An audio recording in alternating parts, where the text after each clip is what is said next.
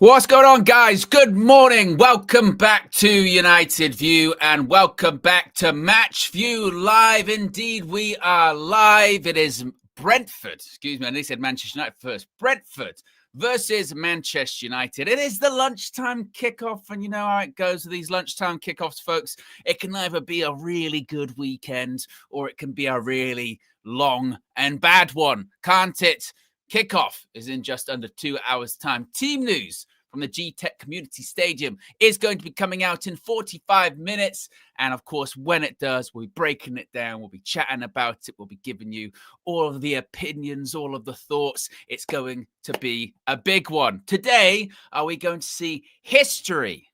Yeah, history. History in the making, folks.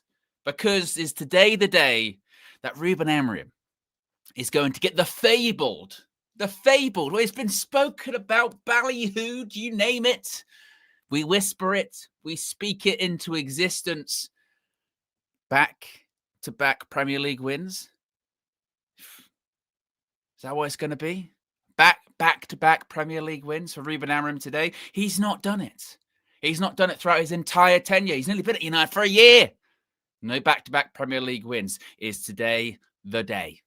Last week, we defeated Chelsea 2-1 at Old Trafford, 11v10, then 10v10. Who cares? 3 points. That's the number that really matters. And today, that's all that matters again. 3 points, back-to-back wins. Today's the day. Today's the day. Positivity. That's what it's going to be. Right. I hope so. Be sure to smash a like on the like button. Be sure to subscribe. I was thinking before I actually went live here, I said, you know what? I've been sat here for you wait, you prepare for the show, you make sure everything's set up and ready to go. And maybe about sort of 10 minutes ago, I was thinking, I feel like I've done everything here. I feel like I'm prepared. I feel like I've got everything ready to go, but there feels like something I'm missing. And I remembered it was the Match View link for the members. Let me just make sure this is set up for you. Let me make sure this is just all set up. There you go. It's there for members. So members can call in at any point during the match view, whether it's pre-match, whether it's mid-match, whether it's post-match. Of course, there'll be the full-time view after the match has ended. You won't have to go anywhere. It's all part of the same stream. In fact, a good way to figure out what's going on. Here's a little hint for you folks. Yeah, right. You can see above me, it says match view. Once the match has ended, you get into what? The aftermath. That's what you get into there. And then once the aftermath is done, and KG, that comedian, who'll be joining me for the last time today, once that's done, we then go on to the full-time view. It's magic, where members can call in and have their say. So it's going to be a jam-packed, usually we're live for like nearly 5 hours or something like that. It's going to be a jam-packed 5 hours. So be sure to smash a like on the like button. Be sure to subscribe. Ooh. It's not really Manchester. Well, it's not Manchester United related, but let's press the button anyway because we're live. Breaking news.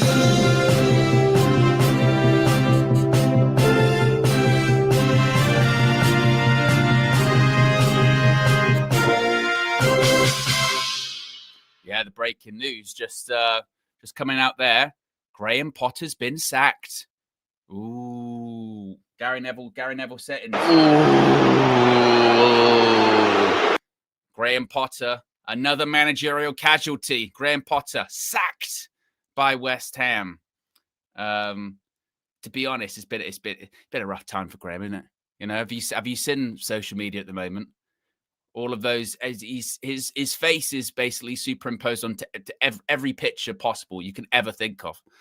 And I suppose the question is, who do West Ham get? I saw something the other day saying that they were possibly going to get Slaven Bilic back as the manager there, and I thought that's a bit of a deep cut, isn't it? That's a bit of a deep cut, that one. And hey, it's one of those ones where it kind of doesn't put pressure on Ruben Amorim, and I'll tell you for why. I'll tell you for why. Because what was Graham Potter at West Ham? Graham Potter was a guy that got hired sort of mid-season, and it was very much a look. it's not going well for West Ham last season. They never really had a managerial bounce. He's never really got going, but get players in, have a pre-season, and West Ham have gone, look, it's not working. He's got to go. Now, if you look at the Premier League table, obviously, you look at where West Ham are at the moment, they're 19th. Manchester United are 11th. It's not an exact situation. But if Man United were to lose today, and let's say we drop down to like 15th or wherever it may be, there could then be the discussion of, see, you got West Ham. They're making the right decisions. They're doing this, they're doing that. But we don't even need to go down that route because Manchester United are going to win today. They're going to win, and the possibility is we can go up to 5th. By the time the 3 o'clock kick off, we can be up in 5th. That would be something, wouldn't it? That would. I mean, I know there's the discussion point about, you could maybe even up to 4th, depending on how the goals go. I saw something. Some people sort of try to suggest that, we could go up to 2nd. If there's an 11-goal swing, that's not going to happen. Let's be realistic here. The highest we could really get, logically would be 4th today. Which, if that was the case, could you imagine? God, we'd go crazy, wouldn't we? And rightfully so, we'd go crazy. That really would be something else. So, yeah. So that we've got to. We've got to. Man United, please, again, don't do this to me. Not today. Don't ruin the weekend, okay? Lunchtime kickoff. Please. just as Makic says there, please. Ridwan, big up Ridwan, first super chat of the day. Says, it's so early, I thought this stream would start in an hour. It's always 2 hours. You know how United View goes. Always 2 hours before kickoff, and then a bunch of pre-match stuff, a bunch of post-match stuff. It's how it goes here on United View. Our match day content and coverage is unparalleled. What else are people saying here in the chat? Jumpers for Goalpost says, keep the positive vibes.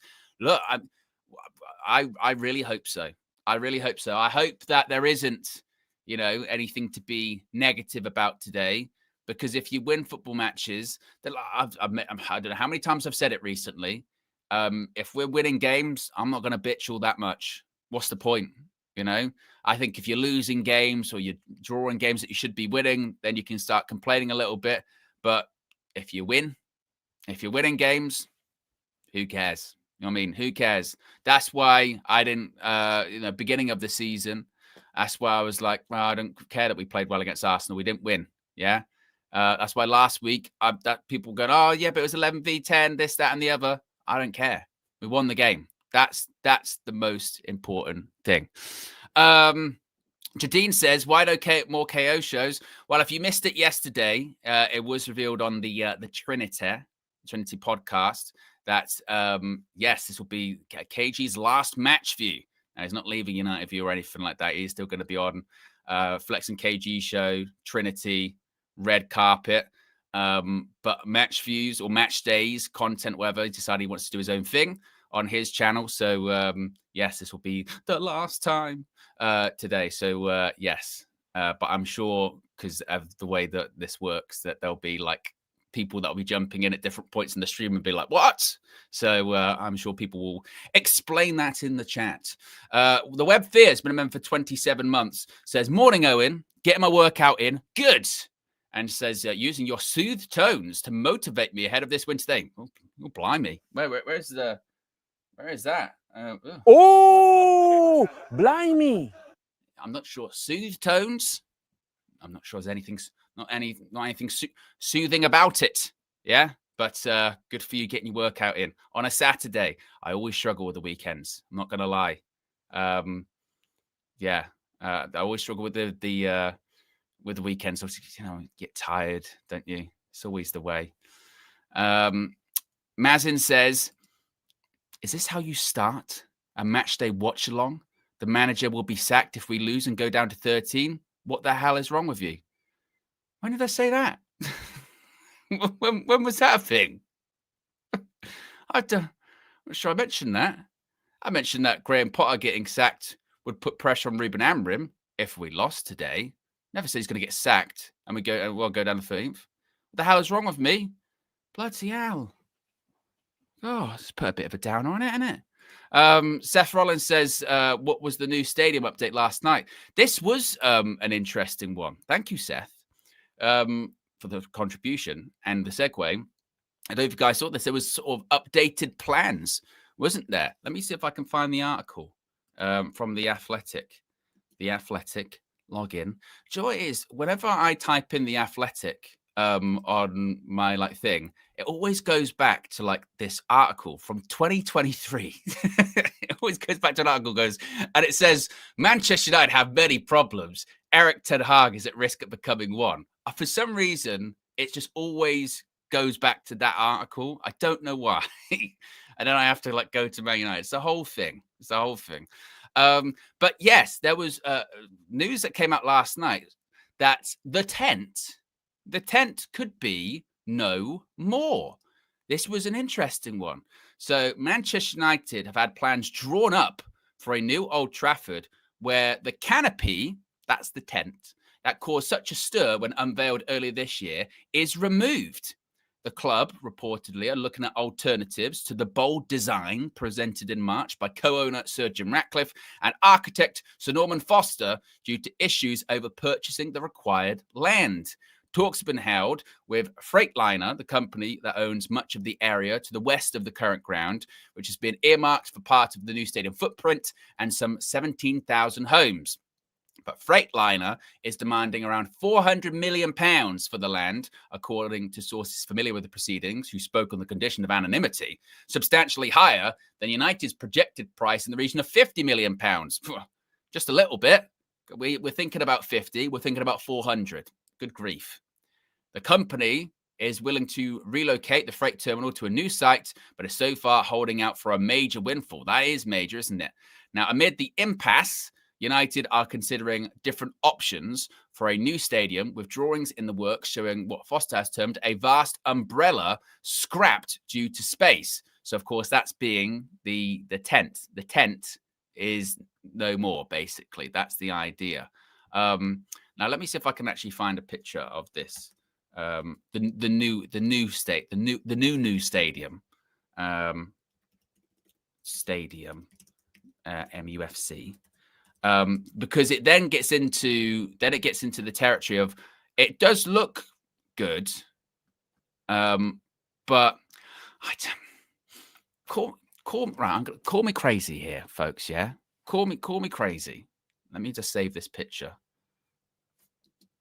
Call me crazy, but I also, even though there's the whole tent thing was controversial, I did like the unique aspect of it. Is that too much? Is that too much? This is the new thing. Shout out United Peoples for the image. That's the without the tent. This is their saying. This is the new what could look like without the tent plans. Now look, I still like it. Don't get me wrong. New stadium's new stadium. I'm not picky on this kind of stuff. I know a lot of people will be like, oh, no, I don't care. Get people in there. As long as it's best in class facilities and what have you, good. But there is something just slightly, I don't know, generic, maybe, about that. Is it not? I liked, like I said, I liked the uniqueness of the tent. It was different. Was it shit? Yeah, maybe. But I like the idea of, the tridents, the devils, again, the canopy, and it looked different. It looked different. Ultimately, though, this is one of those ones where I'll look at it and I'll go, maybe I did prefer the first one. I don't mind the second one. I don't really care. I'll be completely transparent with that. The overall look or the design, that kind of stuff, really, I'm just like, which one can you get done quicker, faster? Can you get it in so that, again, it's got one of the highest capacities in the world? What are the facilities like inside of it? All that kind of stuff. I don't really like that stuff. that's just me. I know some people really do care about that. For instance, the same way that I remember when we were doing a couple of the preseason tours, and we obviously had here on the channel those sort of the Crashes series, and I know Flex and KG when they were at Allegiant Stadium, they've done a bunch of them in a SoFi Stadium and what have you. And you get some people online or in the chat going, "Oh, it's just another soulless bowl," blah, blah, blah, blah. And then you actually look inside of it and all the different facilities that it has, whether it is, these, some of them got nightclubs in there, some of them have got, these different places that, you get different things. Some have got like pools in there, people got, but whatever it may be, all of these different features. And then obviously the facilities for the players and the fans and all that kind of stuff. That's what really matters. Ultimately, that's the stuff that really matters to me. So tent, no tent, I'm just like, look, is it going to change all that much in terms of actually, the inside of the stadium? This whole thing of like, it's a soulless bowl. I think you hear that with like you hear that with every new stadium. It's one of the weirdest arguments ever for me. I don't want to move to a new stadium because it's got no history. Well, yeah, it's new. Yeah, that's kind of the point with the new stadium. Every club that's ever moved to a new stadium, they go, it just doesn't feel like home yet. Well, it's not going to, is it? Obviously. So that's what, like anywhere, when you move house, when you've slept there your first night, you go, just don't have the memories that I've had in the old house. Well, yeah, because you've only just moved there. You've only just lived there. It takes time. It's going to take a lot of time. And a lot of these clubs have been at these, stadiums for like near enough a century. It's like it's a very long period. So, yeah, like I said, I saw the news last night. Went, oh, that's interesting. But I'm still I'm still, to be honest, with the whole stadium thing as well. There are people that are very skeptical in the first place, aren't they? About it. Well, I'll believe it when I see it, kind of vibe. I'll believe it when they break ground and actually start doing it, because it still feels quite, several steps off. That's part of the reason, I guess, for these renovated designs is how can we move forward with it quicker and easier, So yes, we shall see with that. But it was an interesting update, nevertheless. If you haven't already clicked the like button, we've nearly got 650 people watching, which is fantastic early in the morning. Actually, let me know where you're watching from around the world, because obviously you can see in the bottom left-hand corner there what the time is over here for us in the UK. It is nearly 10 to 11. It's 10:48. But I know that obviously a lot of the international fans, it's going to be very early in the morning or very late at night, depending on where you're watching from. So it's very interesting to see you guys getting up early and getting ready for the game. AD says, if we win this game, we can scam the league this season. Come on, United. I don't know about that. But hey, let's just get the wins. Let's get the wins first. Build that up. Back-to-back Premier League wins. As I mentioned, when you get to back-to-back wins, you can start pointing to progress, can't you? Because that hasn't been done. I know I'm a bit more old school me when it comes to, yeah, but performances, yeah, but XG, yeah, but shots taken, this, that, and the other. I don't really care all that much about that. I'm going, all right, how many games you winning? You're getting back-to-back wins. You haven't done that. That's when you can start going, that's a bit of progress, that is. It's a little bit of progress. Oh, I'll tell you what, we got loads. We got loads of different locations here.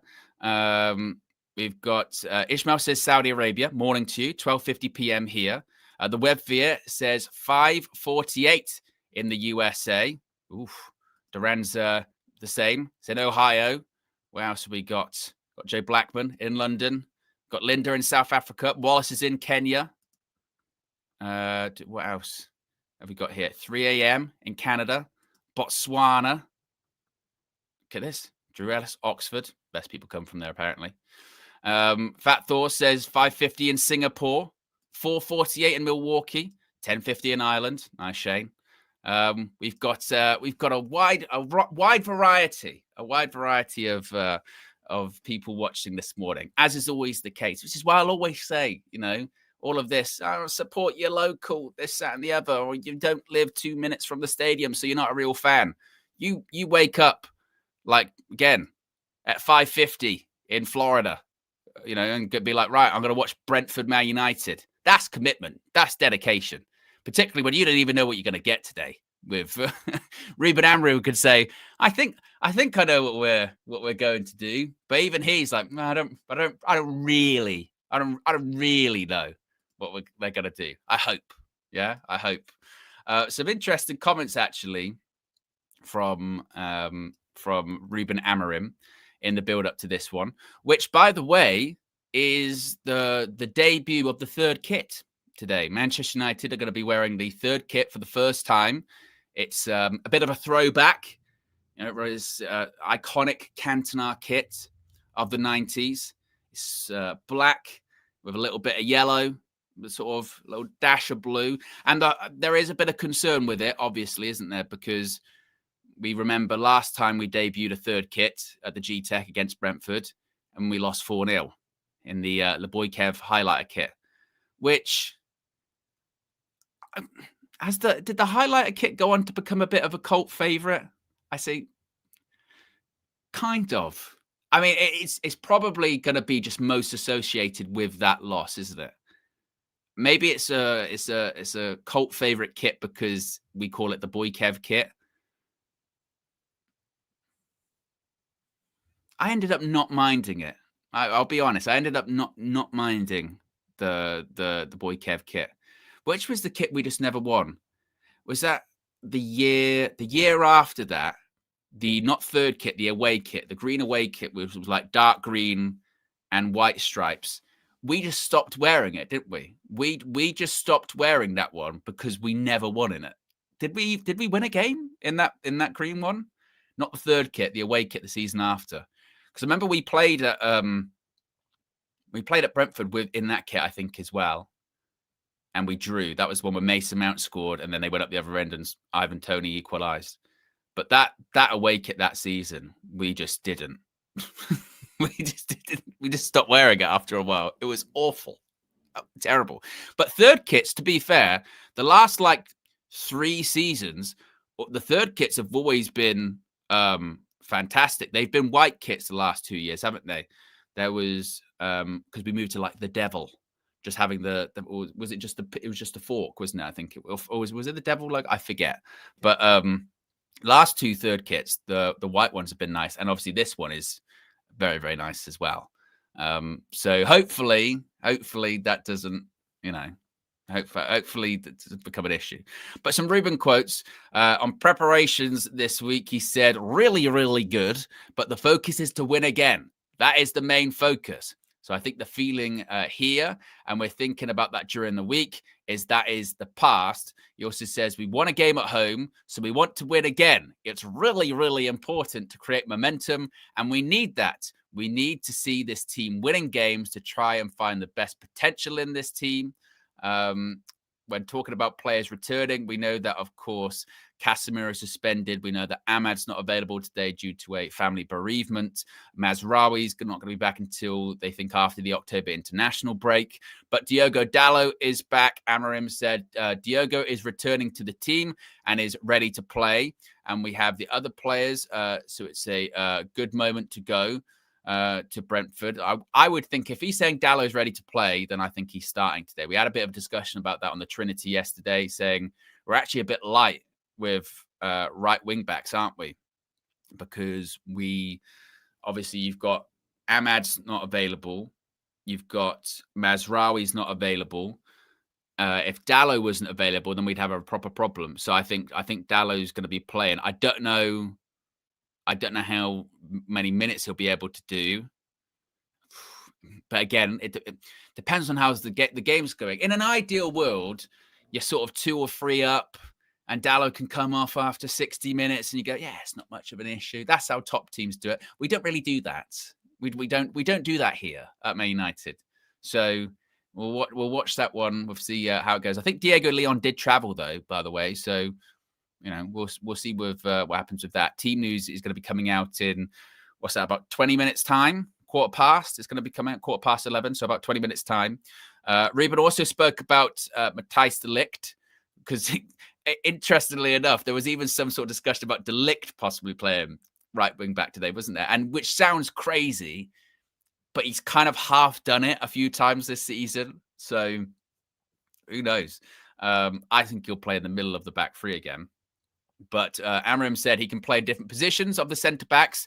And then, as you know, every team in the Premier League has different strengths. So he tries to use the best characteristics to win football matches. And sometimes him and Lenny is a different thing from Harry Maguire and de Ligt. So he's doing a great job, but he needs to continue. He's arguably been Man United's best player this season, really, hasn't he?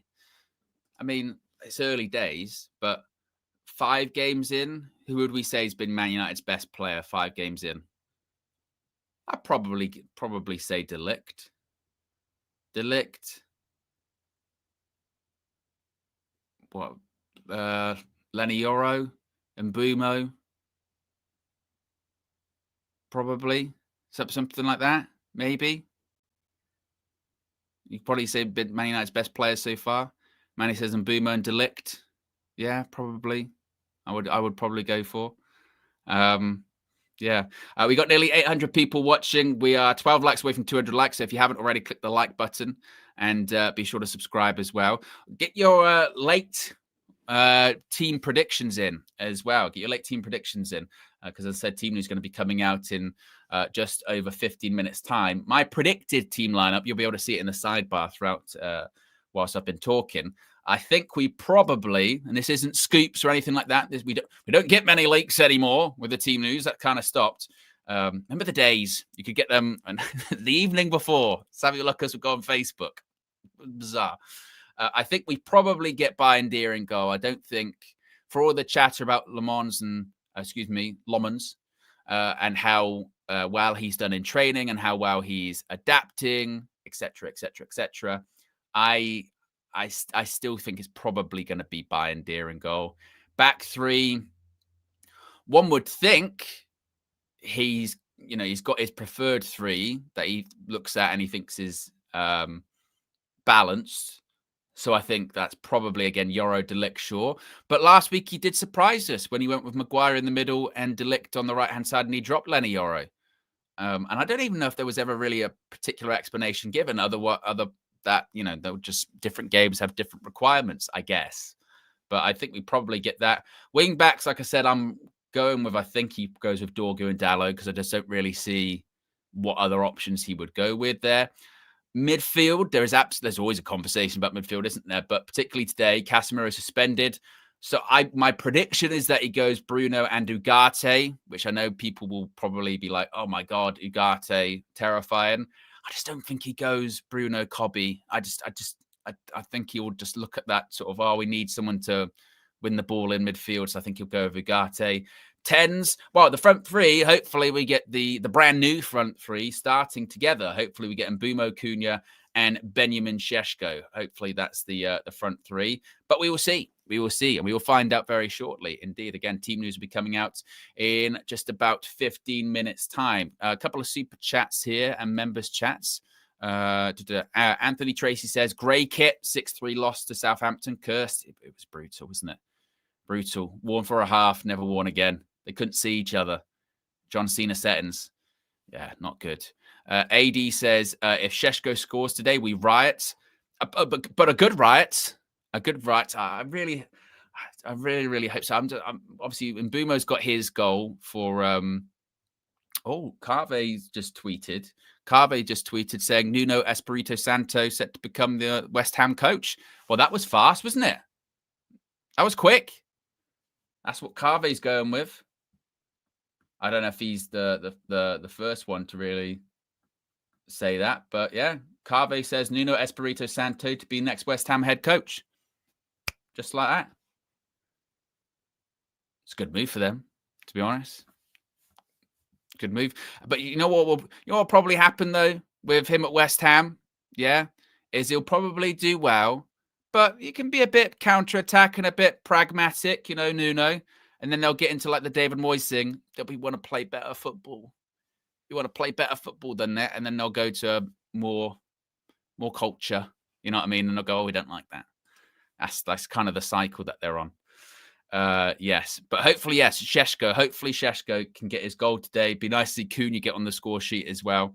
Hopefully, that's all going to happen.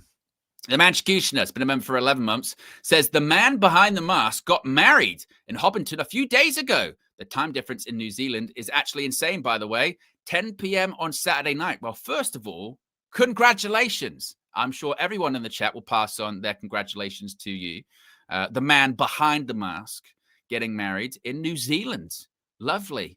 It is kind of wild, isn't it? When, like you said, you go to these different countries and different time zones, and it just feels like sometimes you're on a different planet, doesn't it? Like it just, you get too bogged down in time zones and time in general. That's why Marcel doesn't agree to it. His time doesn't.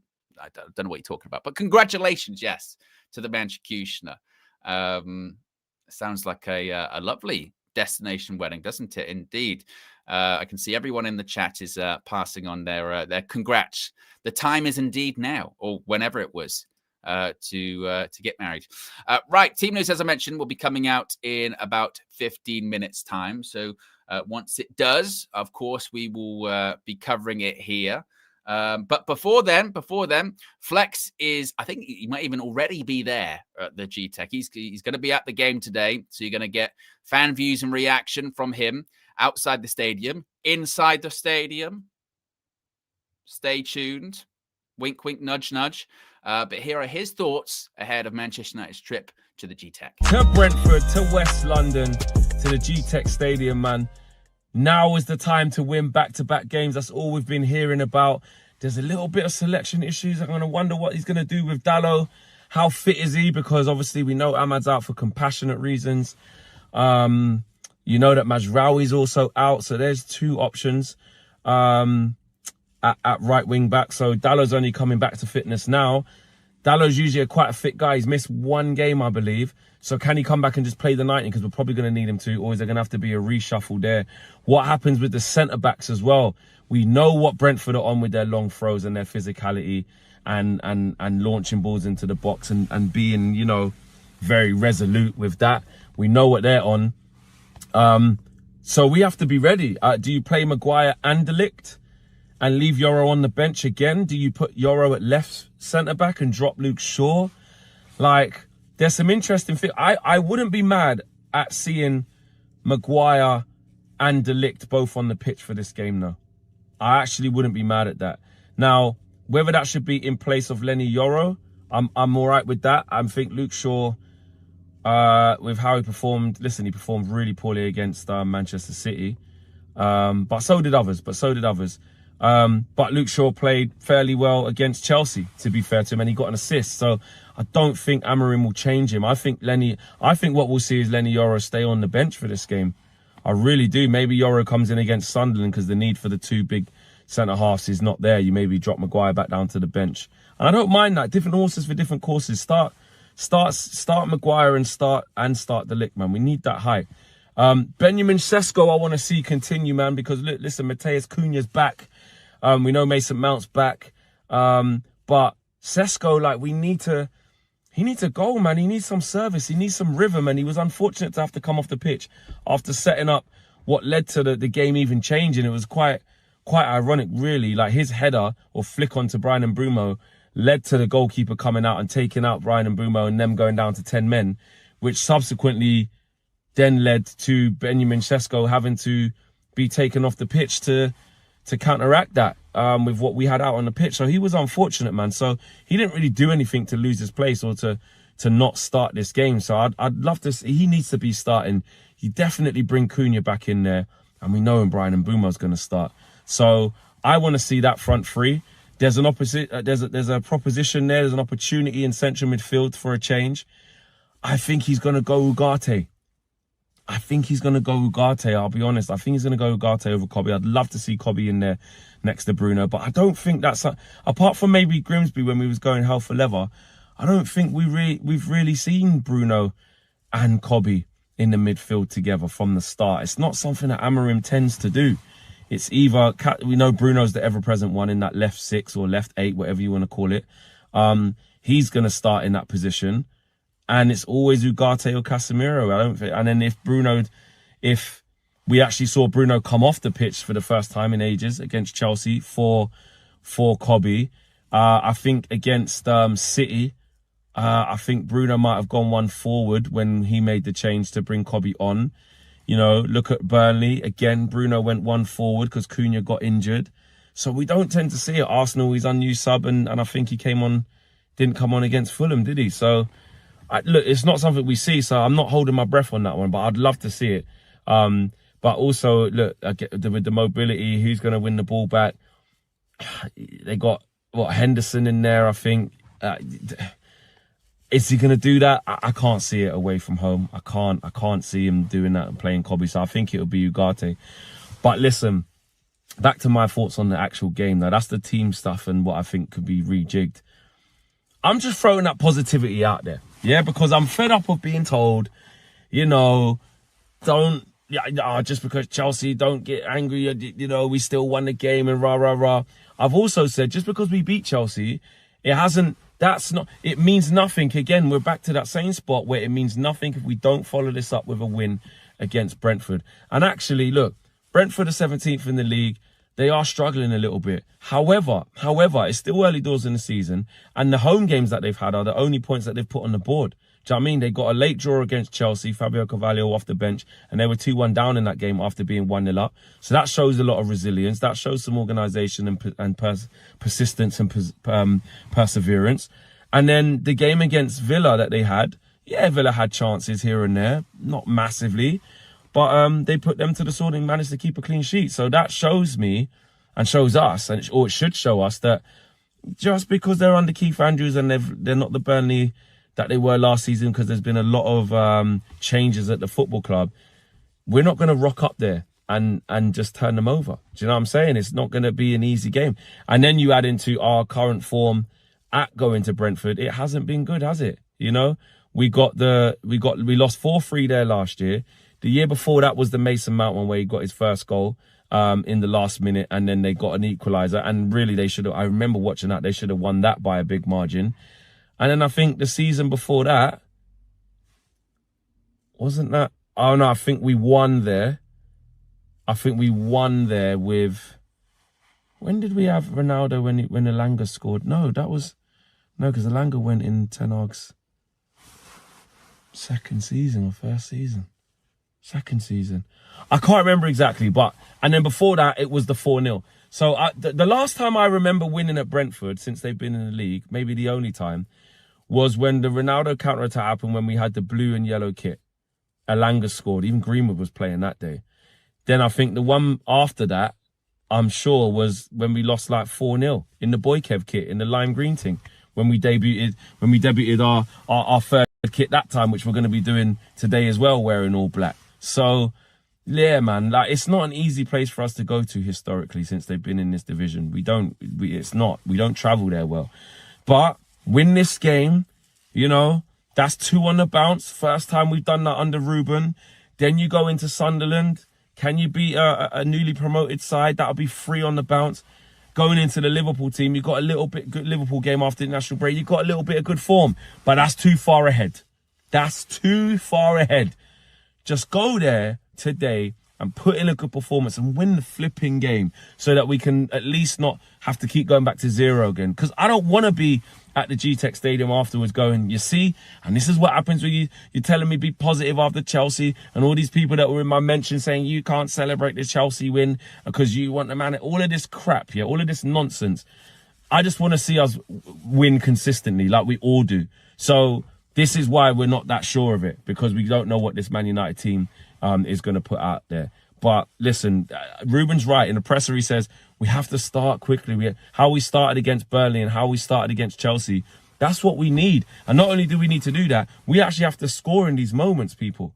Do you know what I mean? Because I still can't see us keeping a clean sheet tomorrow. I still think we'll concede. So let's see if we see anything different. Or again, is it just another false dawn of getting up for a big game at home, at Old Trafford, crowds up under the lights, so they show a bit, and then when they hit the road and the going gets a bit tough, we buckle. Which one is it going to be? Because I'm fed up of not even being able to win back-to-back games. I'm fed up of it. So let's go do the business. And I'm going to back us to do it. I'm going to back us to win today. Because he was getting like, I was laughing watching that road trip because I'm gonna be positive. I'm gonna back him. Yeah, and then you could see he's just gradually getting more annoyed towards the end where he's going, I'm sick of this. I'm fed up. I'm fed up of. Oh, we win one game, we do this, we do that. Hopefully we get that win today, no doubts. Team news is out in 4 minutes time from the G-Tech, and we're gonna do this indeed. Where is that on the soundboard? We're gonna do this? This one. We're gonna do this. There you go. That's what it is. We're gonna do this once again. We're gonna do this. Yeah. None of this. He has to go, blood. No, none of that. None of that today. It's going to be pure positivity. We're going to do this. Exactly. That's what it's going to be. We've got over 1,000 people watching at the moment. We're not even at 300 likes. So if you haven't already, click the like button. Let's see if we can get to a quick 500. As I mentioned, team news will be coming out in about 4 minutes time. Kickoff is in about an hour and 20 minutes time. A reminder, we're going to be joined by KG, that comedian, at about past, most likely about an hour before kickoff. So KG will be here in about 20 minutes-ish. And we'll have a lot to discuss, no doubt about that, particularly the team news, the importance. Remember, folks, today is going to be historic for Ruben Amorim. Yeah, back-to-back Premier League wins for the first time. I can't think, when have we had a better opportunity under Ruben Amorim to do that? I can't. I mean, this is always risky. Whenever you go back and look at last season, Man United 24, 25. I can't even remember points last season where I'm like, oh yeah, we should have done it then. So Ruben Amorim, his first game was against Ipswich, when he won against Everton, but then we had Arsenal next. You go, it's difficult back to back. We beat City in December, and the next game was Bournemouth at home. I guess we thought that's what it was going to be. Then we lost the next 3. Beat Southampton at home. We were like, right, here you go. Then we had Brighton at home, which we always struggle. Fulham away, we won that one. Next up, Palace at home. We always lose to Palace at home. We beat Leicester away, and then it was Forest away. Then there's that run of games at the end of the season. Oh my God. 1, 2, 3, 4, 5, 6, 7, 8. 8 games without a win. God. But looking at all of that, it does feel like today is the best time. Today's the best time. Out of all of those fixtures I've just looked at, this is the one that feels like the most like, surely today is the day, right? It's got to be. Surely today's got to be the time. Oh, I so hope so. We hit 300 likes. Appreciate everyone for clicking the like button. Let's see if we can get it to 400, 500. We are less than 60 seconds. Wow, we're about 60 seconds away from this team news coming out. I mean, and when the team news came out last weekend on the Saturday, myself included, I was like, "This is a bad team, Ruben. It's a bad starting lineup." James, I've never seen him so miserable and so upset. You know, he was on the verge of being Ruben out. He was saying that he thought he know more than the coach. My goodness, that's how controversial that team news was, right? That's incredibly controversial, that starting lineup is. I wonder if there'll be the same level of controversy today. I mean, there always is, isn't there? When the starting 11 comes out, there's always this is the worst. We're definitely going to lose. But I feel that's just kind of there regardless. Right, team news is indeed out. So we've got Altay Bayındır in goal. He has gone with the same back 3 that he went with last weekend. So that is, once again, De Ligt is at right centre-back and Harry Maguire is in the central centre-back position with Luke Shaw at left centre-back. The wing-backs, as expected, are Diogo Dalot and Patrick Dorgu. You have Bruno Fernandes alongside Manuel Ugarte, which again was predicted. Bryan Mbeumo is in the 10 alongside Matheus Cunha. And up front, it is, press the button, Owen. Benjamin Sesko. Yes.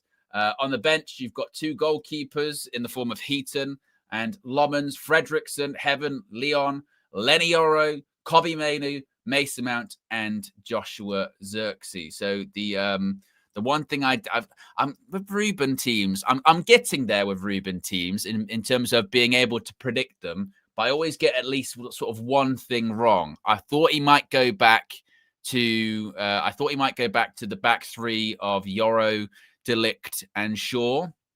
He didn't. Instead, he's stuck with the same back three that we saw last week start against Chelsea, which is having De Ligt at right centre back instead of Lenny Yoro, and Harry Maguire coming in. Now, we did kind of talk about this a bit yesterday, actually, on the Trinity, saying he might go with the Maguire De Ligt combination again. Maybe he wants a bit of extra height. You know, Brentford, obviously, they're big on their set pieces, I suppose. So that could potentially, maybe, be a thing. But I suppose critically, the front three, is this the first time they've started together? I think it is, isn't it? Mbeumo, Cunha, Sesko start together. The brand new, paid for front three, they are starting together, and hopefully they're linking up. Hopefully they can get goals. Hopefully we can go, I tell you what, yeah, it was, you know, we had high extreme, we had all those shots, but now starting to click a little bit. Starting to see the danger of that front three. Right, that is right there. I'll get it up on the screen. There you go. The Manchester United starting 11 at Brentford today. Once again, in goal, we have Altay Bayindia, which I suppose isn't too much of a shock. We have Matthijs de Ligt, we have Harry Maguire, we have Luke Shaw. It's the same starting back three that we saw against Chelsea last Saturday at Old Trafford. Wing backs, Dorgu, obviously at left wing back. Diogo Dalot was a bit of a race against time for him. Been out of action for a few weeks, but we're a bit light at right centre back. We know that Mazraoui injured, not going to be back until after the October international break. Ahmad is not with the team today. He has a family bereavement. So it was kind of, if it wasn't going to be Dalot, who's it going to be? Midfield, you have Bruno Fernandes and you have Manuel Ugarte, which I know that will have people rolling their eyes and go, oh, Ugarte in midfield, passing, we're going to see some effery from him, blah, blah, blah.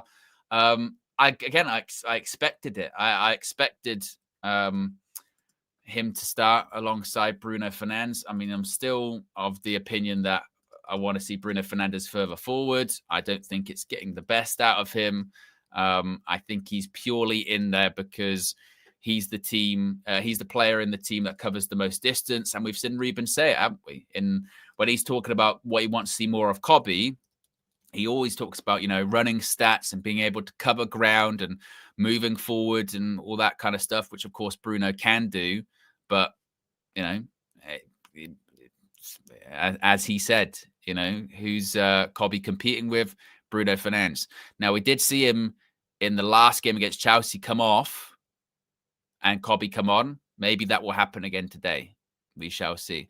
But then that front three, the expensive front three, what's it, around 200 million quid, probably a bit more, of Bryan Mbeumo, Matheus Cunha, and Benjamin Sesko. Now, naturally, there will come the situations whereby if they're playing together for the first time today, it's not exactly going to be totally fluid. Hopefully, it looks good, and we go, good players can play with good players. It doesn't matter. They're going to be fluid, and they're going to score goals. It might be a thing where they go, look, we need a few more games. It's the first time we've even started together. It's going to take some time for us to link up. we shall see. When it comes to Benjamin Šeško, I just really hope he gets chances created for him today. That's the other part of it. You felt quite bad watching him at different points over the last couple of weeks, whereby, are they looking for Šeško enough? And they're not whipping balls into the box. Feels like maybe over the last couple of games, they've started maybe to sort of start putting balls in the box, try and find Šeško. And even if it's a direct ball, I'm not even talking necessarily just about crosses. I'm just talking about long balls up the pitch. We saw it against Chelsea. There's nothing wrong with going direct. I think playing sort of more direct football has been, for whatever reason, kind of like demonized, hasn't it? That you're not allowed to hit the ball up the pitch, get a knockdown or a flick on and be through on goal. There's nothing wrong with that at all. There's not an issue, in my opinion anyway, there's not an issue at all with that. We saw it last weekend against Chelsea, changes the game immediately. Bayern, long kick up the pitch, Šeško flick on, and Bumo's in behind. Sanchez comes out, fouls him, red card, changes the game. No issue with that. So my hope is that maybe, we utilize that a bit more. I do think Šeško's hold-up play is pretty decent as well. So hopefully they try and find him a bit more today. And that's just not in Bumo and Cunha. That's obviously Bruno from deeper positions, Dallo and Dorgu putting balls in the box as well. So I'm really, really, really interested to see what that front three is capable of. You look at, I'd be interested to see what Ruben says with regards to Leny Yoro, because he is a bit unfortunate to be dropping out of these games. I mean, I guess it's a bit of a victim of circumstance. If you drop out the team wins, then it's going to be a bit more difficult to get back in the team. But Leny Yoro, as I mentioned, you're talking about some of our best players this season.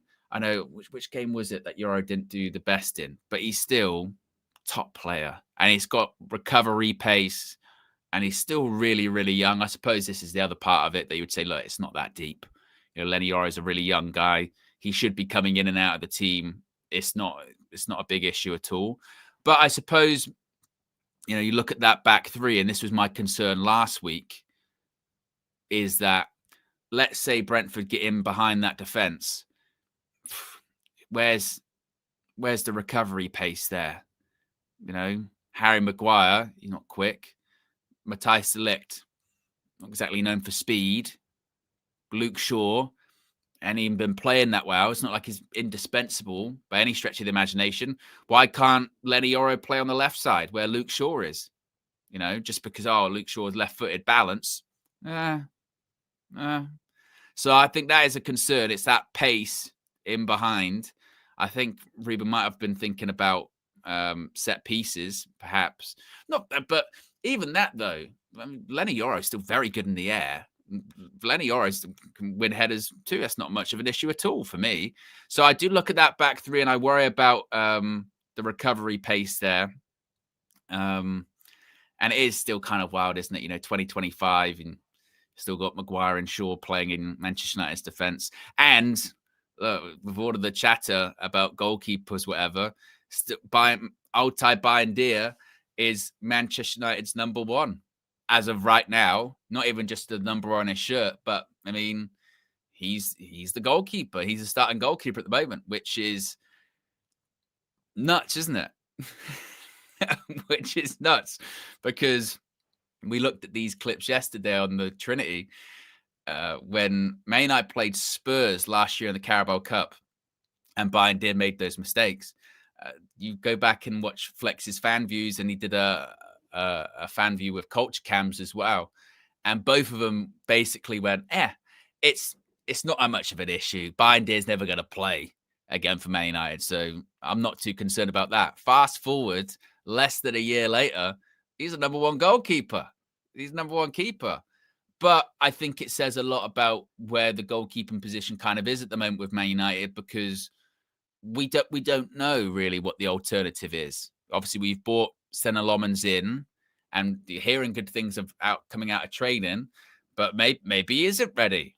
Who knows? And maybe he is. He has been brought in he's brought in to be a backup, and Bayindir's probably going to be the number one for at least half the season. We're going to maybe we'll get a number one goalkeeper in January, or as Robbie would say, January.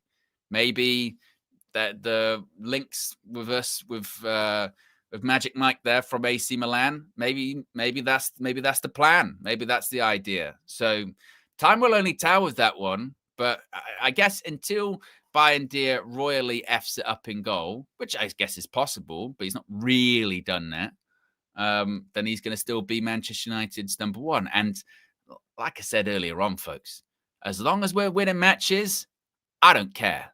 I really don't. Obviously, we can get bogged down in the nitty gritty of, why is Yoro not starting, or Bruno Fernandes in the 8 and Ugarte.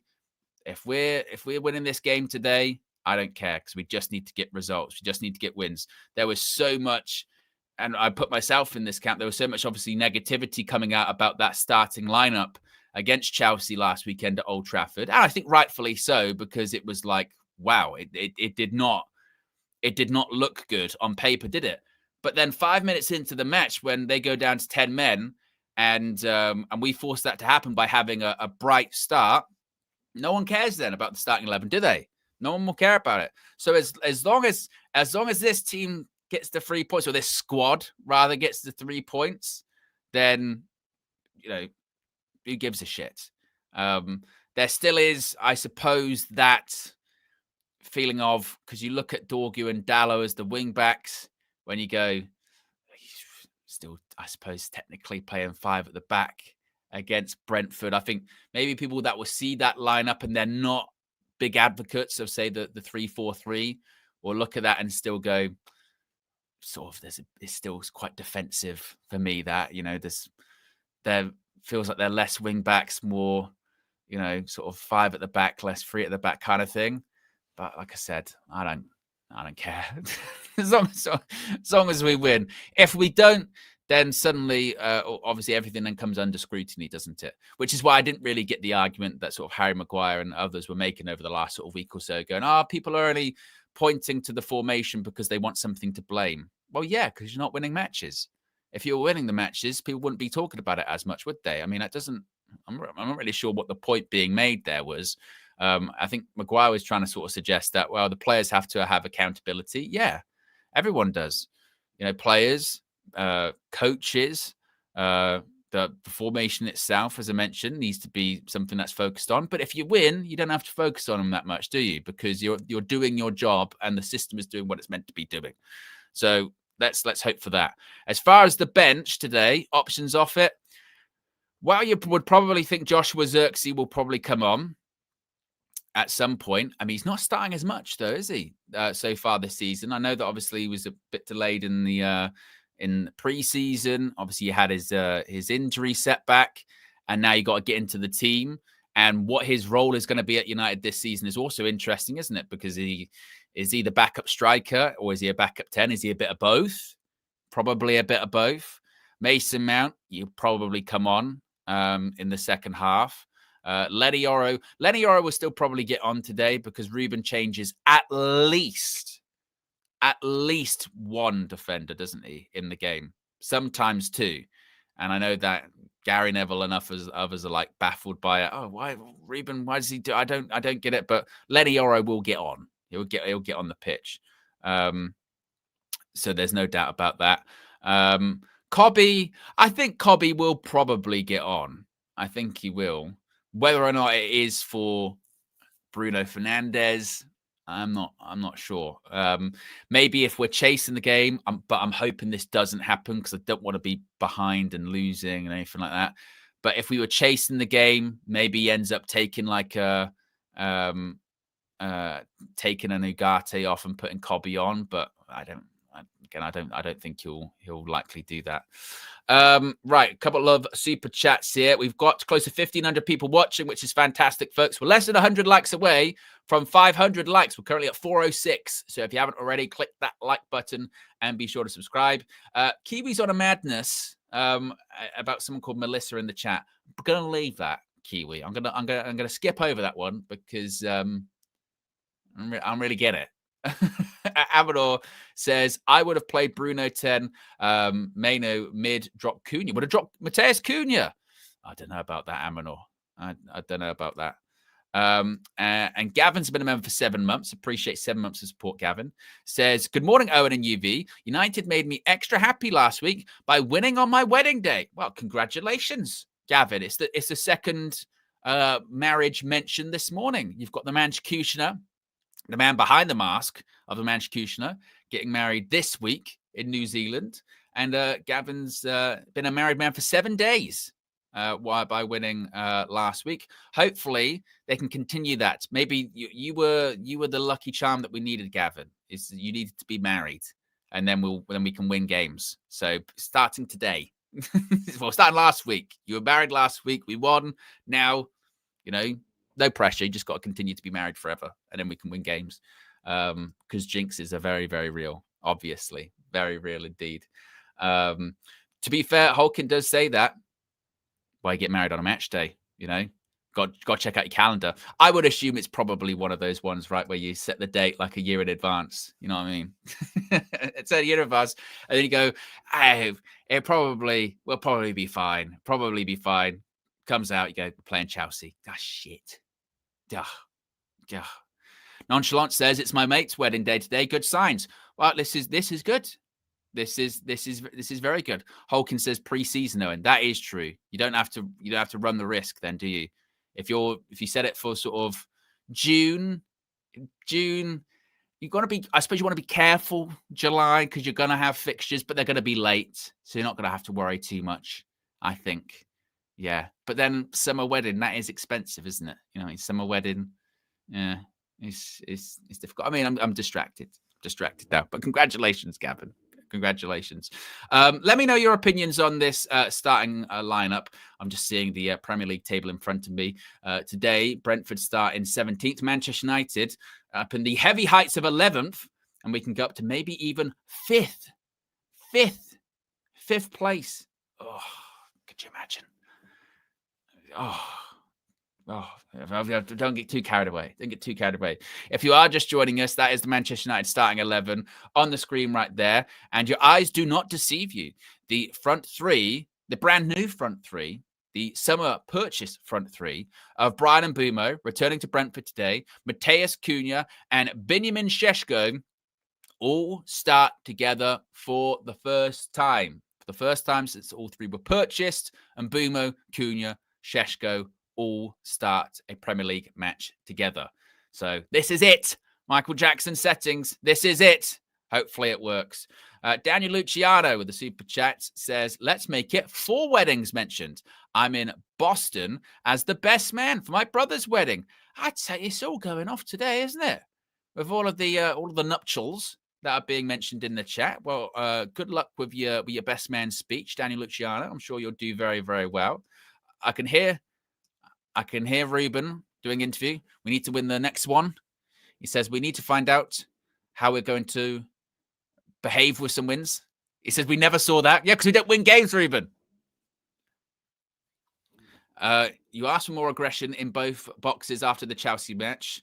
What have you asked for today? He says the same thing. We need to do the same thing. He says Brentford are really, really good on transitions, really good on set pieces. We need to be really good in both boxes. He's asked about Ugarte coming in over Casemiro. He says, is that because his profile is similar? He's asked about Kobe. He says, Kobe can give us different things in that position. He says, we talked about that during the week. He says, Brentford, the number of transitions. We have 2 players in front, also Bruno. So he tried to manage to balance the team. So he's basically saying, look, it's about transition, and he thinks Ugarte is better suited to breaking up those transitions, I suppose. He says he's not concerned about the attacking part. He's concerned about the way we defend. He said we finished the game against Fulham with 3 in front, and we struggled in certain things about the way we press. He says so everything is important in one game. He says it's about the way we're going to defend as well. It says one bad result away from a crisis always feels like it's like at Man United, which is true. As how much will a win change things? Nowadays in our club, everything's on the next game. Next game is really important. We need to win games in a row. That is a thing that is normal in every big club. It is wild, isn't it? We're going like big step for United, winning back-to-back Premier League games. Holy shit. Yeah, well, honestly, please, because they are right. You know, I remember Eric Ten Hag did the interview, didn't he? When I forget the guy's name, but it was with ITV, and it was like another crisis, as we like to say. You know, and they kind of let slip that obviously they love Man United in a crisis.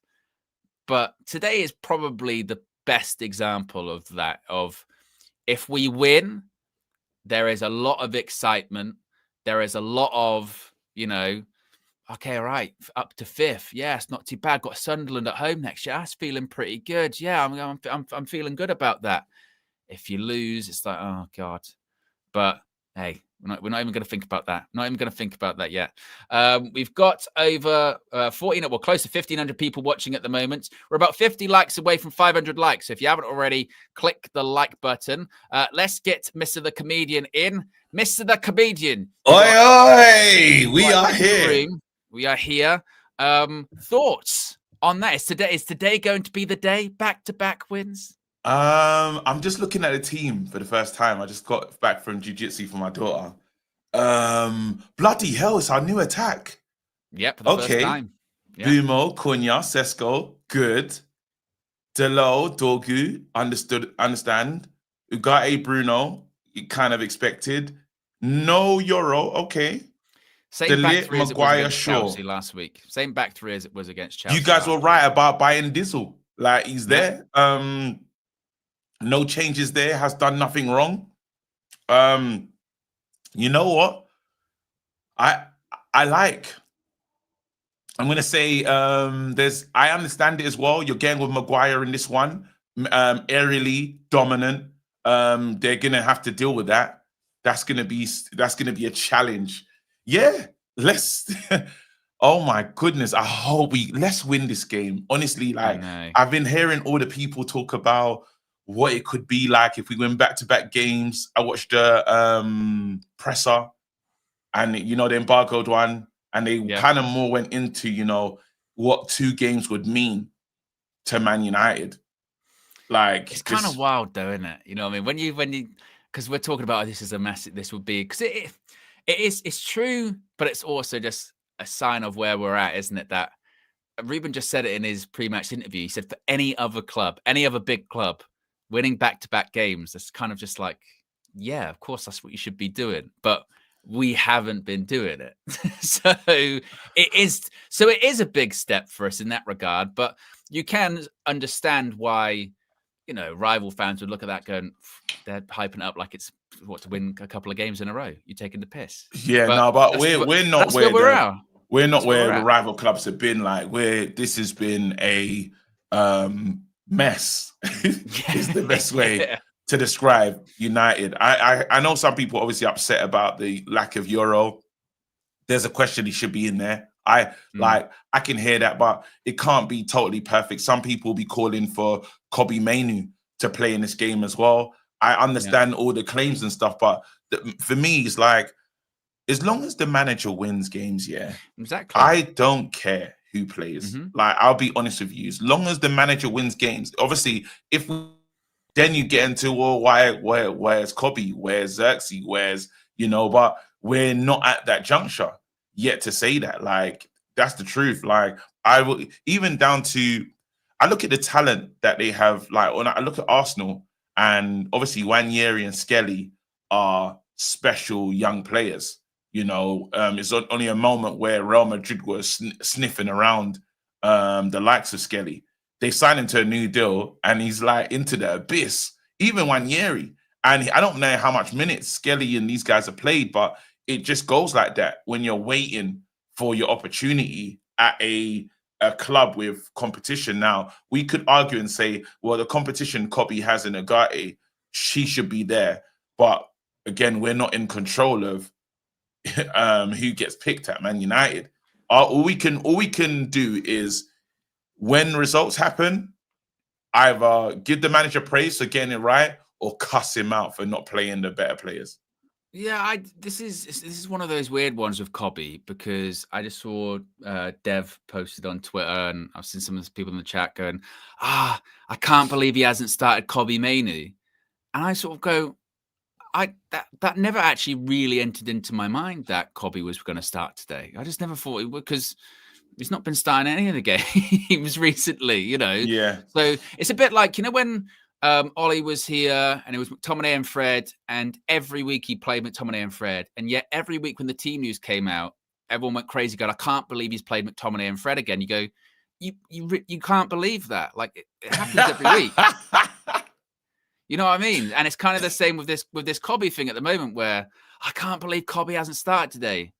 Really? Like, it doesn't. I'm not shocked by it. Not in the sense of like, I don't agree with it, or I think it's the right decision, this, that, and the other. But I'm not surprised by that. I mean, because let's say if Cobby did start today alongside Bruno Fernandes, I think naturally there'd probably be a little bit of concern going defensively, that midfield.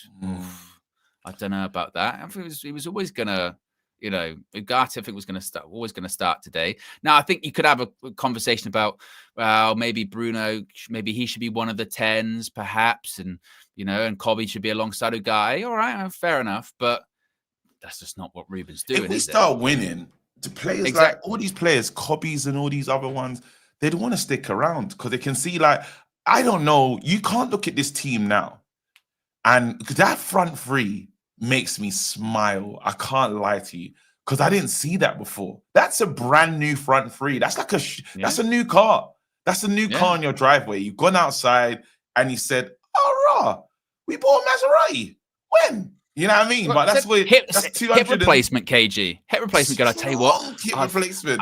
I've been walking with a limp for a long time. It's been really hurting. They're going, right, we'll address it. New one out. Get that old one out. So that's the Højlund, Rashford, Garnacho out. New one come in. You go, I'll tell you what, I feel like I can score some goals. Maybe I can make. There's no way you can look at that front three and not be like, oh, that's impressive.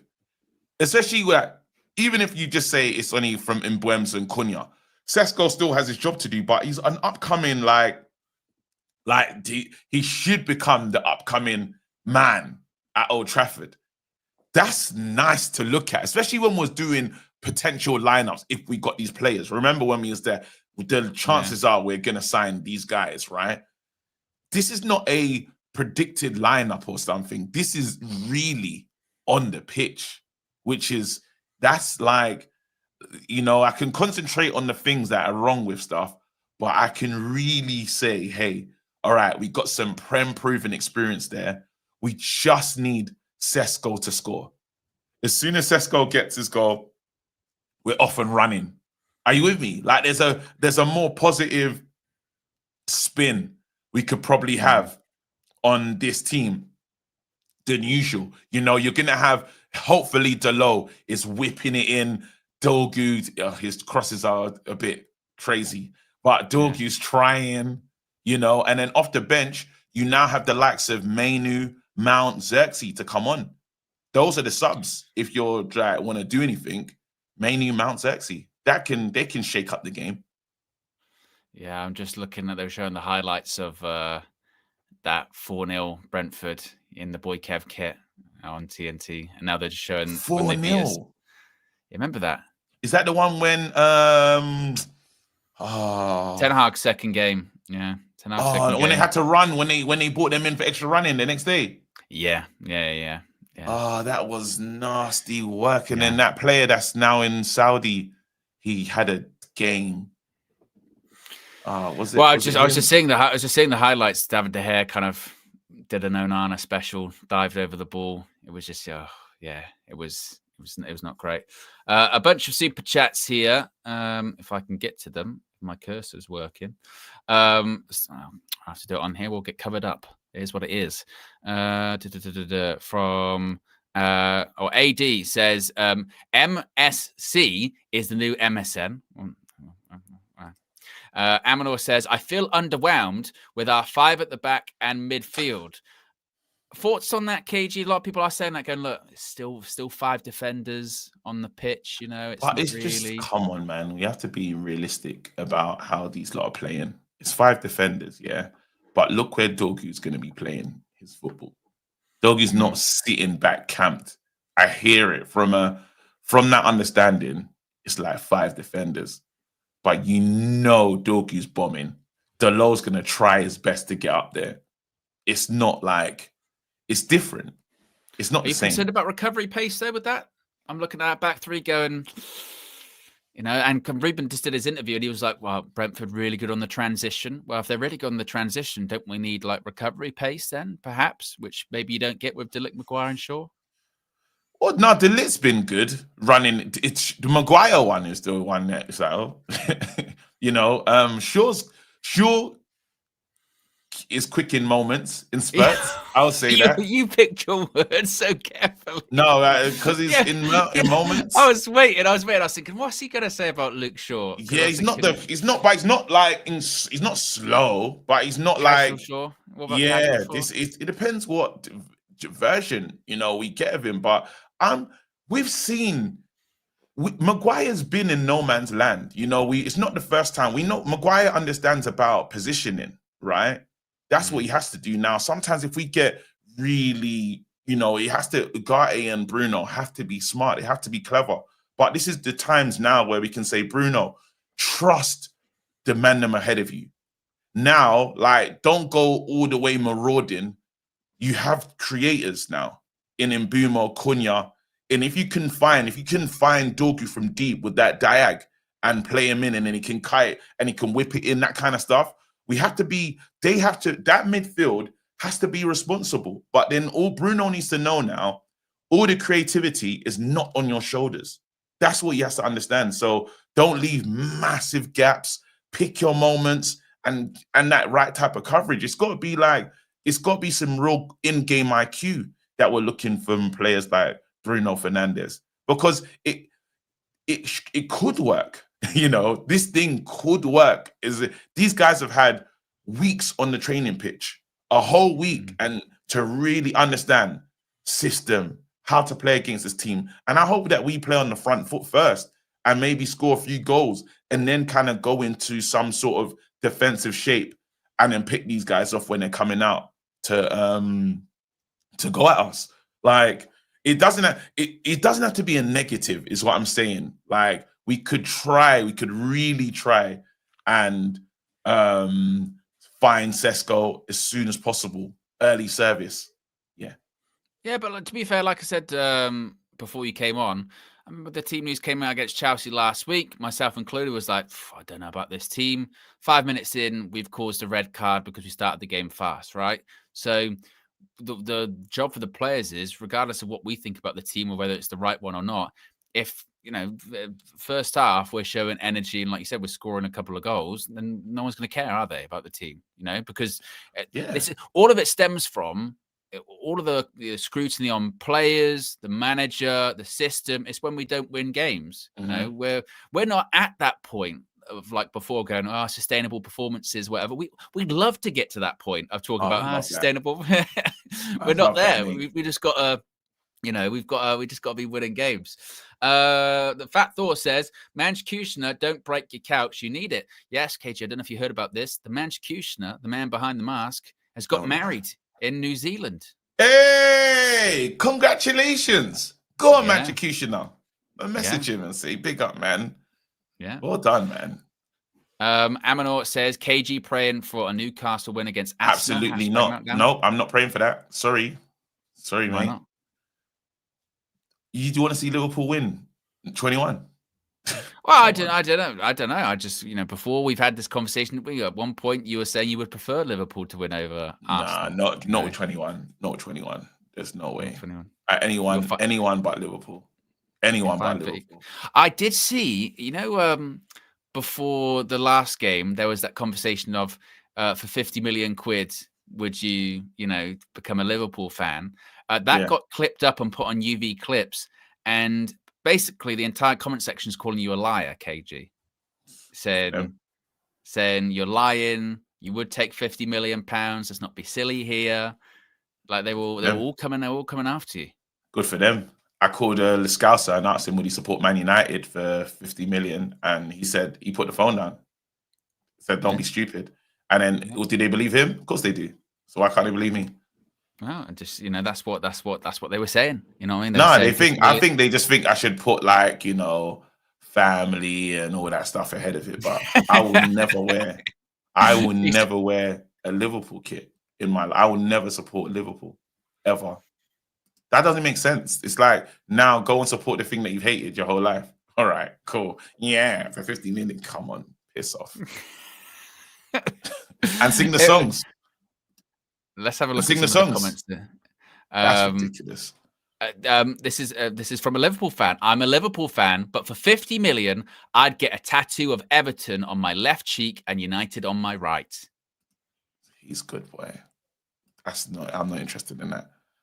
Don't lie now, boys. £50 million can feed your future generations. I'm singing "You Never Walk Alone" from the top of my lungs. LOL. I'd say at 50 million, I support Arsenal for 50 million. There's an Arsenal fan here. If someone offered me 50 million to support Spurs, best believe I'm buying out the Tottenham merch store and getting a giant Harry Kane tattoo. I support Arsenal for 50 million.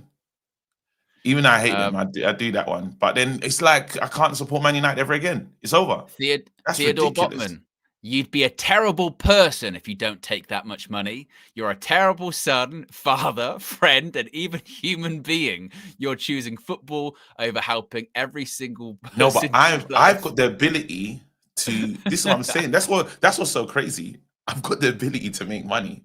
Why am I taking that money? Like, 50 million? Not 50 million, but I've got the ability to make money. So they didn't have it before. I'm happy with my team. I love my team. This is what I'm saying. It's like saying, would you sell your... Hey, all right, cool. Would you give up your wife for 50 million?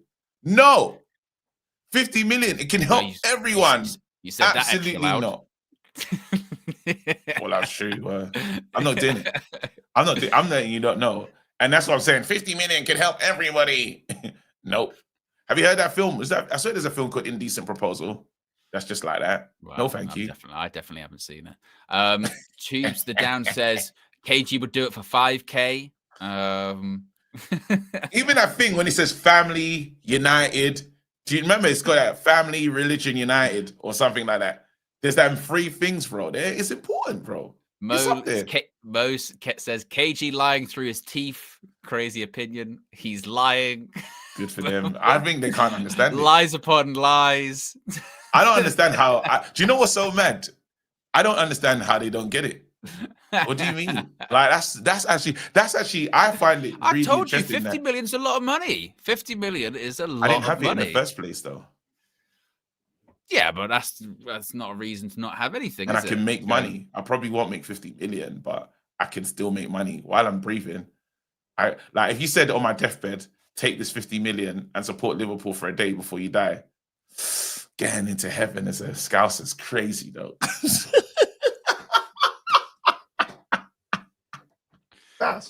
And you got me in the Scouser section of heaven. That's shit. Gerard. That's shit.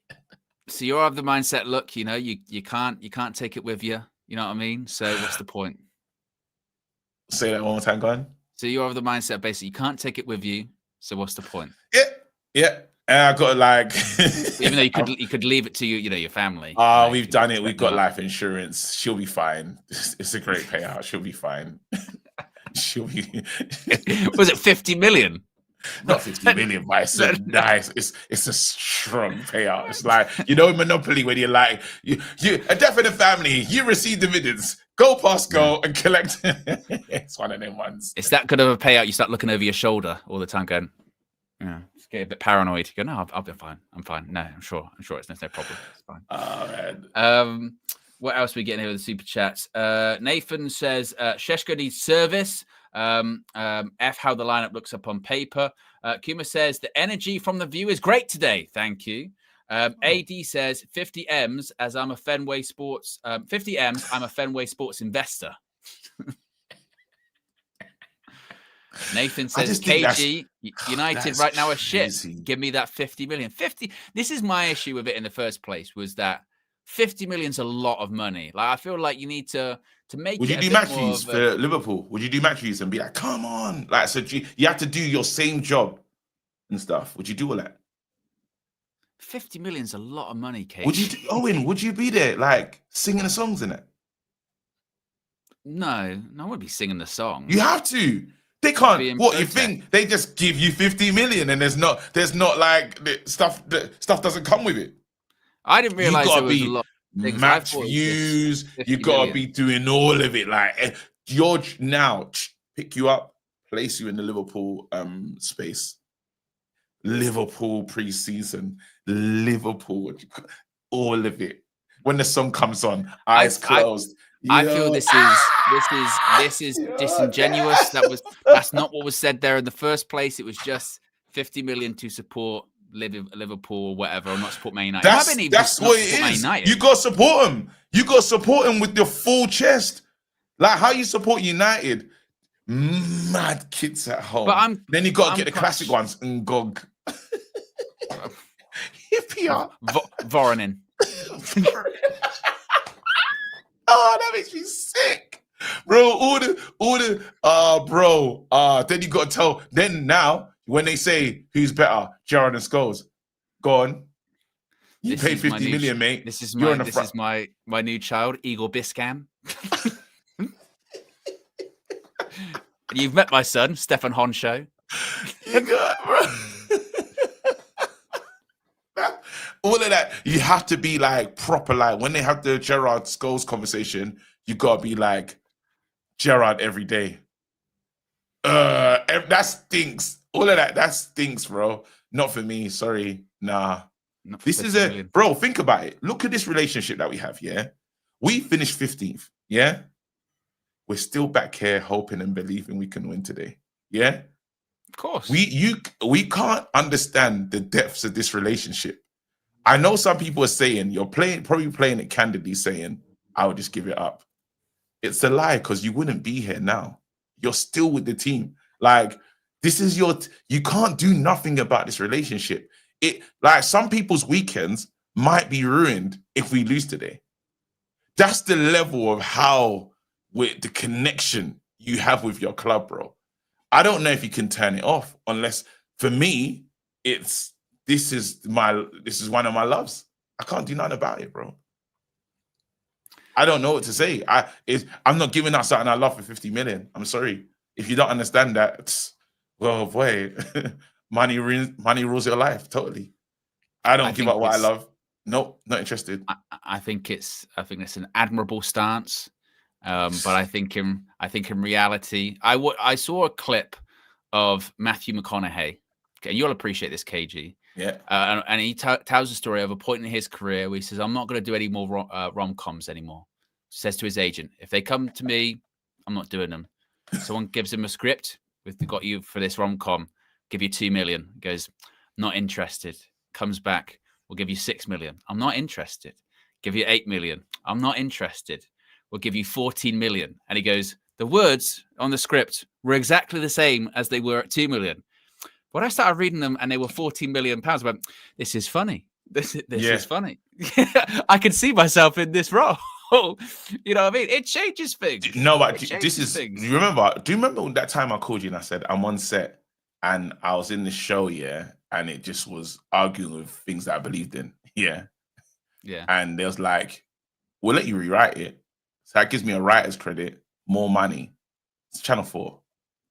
I left. I called my agent. I said, I'm going home. I'm not doing this. I was reading the thing. I said, you're not doing, because they changed it. They updated the script and I didn't like the updates. And they said, you can change it. We'll help you. Like, It was good money. And it was not the money that I needed to be walking away from.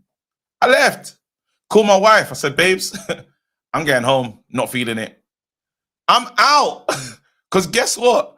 I'm going to make money. I believe in myself. I can't even. Do you know what it is? Yeah, it is a mindset thing, though. It's a mindset thing. 50 million. I'm going to make money in my life. I hear 50 million is great, but I'm going to make money. I'm going to be okay. I didn't have that 50 million. I can't even. I think it is a mindset thing. Maybe it is because I always see myself being successful. So I don't understand. It's not going to rule me. Like if someone says to me, this door closes and you can't go for it because I'm not going for it. Yeah, I just think that would be a bit different. Like if they went, look, you're going to do this role. Maybe I don't necessarily agree with it. We'll give you a writing credit for 50 million. You were like, right, let's get some ideas. But what if I had to do? What if I had to say? What if I had to rinse my community for 50 million in one movie, one show? You doing it? I had to rinse my community, rinse them. Like, you know, like, oh my God, I can't believe you've done that.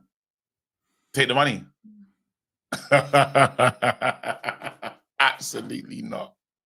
You can fuck right off. This is my love. We have to put it to the highest level. That's a bit. No, it's not. I'm saying it depends where you place things in your life. I'm saying I place things. Man United is very important to me. It's one of my loves. Yeah, what do I do? I think we can all agree on that. We've got nearly 1,900 people watching. We are 623 likes. If you haven't already clicked the like button, let's see if we can get to 1K likes. We are less than half an hour away from kickoff at the G-Tech Community Stadium. Actually, what's Brentford's team? What's Brentford's team today? That's a good point. Brentford, their starting 11 Someone's is a proper as follows. Prematch filler here. Yeah. They've got Kelleher, a back three of Kayade, Collins, Vandenberg, and Hickey. Jordan Henderson in midfield with Yama. How'd you say that? Yamaluk. They've got Atara, Damsgaard, and Shada, and Thiago up front. And a super chat here from David T says, big up Owen and KG. Not panicking, but we have our most creative 10 as an 8 and 2 8s in Mountain Manu on the bench again, hoping for a W. What do you think, KG, about this whole Bruno in the 8 situation? I feel like for the longest time we were like he can't work there. Then for a short period of time it's like maybe he can work there. And I feel like we're back to, are we getting the best out of him? Are we getting the most out of him? It's a great question. It's a great question. Thank you. Thank you, Kev. Because this is our last one, Owen. I was telling my missus, I was like, oh man, this is me and Owen's last match together. I hope it's brilliant. I hope it's great. Yeah. Just someone to talk to while we're getting through pain and stuff. Even I've got to change because there's moments when, just to get back to your question in a second, there's moments when you talk and I'm just sitting there doing this. I know, yeah, exactly. I can't do that no more. It's tough. You got to fill time. There's moments when I don't have to say anything because I'm just, or it's mental. So, or sometimes you're a good balance keeper. You're like, no, come on, KG, we're gonna do it. Do you see what I'm saying? So, just on what do I think about Bruno in the 8? I don't know. I don't think it works. I'm just desperate for it to work because we can do nothing else. We haven't seen, this is the one thing I will say is we haven't seen Mbeumo, Cunha, Sesko, all these players together. And Bruno still plays like he hasn't got help at times. So that's why. So no, Owen's not leaving. Oh my God, they didn't watch the Trinity. They didn't watch the red carpet. I said it. Yeah, we said it on the red carpet yesterday. I mentioned it at the beginning of this match for you as well. So basically, from next week on, isn't it? Next week on. Yeah. Next week on, yeah. I'm doing my own match views. I'm doing my own match day content. I'm stepping off into the wild, and I'm just trying to grow my channel. It's time. I'm like 56K. I'm teetering. It's like push. It's the big push. So but I'm still doing red carpet, Trinity. Basically, it look the same. Just match days won't be. So exactly. It's me and Owen that just won't be doing our shows like this together anymore. Yeah, and from United View perspective, in terms of this stream, nothing changes. You know what I mean? Nothing changes. Literally it's still going to be same time, same place, all that fun stuff. So yes, I'm someone says spin. What do you think about Bruno? What do you think about Bruno in the 8? I don't like him in the 8. I mentioned it before. I don't like him in the 8. I always felt that he didn't have the discipline to do it. I found it quite funny actually that Ruben, his justification for putting him in the 8 is that he didn't think he was disciplined enough to be a 10. which was, I thought, a kind of bizarre explanation. I feel like he's just basically put Bruno in there because he mentioned it about Cobby. He wants his midfielders to cover a load of ground. And obviously, if you look at Bruno and look at his heat map on the pitch, he covers a lot of distance, doesn't he? You know what I mean? Covers a lot of distance. So I think I'm laughing at the comment section. I'm listening to you, but I'm laughing at the comment section. Someone said we hate each other behind the scenes. It's so over. I know, exactly. Foreign, you could see it once the red light comes off. We don't even talk. Just leave. Yeah. We do this before. I do the Rafa Benitez class. Yeah. So leave. That's what I do. It's because he never took up my wife invited him over for some food. And I said it'll make it shepherd's pie, and since then the relationship's been frayed. Well, yeah, he went shepherd's pie. Literally, the Benitez went.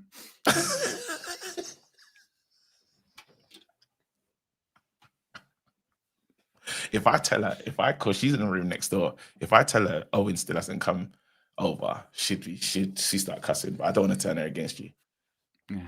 This would be the first time you get cussed. This would be the first time you get cussed. This would be the first time she would like not take the side.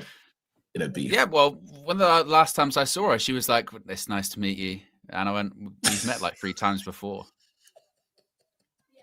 I had to say to KG, I went like, "Book said like she got really dirty. It's really nice to finally meet you," and I was like, "KG, we've actually kind of met like 3 or 4 times." Like, you know, KG had to go and tell her. I was like, oh.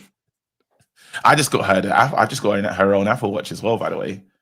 This is, do you know what's reckless? Do you know what's really reckless? I bought the treadmill, and then I just got her an Apple Watch. She's like, babes. Oh, you having that kind of conversation? No, I didn't say no. I just bought the way it looks. It looks crazy. I mean, it's one of those crazy. It looks one of crazy those because, like, wait, what's going on? What are you saying? I just got a nice Apple Watch that you can use on that treadmill that I bought. It looks mad, but it's not that. It's not mad at all. Yeah.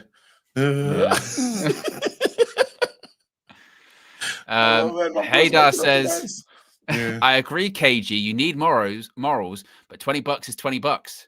I hear it. This is big up, man. It is what it is. I can't convince you lot that I'm not taking it, but I hear it. So if you don't want me to say I'll take it, there you go. That's for you. But I don't feel that way.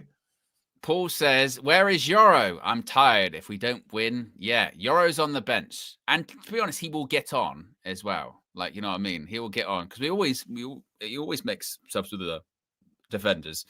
The Web Fiat says, what was the first KO show like? Legends. I can't remember the first match we did together. I don't remember, but I can't we've got a good win ratio though. It's when we bring, do you know what it is? Yeah, when we brought in Joe Blackman for fucking that Europa League, that was a bad Flex sometime. Remember what Flex tried to do to us in that last game? The Chelsea game. That was when we had to stop him. That was bad. He was like, Binders had nothing to do all this game. Bam. And I say this to him. I go, you must know what you're doing. And he goes, well, I don't know what you're talking about. I don't know what you're talking about. And I go, they'll be on the attack. And you'll go like, all we need to do is not concede now for the next 5 minutes. And go, what the fuck are you talking? What are you doing? Why would you say those things?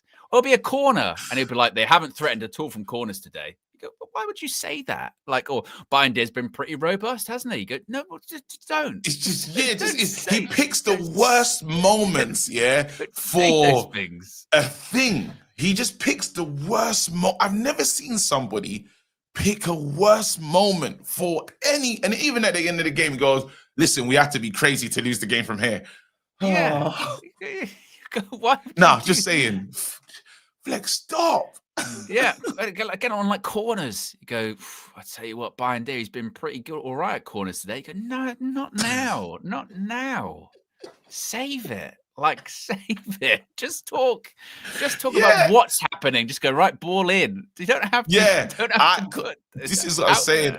I never, and like, I don't like to cuss players until I see them getting subbed off. Like the opposite, you say, good, he's dead. Because it's always going to turn. It's always going to turn around, and they could be the player that turns off and scores and starts laughing and celebrating. When they walk off, that's when you get into it. You're like, yeah, he was rubbish, dead. And yeah, obviously you see him next time in the away fixture. That's when you cuss. But yeah, the guy, oh my God. And he's been doing it for ages. Remember that one you did with him? It was one of the first ones on UV where it was like, was it Young Boys in the Champions League? My birthday. And it's been a Rooney. There was my birthday one when he said, we can't lose. I think that was that one. Yeah, exactly. When you went like, he was going, oh, don't worry, KG, it's over. It's over. And you're like there, like, it's not over though. It's not over, like kind of thing. And he was like, yeah, it is. And then he gets back over, for fuck's sake. And I'm going, why did you say that? Why did you say that? I'll never forget that. The studio. Yeah. I think you got a cake mix. I got cake mix for my birthday. I'm telling you, man, we've done this. It's almost been 4 years. 4 years of this. What I'm saying, even when was talking and stuff, because like sometimes when you're going like to like step out and do your like not really own thing, but like really push a bit more, it sometimes never happens nicely. Like you know how like people just stop talking to each other and stuff, or weird things happen. So it's actually quite cool to actually like yeah, big up. We've been doing this 4 years. You're gonna go on, and I knew this time was coming. Big up. And it was nice. But you think of all the things that how we did in the studio, at the studio, me and you, that were every final, bro. Have we? Oh shit, we have lost a final together, but it weren't just me and you. Yeah. Damn. And I was meant to go. I was meant to go to that. And you told me to stay, and I stayed, and you brought in somebody. Absolute killer. But you made me stay. But if you'd have gone and we'd have lost, you wouldn't have felt that much better, would you? If I went, the blame you would have attributed to me would have been absolutely. I think you would have gone too far. It would have been my bad. I would have been in the chat watching it. Yeah, it would not been good. Nathan says Flex is a bad omen. He doesn't even know.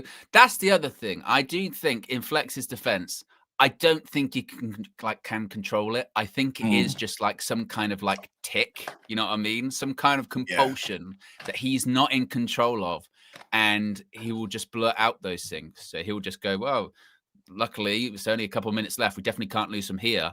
I just, you sort of, when it happens so many times, you just go, this must be, you can't control it. That must be what it is. Yeah, it's bigger than him. It's like when he hit the Brighton post all them times. Yeah, he just doesn't understand. It's like my dad with shirts. You know what I mean? Just can't. Yeah. I've asked him to stop doing it, but he just will.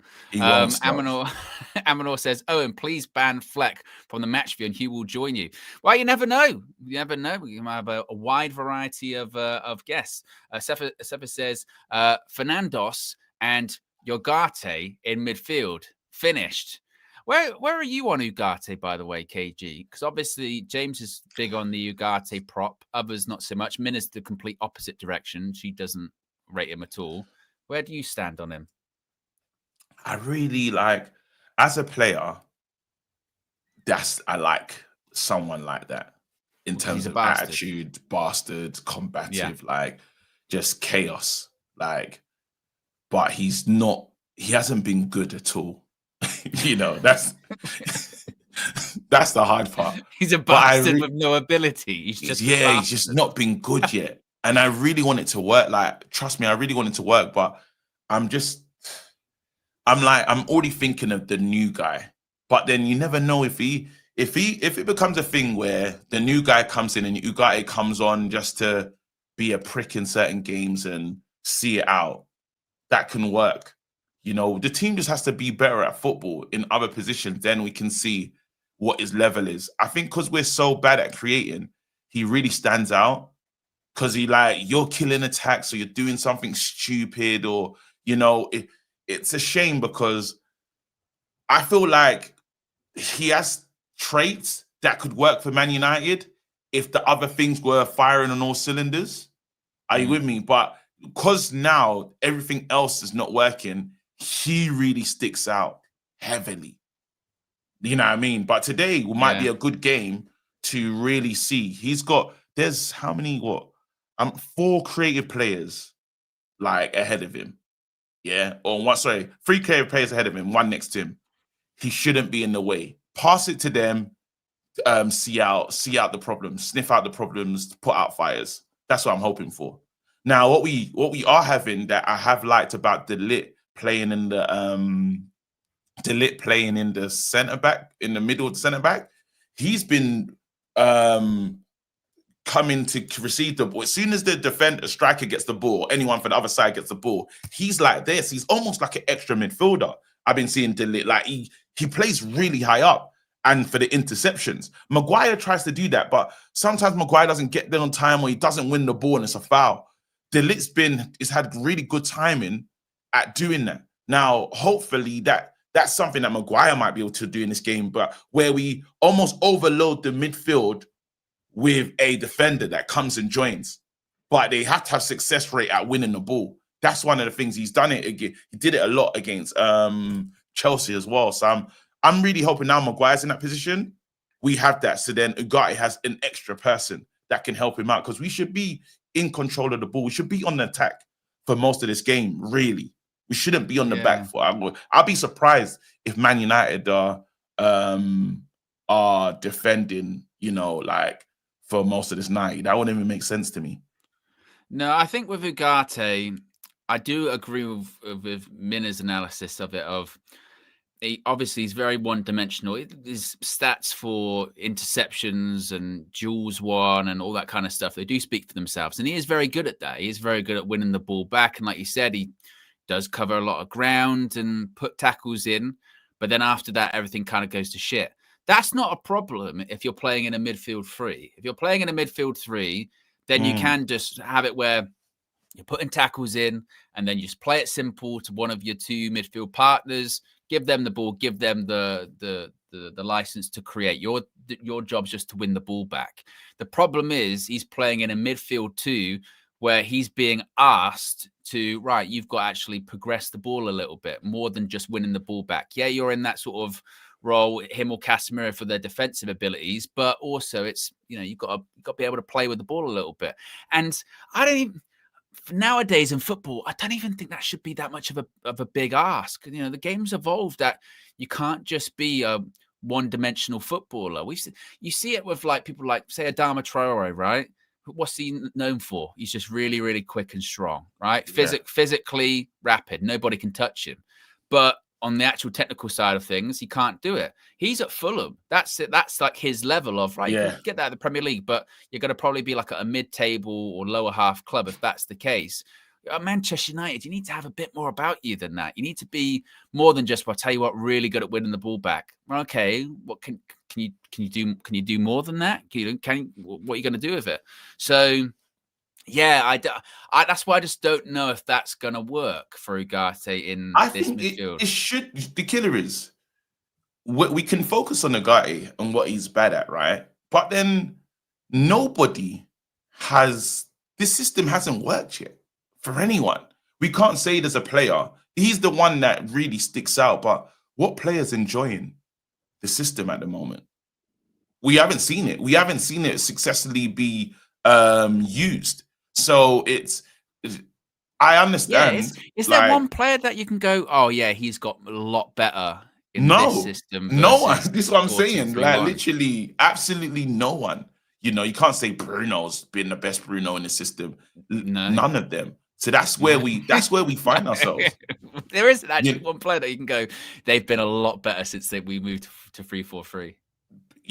So what do you like? What do we do now? Now you're like, yes, that I find that the most interesting part. Like, so until we see somebody that can say there's 2 or 3 players that said, all you lot wicked in the system, you're the one holding it back, then I'll be like, we can take all claims and stuff. But it's a shame. Like I think Delit's just improved in general. Maybe you can say Delit's improved. Maybe that might be a fair assessment, but.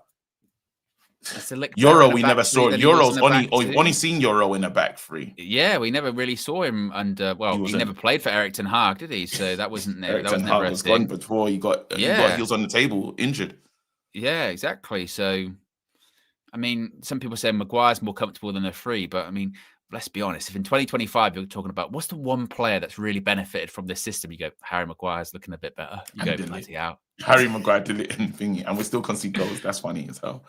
Like, we're the worst at set pieces, but we're better. So yeah, I mean, yeah, that's very true. Actually, my goodness. So that's why, so when we do get to talk on Ugarte, he's just. I probably think he's the worst of the bunch. So that's where he gets a lot of the attention. I need to put on a jumper. It is freezing. Cold. Oh my god, yeah. It's not too bad. But to be fair, I've been wearing the UV jumper for a while now.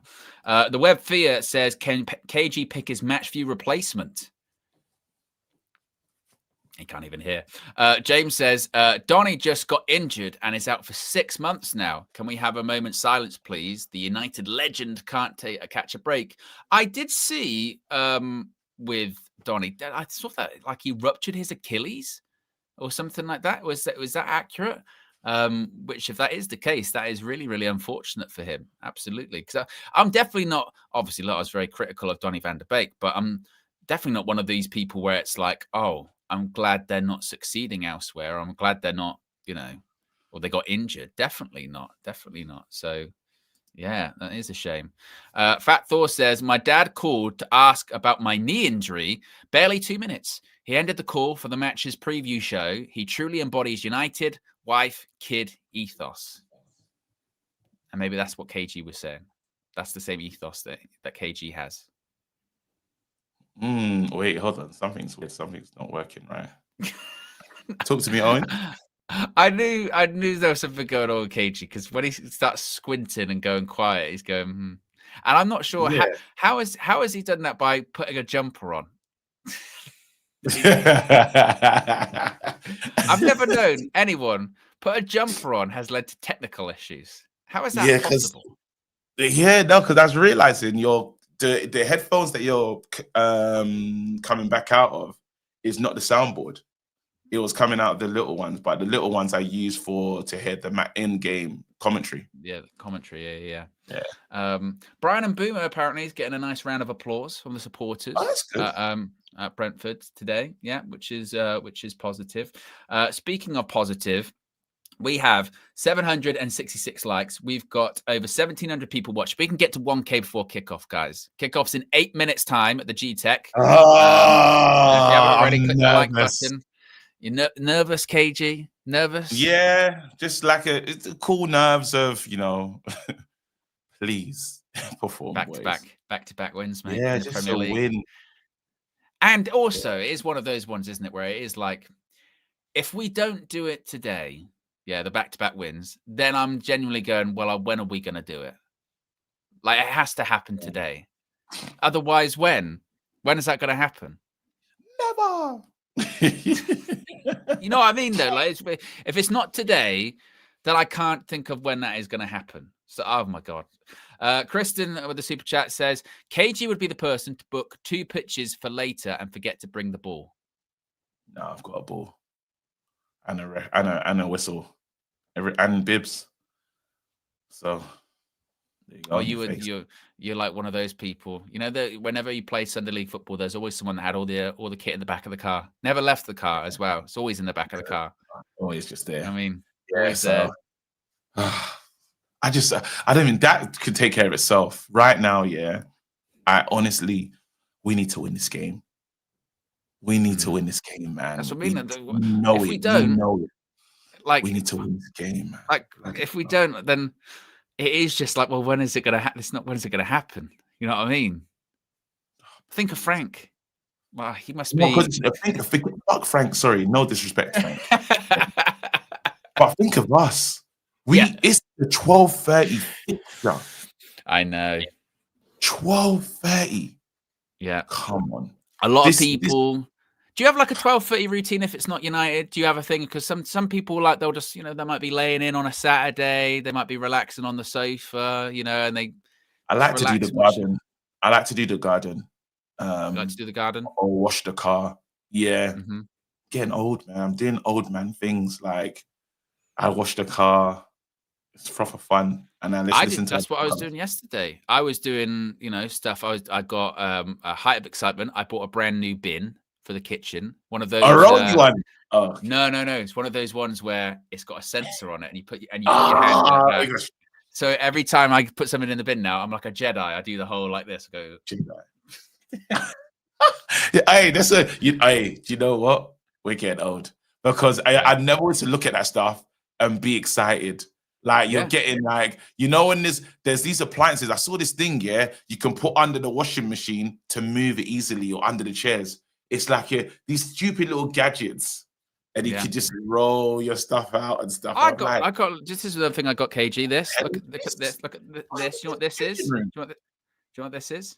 Oh yeah, they're in the changing room. This is a little thing just to hoover up, like crumbs and stuff like that. That's on the desk or whatever. So if I'm eating at the desk or anything like that, that's crumbs. Let me see. There you go. That just hoovers up. You know what I mean? I love stuff like that. Lovely. See, I would have been a victim to that. I would have bought that easily. Yeah. So, right, players are in the tunnel. How come they're doing this kit is so beautiful. That is the I know it's a lovely kit. Mine's on the way. Mine's coming soon actually.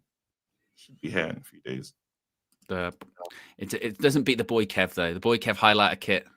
No, that's the best kit. I think that's the best kit we've ever had. This one. And again, we debuted the Boy Kev green one against Brentford when we lost 4-0. Just like we're debuting a third kit today. Come on, man. It's clean. You just look so clean. Yeah. People get excited by bits and bobs. Always entertaining. It is good though. And also I've got a new bin and I got some new bedside tables. KG. You can't hear. Can you not hear Can you hear anything? No. Cool. Okay. Perfect. Yeah. I got new bedside tables as well. KG. I spent yesterday putting those together. It's very therapeutic, isn't it? You know what I mean? Putting together furniture like that. I like it. Please let us win this game. Please. I just need I'm so desperate for a win, man.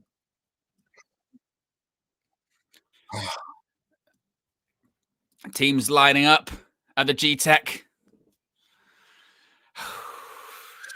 We need this. So, thank you, Stefan. Steve Andrews, Sam Todd, Kevin. How do you say his name? Kevin what?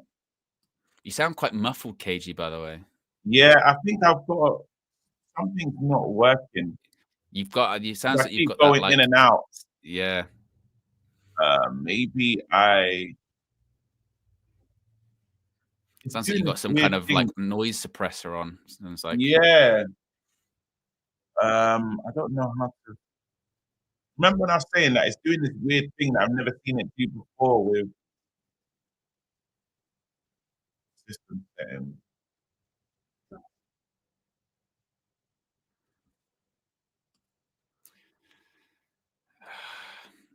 Hey Jude is playing at the G-Tech. What about now? Is that better? Keep going. 1, 2. Is that better? Yes, I think so. Okay, wait, and I need to. Where's the? James says hypothetical Southgate or Potter for Amram. Don't even dare, James. Don't even dare. That's a shit hypothetical. Yeah. Have you heard that Graham Potter got sacked? Did you hear that? Oh, he's gone. He was the first person I thought was going to get sacked. He's the one that I expected to go. Yeah, he and Nuno's already on his way in. No. Yeah. What a manager. Upgrade. Yeah. No, I'm still muffled, it's saying. A little bit, yeah. Let me leave and come back quickly, see if that works. See, now you sound all right again. Is it because the... There you go. Whatever you've just done. I've done nothing. I've literally done... Yeah, so we're good? Yeah, you sound normal now. Okay, wicked. Yeah. All right, little team talk.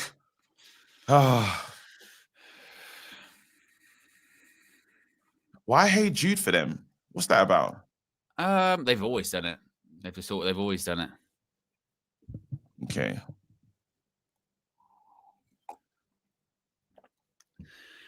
Come on, Ruben. Today's the day.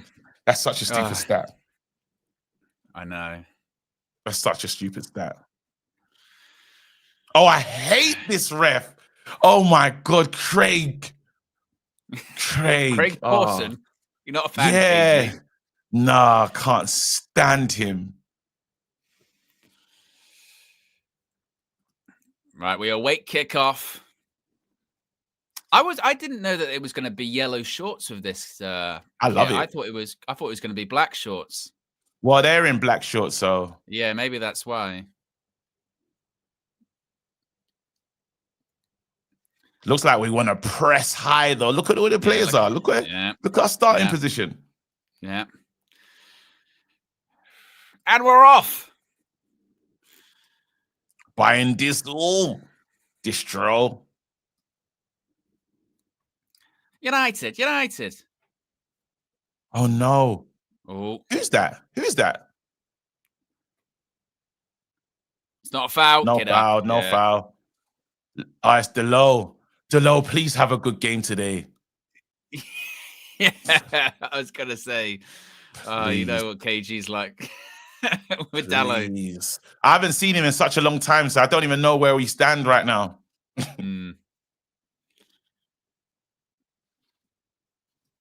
Ronnie Dodge says, thoughts on the stadium? I like the canopy gutted. Yes, the tent seemingly is no more. Oh, really? Yeah, they've kind of scrapped the tent just for what was underneath it, kind of thing. I was excited about the Centre Park thing. I kind of, like I said, I liked the kind of tent looking a bit different, you know. Yeah, Casemiro's a loss as well, you know, because they're organised, isn't it? Brentford trying to still just playing it around the back. The big press from them as well. Good header. It's got to settle a little bit. It's got to settle. How much of the ball just yet? Yeah, we haven't had it in the around. Hey, man, like Rich. That mean Rich.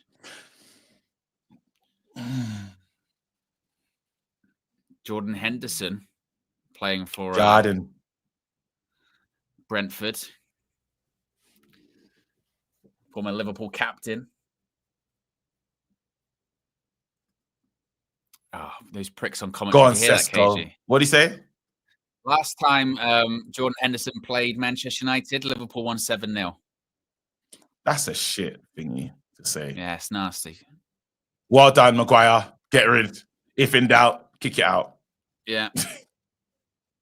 Get on with it. Get rid of it. Get on with it. Get rid of it. No stupid early. Oh, here's our first one. Yeah. All right. I've never seen this thing, so I'm gonna.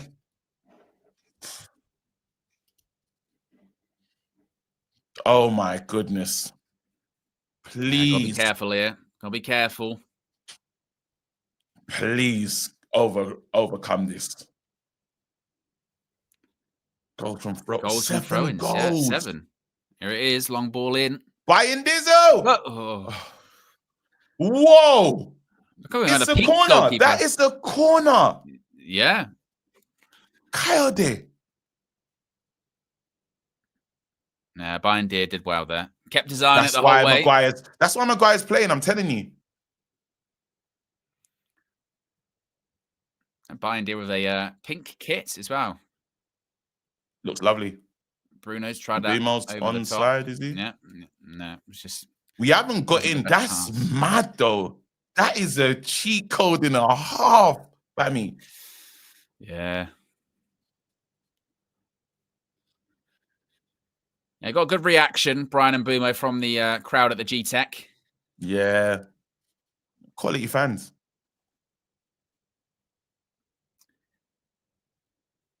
And to be fair, and Boomo, like, as much as he wanted just only the United move, he was still professional that whole time. Very weighted.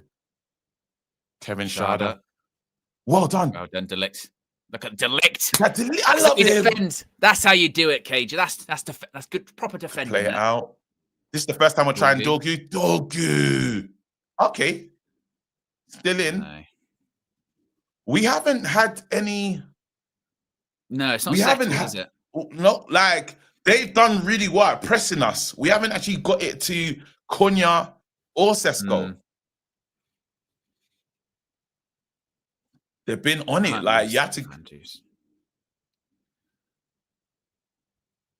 They go above us if they win as well, you know. That ball's still in. There you go. Go on. Go on. Sheshko. Keep it alive. Bumo. Can you find him? Cuts it back. Sheshko. Lay it off. Oh, Sheshko. What the fuck was that? Okay. It's a shocking pass. It was a horrible pass. It was a horrible pass. It was a horrible pass. Okay. Okay. So a bit of linkage though, KG. Service, little linkage, little bit of play. Oh, man. United. Come on, boys. Oh, if Sheshko got an early goal, that would have been perfect. That would have been wicked, innit? This is a bit more of the ball now, KG. Spread.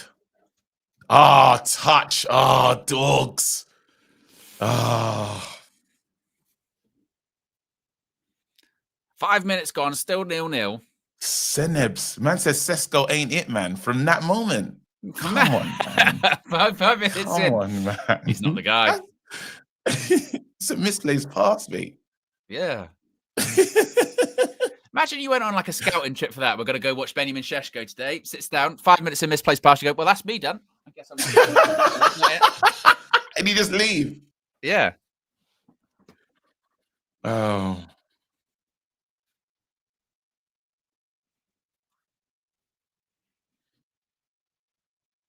No, what are you doing, boys? Okay. Well done.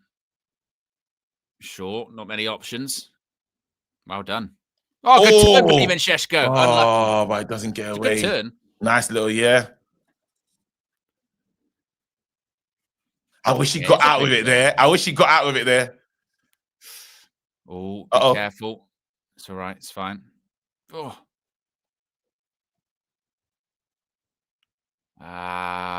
You should have went the other way. And Boomo. Oh, and Booms. Couple of misplaced ones there. Yeah.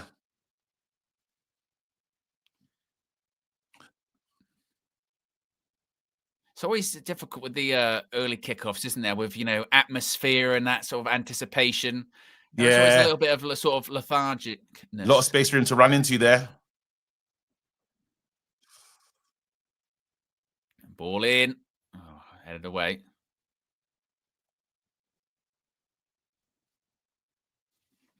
Schmeike says, yellow card for Maguire having holes in the back of his socks, KG. Yep.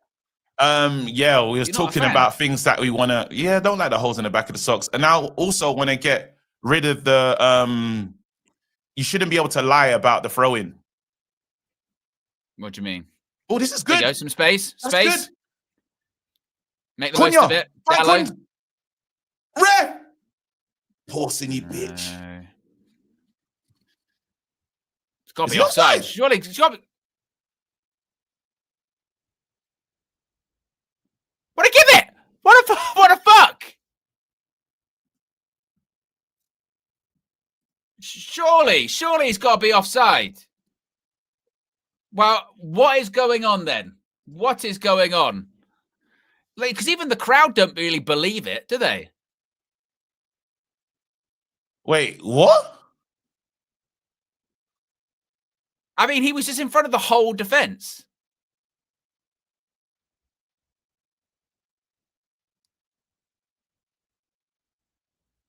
Oh, he might be. I'll tell you what, he might be. He's onside. Who is that in the middle? Is that Maguire? What are you doing? That's what you said. You said it. I said recovery pace. You said it. You said it. Maguire, what is he trying to do? He's on. Look at him try and jump up there. That's the greatest goal. Said. By the way, it's an unbelievable finish. That's the greatest goal.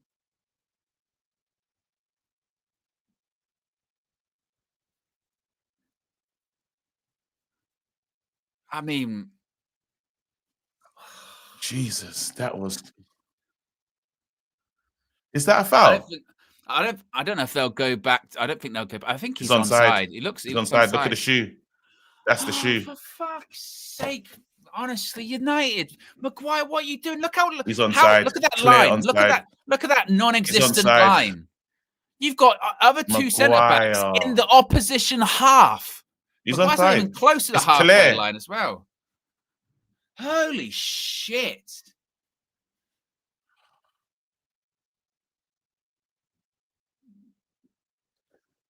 Was that a foul on Cunha? I don't know if it's enough to turn a goal over. Fuck me. Holy shit. That's not all you needed. Oh, my God. Why? That's such a shit goal to concede as well. No, it's a great goal to concede. Well, it's shit. It's a great, but it's a great goal. Finish. It's a great finish, but from a defensive point of view, oh my God. We can bring it back. We can bring it back. What was that? And the way Maguire was stepping up as well. Did you see him? Oh, you said it as well. Recovery pace. You said it as well, Owen. Also as well, KG. Yeah, we want to start the game with intensity. 10 minutes in, we're 1-0 down to Brentford. Holy what a goal. What was that? And do you know, because he was so far ahead of Maguire, we were like, he must be offside. He has to be offside. No. No, he was on.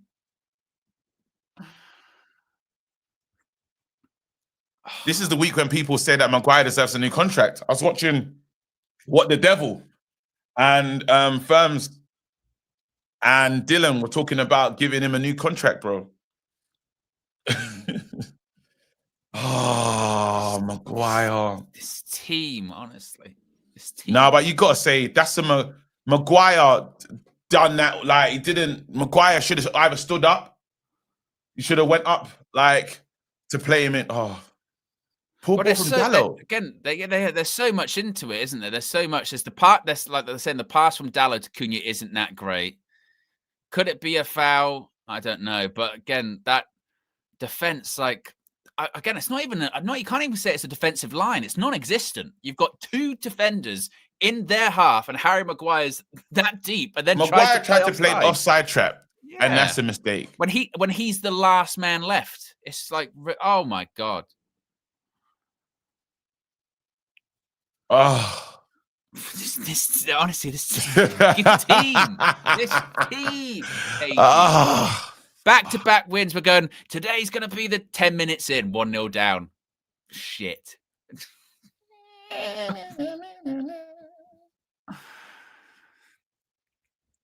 Cunha. There's still time. There's time to make it right. It's time to make it right. So what did Dalot do? I think they're saying his pass. I had to see the pass from Dalot. Oh, this team, man. James says starting Maguire is a joke. No pace. Amorim equal. We can turn it around. We can turn it around. And it was such a bizarre goal because he felt so offside. He kind of didn't like accept it, did we? We kind of like, oh, did they? Oh, for God's sake! 12:30 kickoff. Šeško. What? There you go, Ugarte. Ugarte's find the right pass. And he's running into each other. What I need these lot to do, though, is just, man on.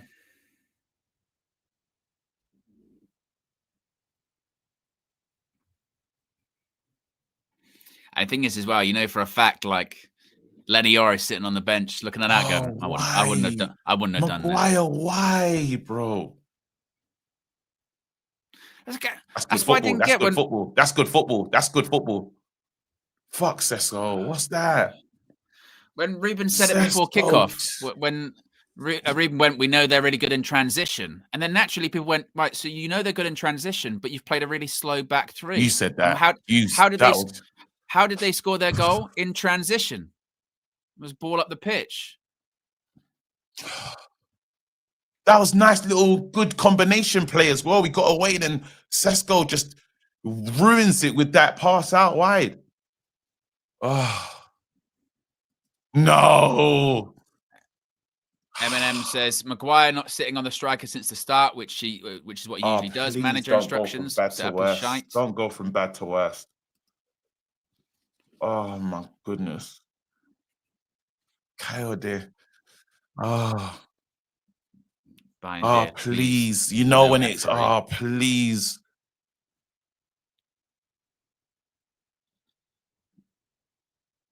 To be fair, I think Binder did as best as he can do there. Done great there. Well done, Binder. Yeah, I'll take that. I like that he's a bit more physical as well. Yeah, as long as he doesn't get too occupied with the player, that's the concern. Oh, it's only 15 minutes gone, by the way. It feels like way longer. Yeah, it feels like we've been here for a lifetime. Yeah. God. Ball in. No, this is even worse. They just wanted to fall out for a corner. I mean, for a throw-in. We'll get a moment though. We'll score. First things first. And then we just have to grow from that. We just can't afford to like go another goal down, basically. I think that'll just be a tall order. Spoken to. KG, you got to be careful. Yeah, got to be careful there. Got to be careful. I went into flex. Yeah, I went into flex territory heavy there. Yeah. I was trying to bring some belief, and I went the other way. Look at Keith Andrews sitting on the bucket. He thinks he's Bielsa. Yeah. Bielsa was more of a lower squat, though. It was. Still in my lines. Oh, Harry, give us a goal for messing it up. Ball in. Ah! Binder. Oh. Binder, thank you so much. Thank you so much, Binder. Please, get this ball out.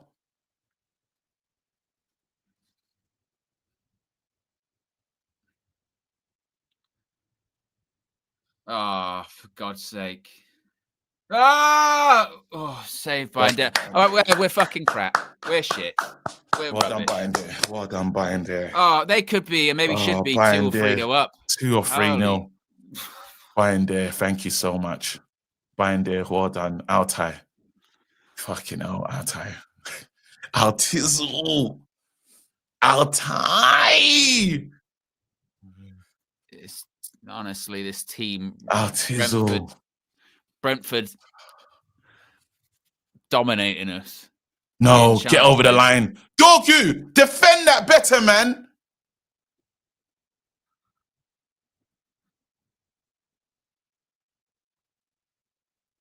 Under real pressure, Darren We're Fletcher. No shit.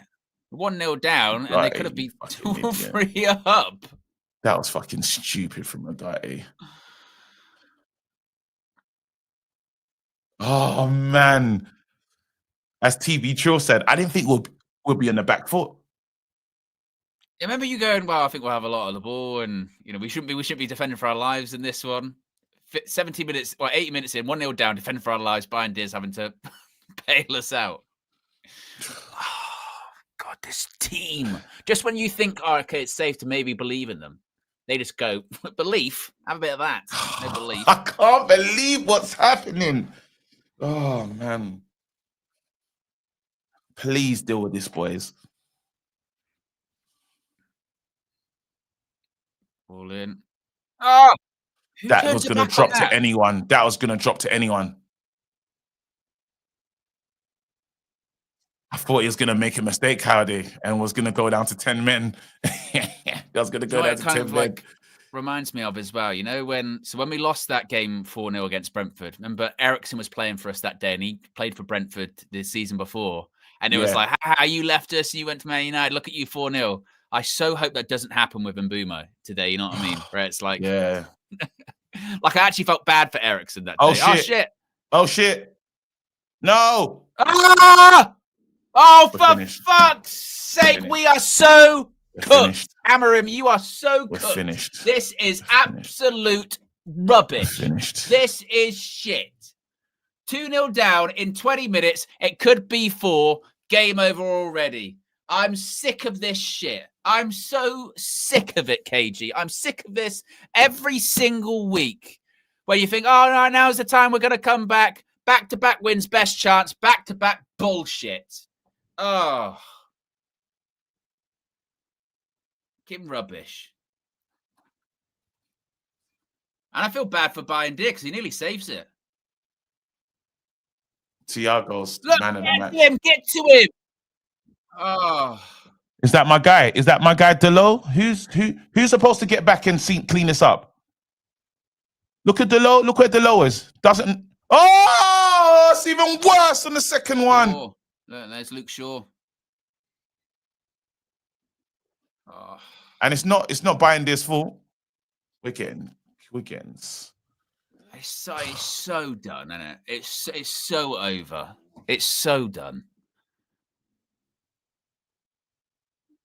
We're so fucked. We're finished. It's done, isn't it? It is. 2-0 down against Brentford in 20 minutes. We're finished. We're finished. On a day which, by the way, you know, West Ham sacked their manager. They got mid-season, by the way, because they went, this ain't good enough. We're finished. We're finished. Come on, man. I'm going to try and believe for this 90 minutes. Oh, I'm going to try and believe. How have we done this? This is, by the way, this is a Tony, Mbeumo, Wissa, Frank, Luss, Brentford, and they're still bopping us off the park 2-0. They're still doing it. They literally got gutted in the summer. Their best players, their manager, gone. Meanwhile, we're going, wow, Ruben, you need your players. These players, 1 game a week. Remember that? Training ground. More time on the training ground. What are we doing for 7 days? What do we do? Nothing. I don't know what we've done for. I can't believe this. Honestly, this is ridiculous.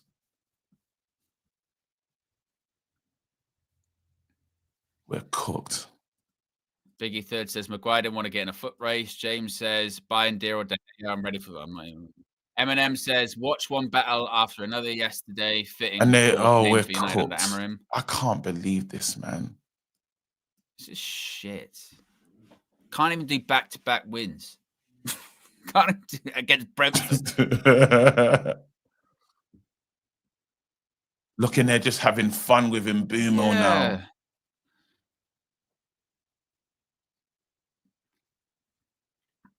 And look, maybe I'm wrong, KG, and maybe this is going to be one of those. I'm going to try and support I'm going to try and support the boys, and it's a 3-2. I'm going to try my best. Yeah, I'm going to give Amorim and the boys all my support for this 90 minutes. I'll probably cuss at halftime. They don't win this game. You can't blame the fans. Sheshko. We had a shot. So that's all I'm going to do. I'm not going to try and be just a prick or negative. I'm going to try my best. Boys, come back into this game. Give me 2-2. Oh, for fuck's sake. They're getting nutmegged and 2-0.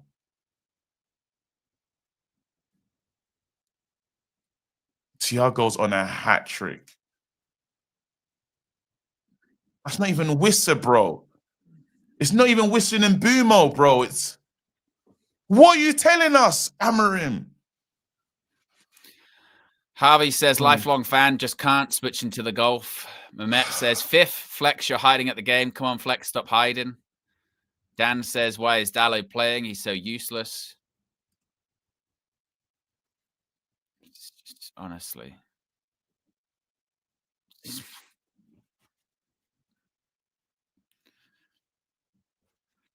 I knew it as well when I saw that back three. It's like there's no recovery pace in that.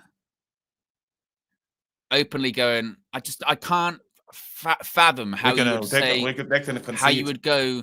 Right, Brentford, they're good on the counter. They're good on the counter attack in transition. So I'm going to make sure our back three isn't quick. Midfield run through again.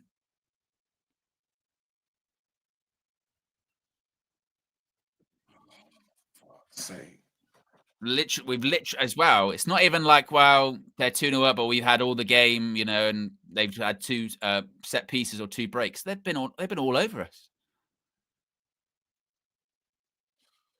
Fucking hell. And the worst thing is, KG, is we're used to this. No, but I just thought we should be able to get through this. These are the easy games, for fuck's sake. Apparently. Ball in. Oh. I'm literally like shitting myself every time they have a free kick, corner, throw in. Well, we can listen. We can still come back. We can still come back.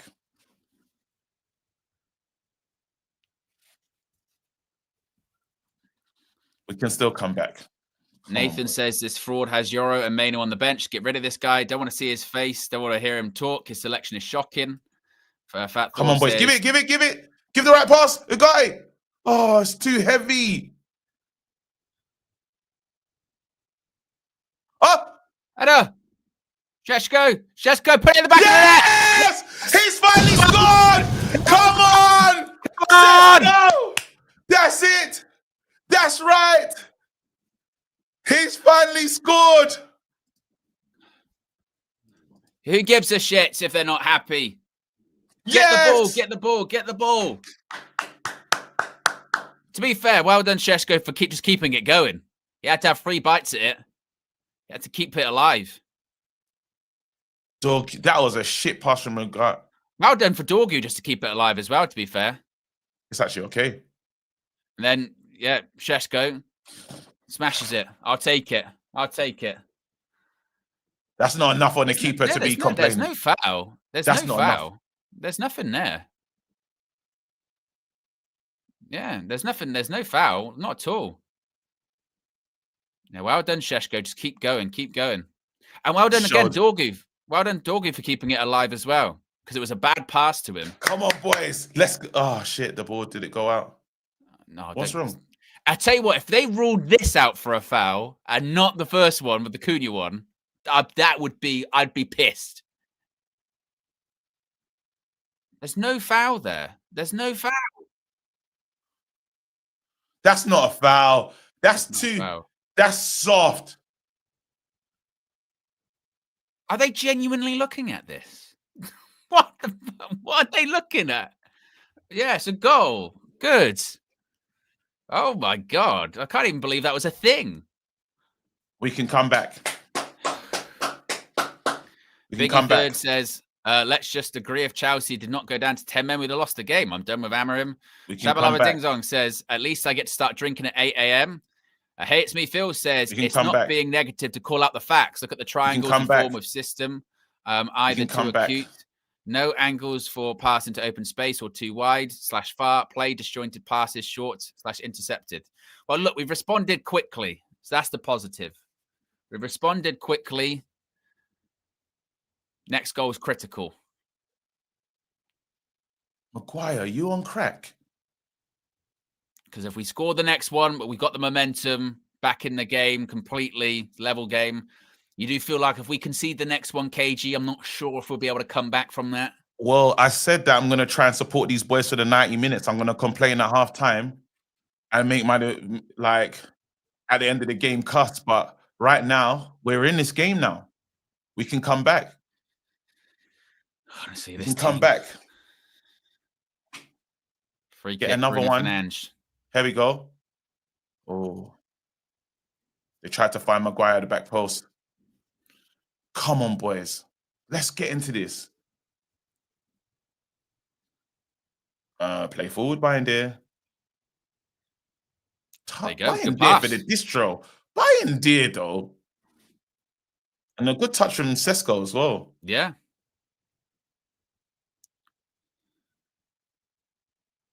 Hopefully.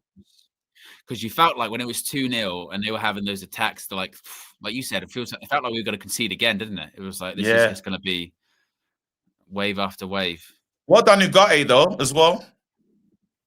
Yeah, good forward pass into Dorgu. Dorgu gets something out of it, and then Sesko kept it alive. We'll take it. Keep going, boy. Keep going, boy. Find him. Referee. Out. Go on, Pawson. Give us something. We can draw into this game and then come back and hurt them pricks. Clutch Cobra says, KG, it's time to enter the dragon. Yeah. Come on, boys. And Boomer's going to take it.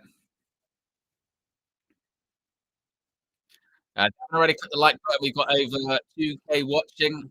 We've got over 1K likes. That's why we scored the goal. We need to get another 1,000 likes.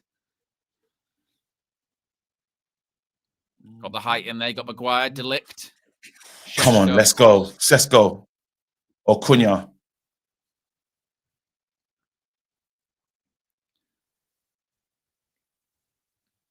No, and Beams. Hit the man. Lay it off. Shoot. Deflection. When he's going down holding his foot as well.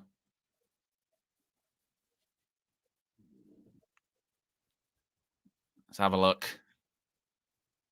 Oh, yeah, kicks the foot.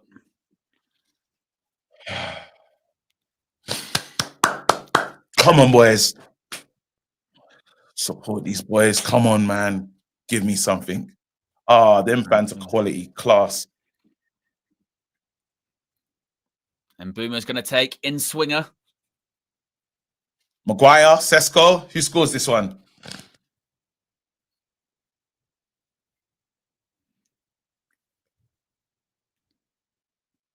Ball in. Oh, it just doesn't drop. This is where they're dangerous. Get there. You get there. Oh, Manuel. I was going to lose. Hey. I'm not playing for a draw. I'm praying for a draw to get back into the game, then win. I'm just praying for another goal, mate. Yeah.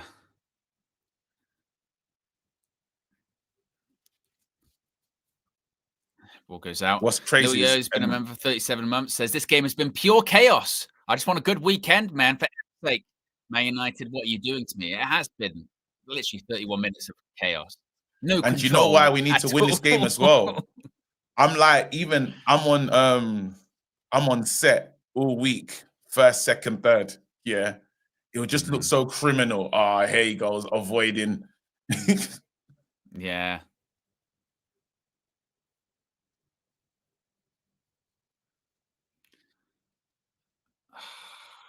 Just sort of watching this pass it's just painful, isn't it? It really I think we come back into this game, you know. I think we're gonna come back. Honestly. We'll have a chance. We're gonna come back. We're gonna come back. And then we do it. We don't do nothing the easy way. No, that we don't.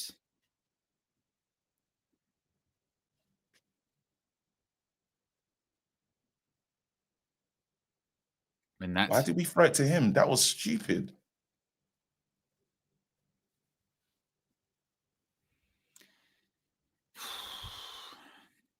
$33 minutes gone, 2-1. If you haven't already, click the like button. Be sure to subscribe as well if you haven't already. You said Bayern Deer's so poor. Bro, Bayern Deer's been the reason that we've been fighting, bro. You got to give him his respect. Like, he's made some big saves that we needed.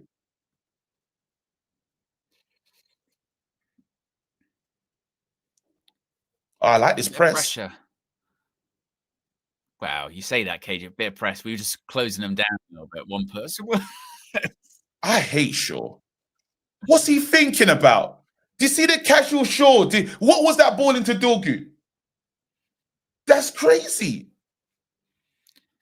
I said, watching this, again, like, try and pass the ball is just sure. Like, how casual was that? How casual was that, bro? Oh man, he does. He just drives me crazy, sure.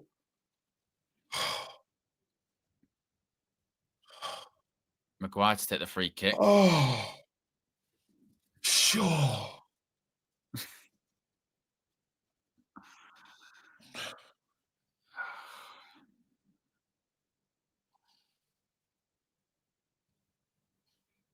Delow's taking the piss. Delow, you're taking the piss. Honestly, like, watching us try and pass the ball, it's just ridiculous. Delow, you're taking the piss, man. Couple of passes, then they get pressed a little bit, and they go, all right, I'm just going to kick it long, and then they just put it into the middle of the pitch. Like, no, but it's the criminals, man. Yeah. Dallow's moving mad. Oh, look at me just giving away another throw-in, please. Oh, Dallow killing us, bro. Coyote, bro. Relax. Long throw. Good header. There you go. That's better by Maguire. Oh, please, do this one. Get in front of him. Get in front of him. Ball. Well done. Okay.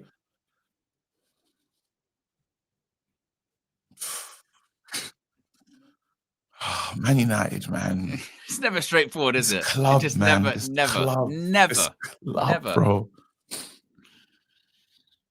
This is why the people. This is why the streets are telling me to take the 50 million, bro. So you don't have to worry about it. Look, this is what I'm saying. I can't do nothing about this relationship, bro. It's over.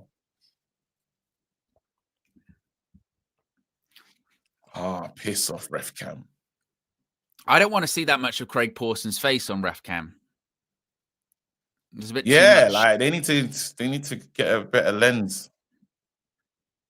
Oh,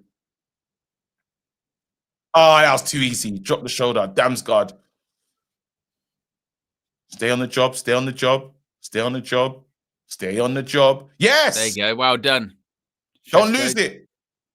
Sheshko. Well done. Travel. Sheshko. Find Sheshko again. One more. Pass. No. Cunha, you have to pass to Bruno. Give it to Bruno. Fuck, man. Give it to him. Sheshko does really well. There you go. Bit of confidence. Now. Oh. All right. Got a corner, KG. You know, Cunha's used to being a leader and doing his own thing and everything going through him. So at Wolves, so you can see he's probably got that selfish. He hasn't have to pass to anyone. He has to defer in it. But at Man United, he's gonna have to find a pass me. All right, can we actually score from a corner? Get a header.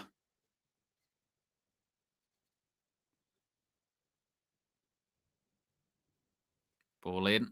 Oh. Maguire's. Oh. What are you going to do here, boys? Keep it alive. Nothing. What are you going to do here, boys? Give it in Bumo. Oh, Bruno, why? We need to make sure that they don't do it. Yeah. That's better. Well done. That was brave from Cunha. Oh, my casual friend, sure.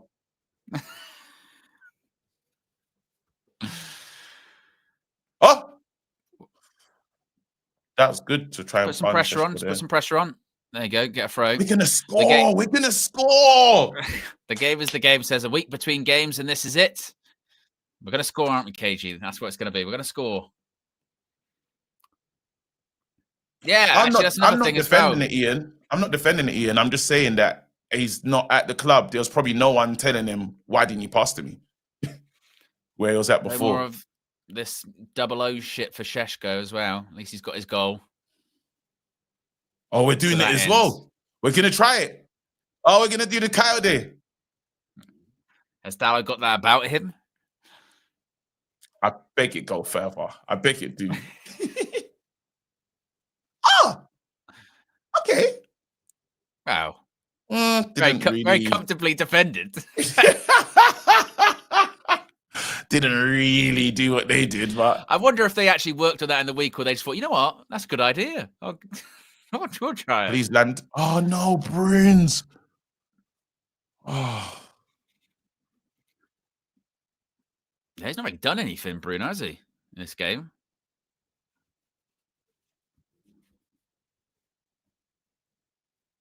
That thing a minute ago where Cunha could have laid it off to him, that's one of the first times I think I've seen him be involved in the game. Yeah. Oh, if we could get an equaliser just before half-time.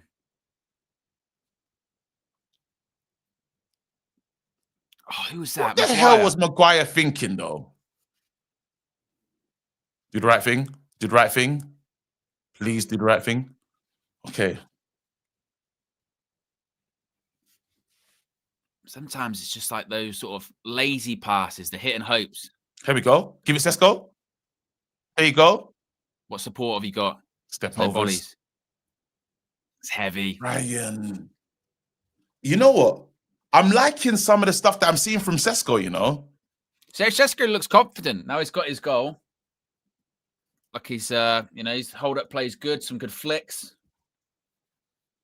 Nice little link plays as well. Like, he's just been doing some decent stuff.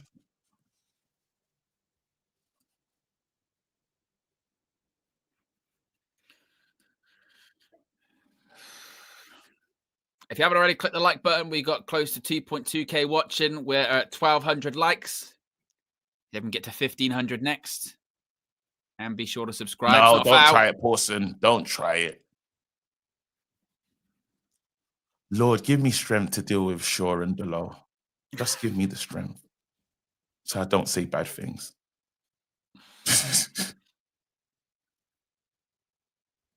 Keep going. It's not a foul. It's not. What's he supposed you to were do? right there, What's he Pawson? supposed to do?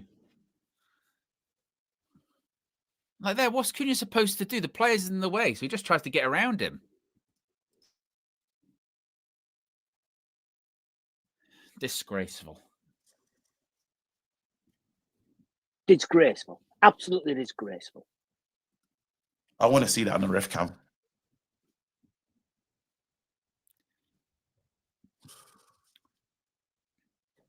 Tell you what, every free kick, regardless of where it is on the pitch, Brentford turn it into this big set piece opportunity, don't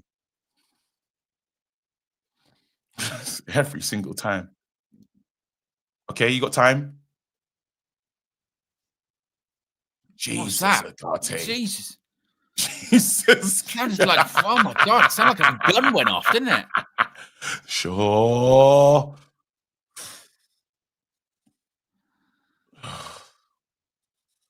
Definitely feels like fireworks is coming.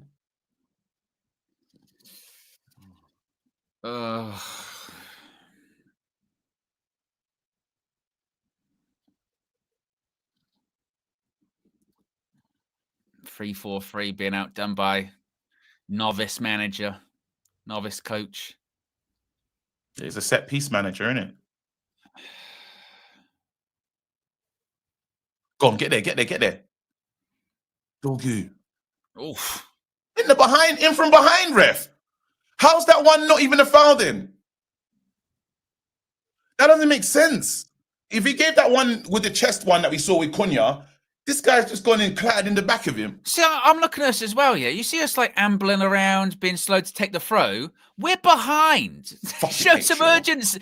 Show some urgency. Can't stand. You're meant to be going to try and get back in the game. I can't. To throw in there, they're kind of throwing it amongst themselves. You have it, you take it, you do this. Go fucking win the game. Show some urgency. Sure, you're killing me. Strolling around. Sure, you're killing me right now. Sure, you're killing me.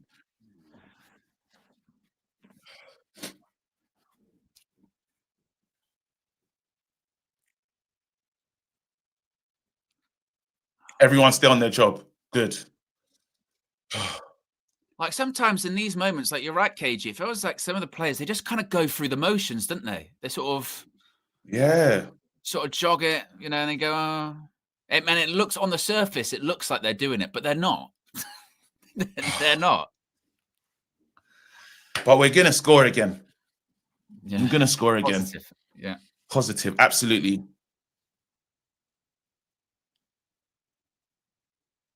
Took one in the ghoulies there.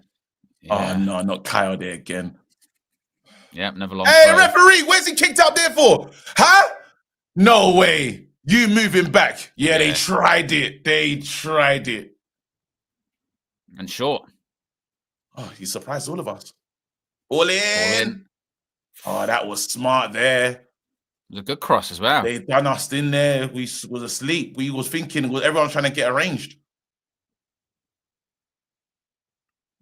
Get there first. Bruno, good decision. Let the ball go. Yes. Yes. I'll take that. Come on, boys. Let's get something. 2 minutes extra time? 2 to 3? Steve K says, KG, why is it your friend here sounds like Starmer? I don't know. Do I sound like... I don't know.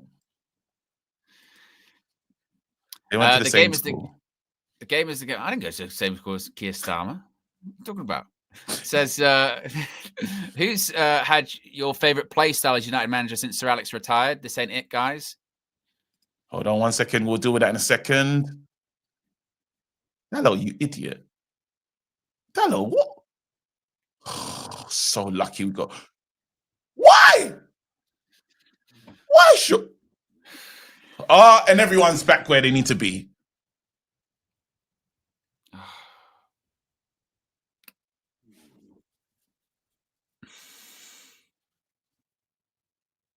United player. Please do the right thing. We're playing like pillars. Honestly.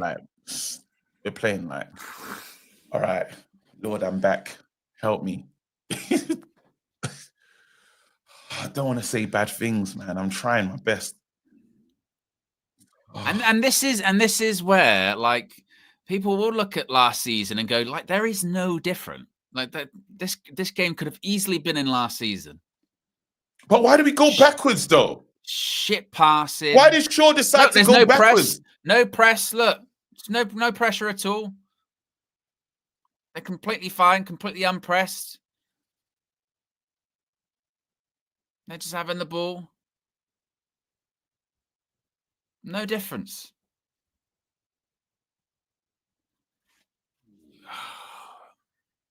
It's so shit. Here we go. Let's press now, boys. They're not. Look. They're not.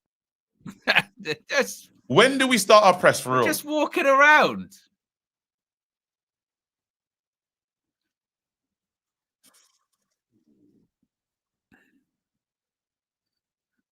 Come on, boys. We have to press from here. Come on, boys. Let's win this ball back. There you go. That's him again.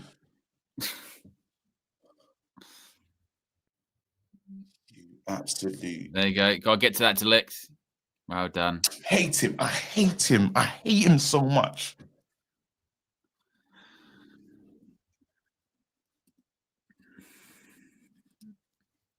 Honestly. And like you, KG, I'm just tired. I'm just tired.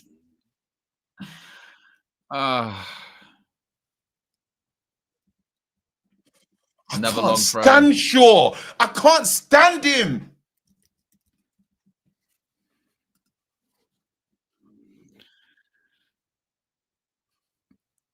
Long throw.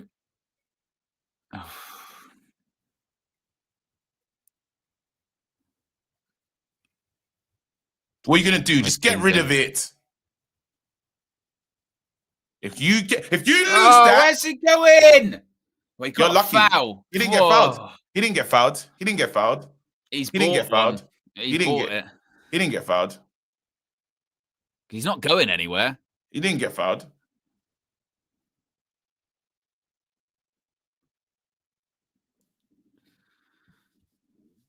Oh, because we really need to see Craig Pawson's hand pointing on our TV screens. Who gives a shit?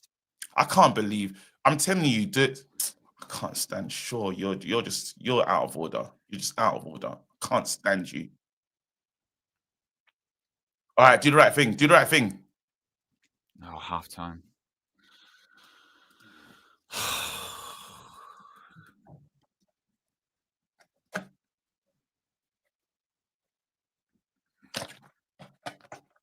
Honestly,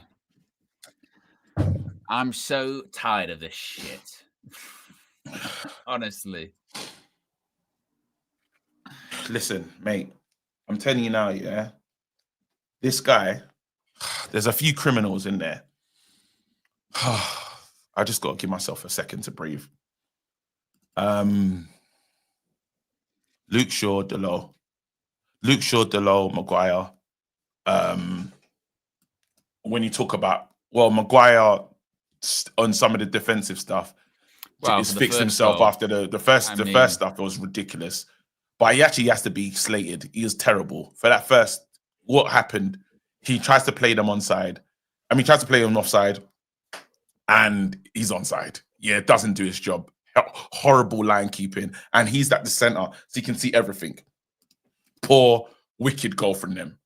The next one, Delo, get back there, clear your lines. Shaw, get back there, clear your lines. Shaw told James in front. I wasn't even listening to that interview. I wanted no part of it. I stood back to the side. I said, I'm not interested. He told James, looked him in his eye and said, all the bad ones are gone. Now it's about the serious. And this is the performance that we're getting from him. It stinks, bro. It is absolutely disgusting. It stinks from him, Dallo, like you said, Maguire, Bruno's non-existent. We can get to there. That's what I'm saying. I was trying to start the highlight the first criminals, bro, because I've got them in brackets of how the levels, but we have to start with them and then make our way through the team as well. Now we talk about Cunha shooting when he should pass, doing that nonsense. We could have got caught out there. That was disgusting from Cunha's taking liberties as well. Selfishness, all the things that you don't want to see. Bruno's not in the game. Mbeumo not in the game. Fit, it's been around for 32 months, says, when will we sack this dripless coward we call a manager? Still playing Bruno out of position and a keeper that's totally incompetent. Oh, wow. Glory, glory, Man United. Scar's chosen spokesperson says, KG, your Shaw hate is ridiculous. Complaining when he's done nothing wrong. He's put the ball out once. The rest he showed composure. Jake Brilliant. Says, well done. I'm glad you're seeing. Need a whole new back five. 2 midfielders and a striker. A Liverpool fan checking into my favorite Man United fan channel before we kick off. Larry says, thank God I'm watching the match and not just watching you. If not, I might think everyone is playing well apart from Shaw. When did we say everyone's playing well? Clearly, I think 5 minutes into this match, the phrase was, we're fucking shit. Because we are. There's no difference. There's no difference from last season to this season. I'm tired of it. We're shit. We're rubbish. And like we said going into this game, oh my God, if we can't get back-to-back Premier League wins today, then we're not going to get them. You're never going to get a better opportunity. And the whole thing is, it shouldn't even be a thing. Back-to-back Premier League wins. Shouldn't even be a first time ever. What? What like big club has to focus on, well, you got to get 2 wins in a row. And we can't even do it. Can't pass the ball. Our captain, who's meant to be one of our most influential players, isn't played in the best position. The only positive, I think, out of that first half is that Šeško got his first goal and he looks a bit more confident. Aside from that, I think all of the players can look at themselves and go, yeah, not good. And the manager as well, because the manager said it himself as well. Before the pre-match, he goes, well, we know Brentford are going to play on transition. So Brentford are going to play on transition. They're quick on transition. And then you pick a back three that's got no recovery pace. So if they've got the ball in behind, they can't recover and go and get the man. Can't do it. You got Maguire stepping up like he's, trying to do a 100 meters race over the finish lines like this. His other 2 centre-backs are in the opposition half, by the way. It's just shit. Just shit. And every week this. And we do it to ourselves, don't we? We go, but maybe now we won the last game. turn the corner now. It's good. It's not. We're gonna come back. We're gonna crap. And what I'm not having as well. I'm not having. Yeah. Like C says there in the chat, it's on the players, not the manager, not the formation. Not doing that shit again, right? Not do what did Ruben Amorim coach in the first half? Ruben Amorim actually coached a 4-0 to Man United. They just didn't execute. Can't have it both ways. They're either all good or they're either all shit. We're gonna come back. That's how it works. We're gonna come back. System's not working. Players are shit in the system as well. Yeah. We are crap. And Thingy's the one that's I'm seeing them like they're all doing shit stuff. But I'm telling you right now, the stuff that Shaw's doing that just pisses me off. If he's the only player and you lot feel that, I'm just signaling at him. I'm not going to apologize actually because he's shit. Yeah, but they're all doing it. As I said, I'm getting into criticizing. I'm getting into criticizing, but I see him. It points out. It's like that kid that gets sent out of class. You know, you can't miss him. You're doing something that's just annoying me on every play, and it's how we end up maybe getting a goal down or putting the ball out for another dangerous throw in or just foolishness, literally. Like, but I'm gonna back the boys to fix the performance in the second half. We finally got a goal. Hopefully we can go in and win this one now. Second half. That's what I'm getting for. I'm hoping these boys can really step up and deliver for us, man, because we need it. We absolutely need. We'll see now. We're going to see the replays of what happened because we haven't. I think I've only saw it once. So it'd be great to see how it goes wrong. Maybe try calling Fleck KG because he's at the GTech, of course. Okay, wicked. Oh, Maguire, foolish. Yeah, honestly, that's horrid. It's really bad for Maguire. Do you know, it's really bad. That's when you know, like, trying to play offside. The step up is so bad that our assumption was, well, he must be offside because there's no way he can be that far in front of him. That's terrible. That's terrible. That's Maguire's fault. That's Maguire's fault. The finish is great. I mean, can't that's argue Maguire's fault right there. Finish is absolutely like Harry, man. Yeah, clean on it. I don't even know why they looked at the line. Yeah, it's pointless. Absolute pointless. It's just ridiculous, man. These are the things when he's just saying, oh. And then that second goal, again, it's just shock ball over the top. Flex. Rubbish. Flexing, nobody getting out to him. No one tracking the runner.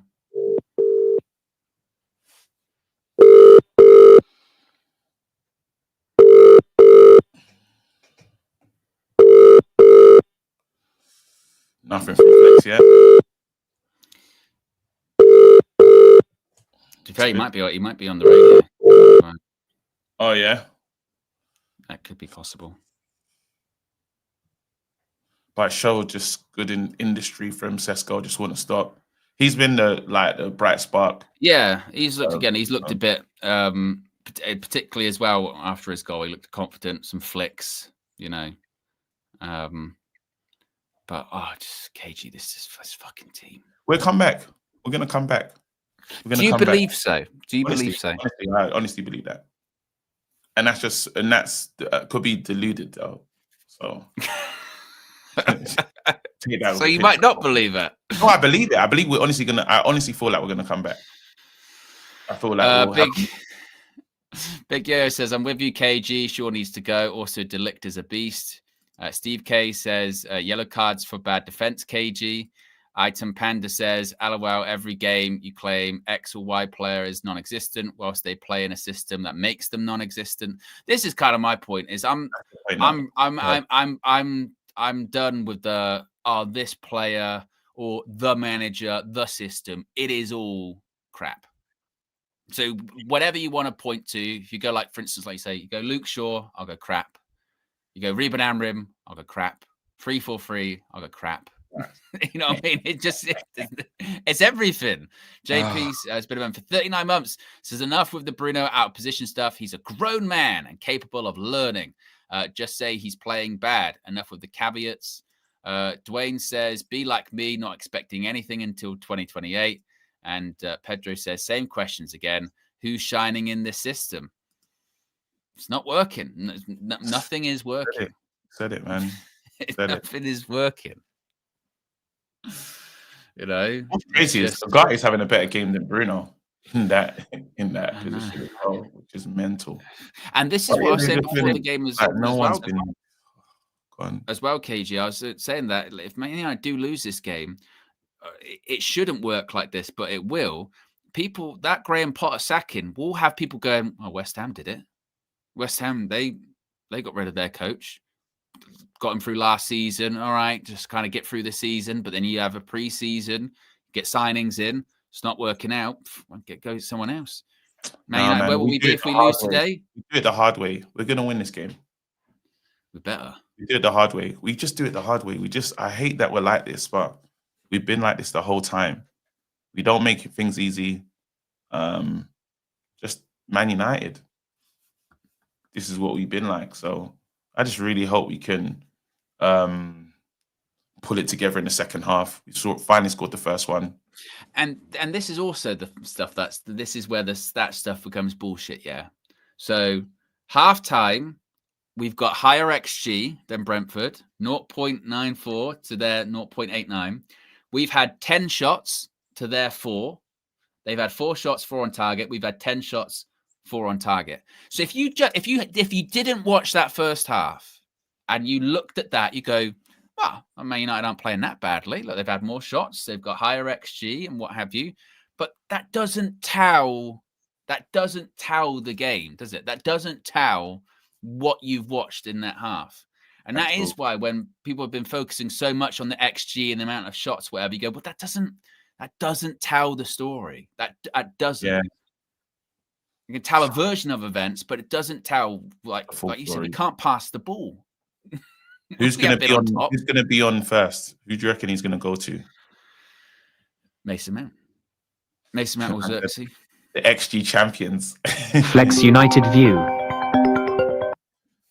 Fleck. 1 second. Let me wait. Not yet. You're not live on your channel yet. Flex.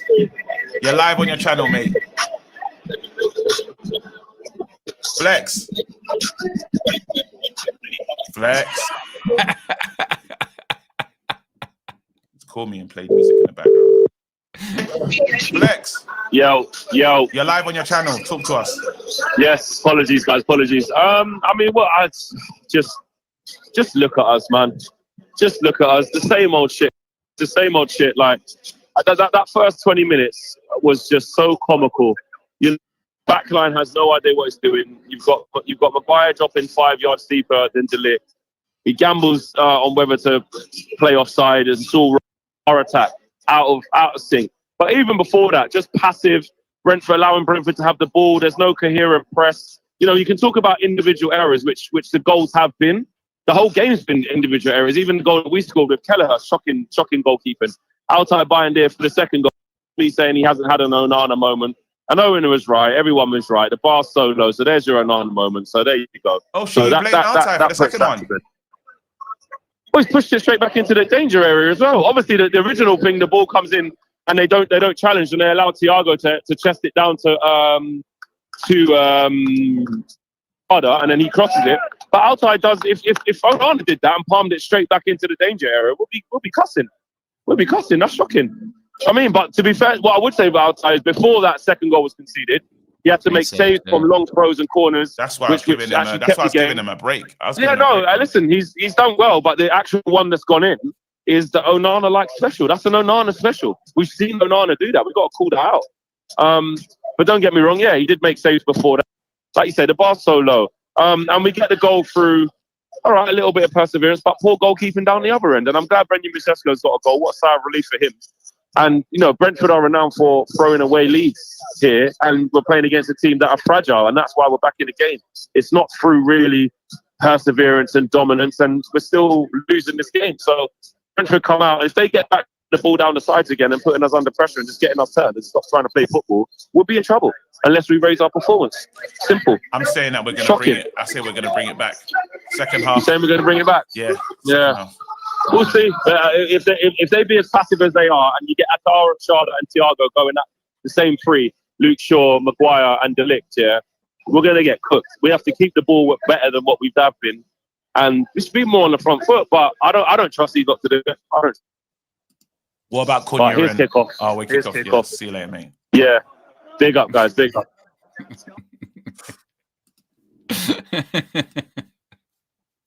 It was just the way that was very quickly. Let's kick up. See you later, mate. As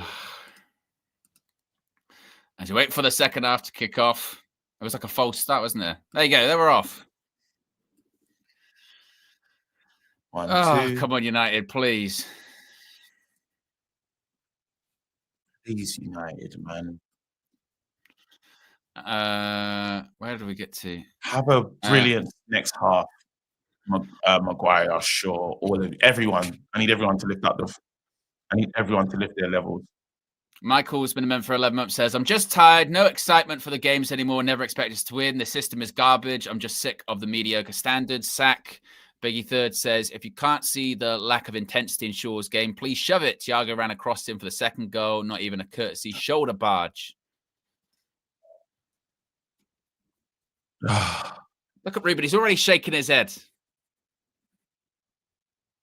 Come on, Ruben. Again, probably just going, I hate these guys. Well done, Bayern, dear. Great take from Altay.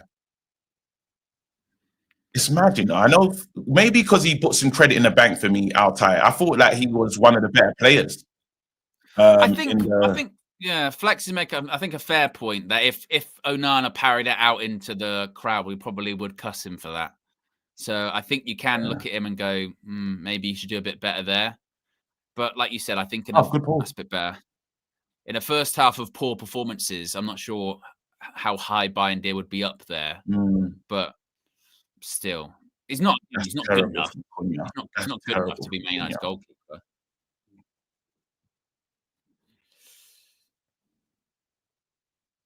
Just create another opportunity, and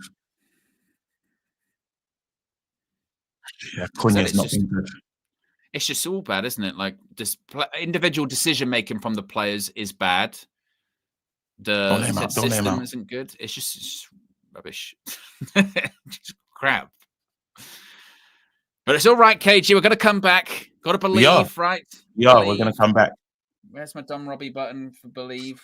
There you go. Believe.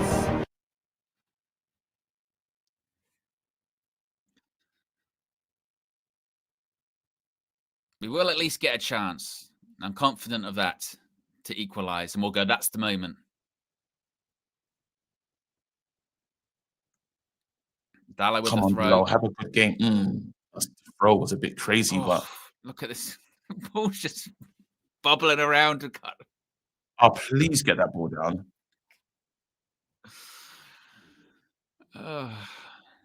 Yeah, that's bad. That little sequence there is rubbish. Yeah. Oh, what are you going to do? Don't let him out. Don't let him out. Sure. Thank you. Okay. Everything there, like the Maguire pass, the Dorgu touch, it's just crap. See, and they'll say, there's nothing wrong in that little Shaw into nobody one. They'll blame me. Get the ball out, boys. Craig says, Gareth Southgate offers United the stability, culture, and youth development it needs to rebuild and succeed under pressure.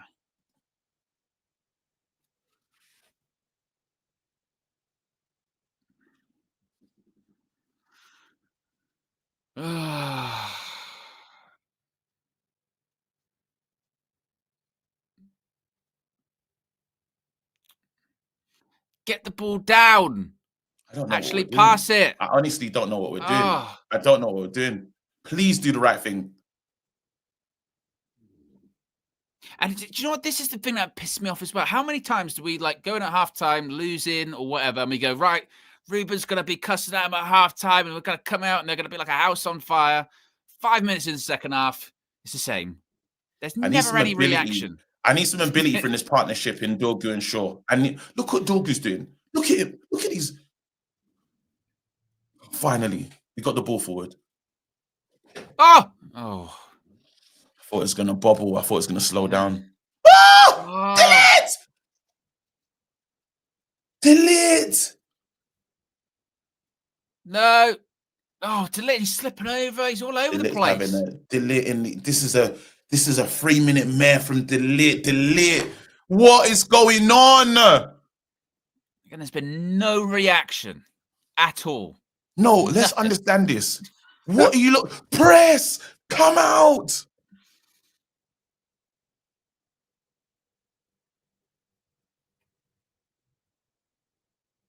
Win this one. Win this battle. Oh my God. It's all of them. None of them can pass it. It's all of them. There's no intensity as well. Like jogging around. It's such a lazy performance. It's honestly. all of them. It's all of them. Yeah, we noticed a guy is nutmeg again.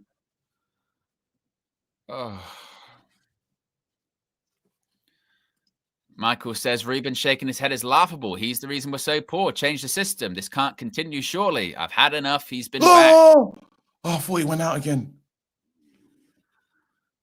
I don't understand. We've been in this 5 minutes. We have not. Like, play on. Me and Owen, play on. Get on with it. It's like, honestly, the lack of intensity. Something's from this happened. Group of players. Were they out on like the piss? KG, don't hate the low. Don't hate him.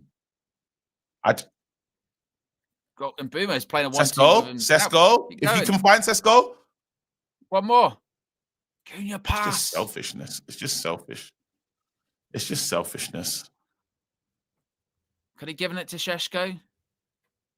He hasn't. He's got one idea. He's not thinking about pass. He's not thinking about passing. Pressure. His head's down. Now do the right thing. Turn, Bruno. They're all. You know what? They can't pass the fucking ball. They're all at it. That's on Bruno, though. That's on Bruno. Let's call it. We say that he needs to play in his position. Sure, I'm so happy that got to where it needs to get to because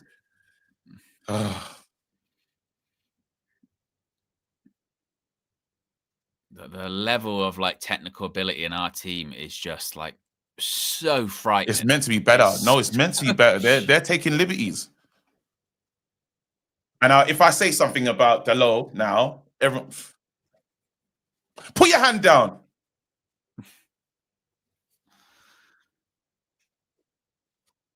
And actually, this is one where you would say, right, Ruben, like 60 minutes, show some balls. If Bruno carries on, take him off. Take him off. If Cobby's competing with Bruno, put Cobby on. Because Bruno's playing shit. What's the competition?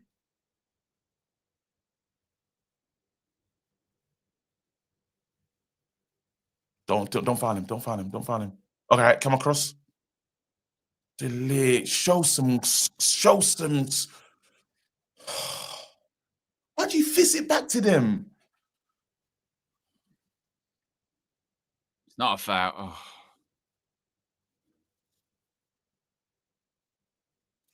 Dalot was giving him the high five as well. Dalot gave him a high five for that. But they didn't. I don't think they thought it was a foul.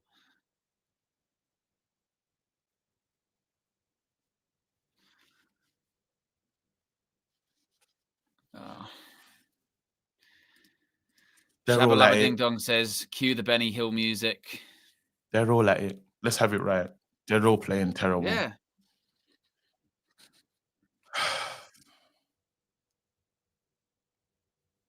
I'm sick of the focus on ref cam as well. I don't give a shit about ref cam.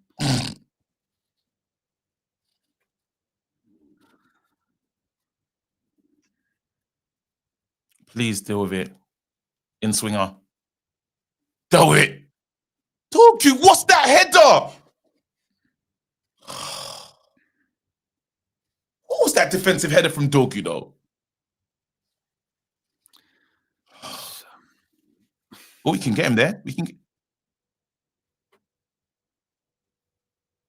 United header. Let's go.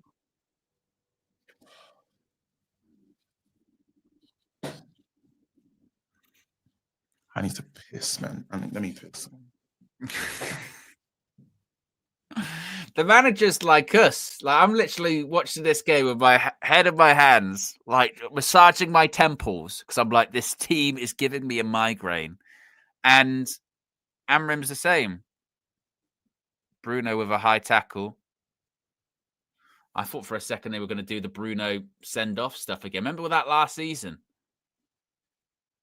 It's going to get booked. Got to be careful with VAR. Let's have a look. Nah, we're not red card. Not red card. Now calm down, Keith Andrews. What happened? What's happened? Bruno got serious booked. foul play. It was a bit high. Serious foul play. They're saying check for serious foul play. But it won't go red card. No. Oh. Was it ridiculous? No, it was a bit high. Another reason to take him off. He's on a yellow. Come on, Dorgu. Good header. Ah, well done, sure. Offside. Right, 10 minutes into this. We're 10 minutes into this. Arnie Slot's the linesman today. We're 10 minutes into the second half, and we've basically done nothing. We've literally done 10 minutes in. What's your reaction? Second half, go out there, show something. It's only a goal in it. Nothing. We can still come back. Well, we're in the same territory as last season, KG, aren't we? There's only a goal in it. Yep. Please now, dude. Yes. Good. Play Delo. Let's go. Oh.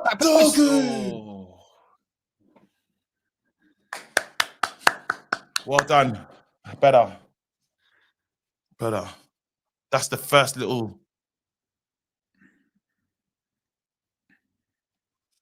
At least Dorgu needs to commit a bit more. Dorgu needs. When the ball's at his feet, you do feel like, well, a Boomer can actually do something. You know what I mean? He can make something happen. Yeah. You don't get that of a lot of other players. Yeah, who the hell is that? Oh, he's just watching from his house. Watching it from the flat. Not bad.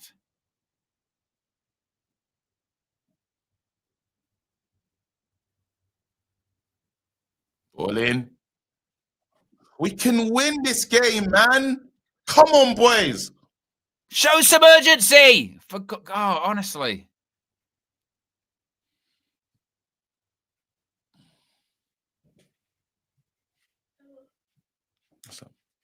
God, it's really quiet there as well. You know what I mean? It's just game's just. You want to sort of go there and it's like shake them and be like, go on, go forward, pass the ball forward. This like lethargy, isn't it? We've got some. Just come on, speed it up, boys. See, they're shouting. They're literally the away fans are going attack. It's like, we shouldn't hear that. We shouldn't be hearing that. Move the ball forward.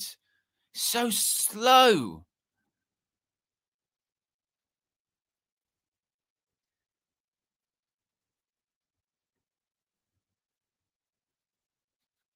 Like travel. Like when you pass it this slow, it's so easy to defend against. Look at us. Punch it in there.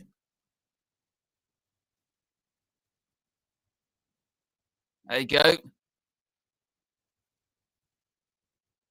That's a poor cross. That's poor, Fernandez.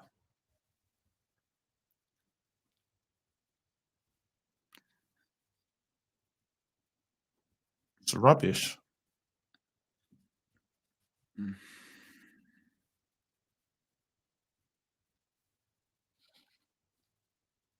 And do you know what is wild? It's true. Like, let's say Ruben Amorim did go, yeah, and someone else got brought in. They'd put Bruno in the 10 immediately. Straight back to work. Immediately. None of this Bruno in the they'd be like, fuck that. He's gonna he has get to us be goals. Oh my god, Ugarte. Oh my god, Ugarte. That's what they hate about you.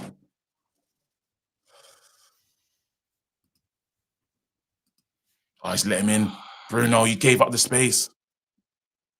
Got the ball. Yeah, Paulson, you're watching it. You don't fall for the crowd, Paulson. You're there.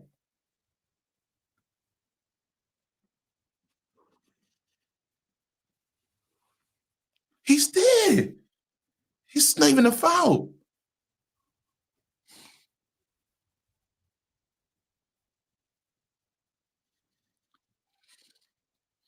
And there's literally like no atmosphere there as well. It's so quiet.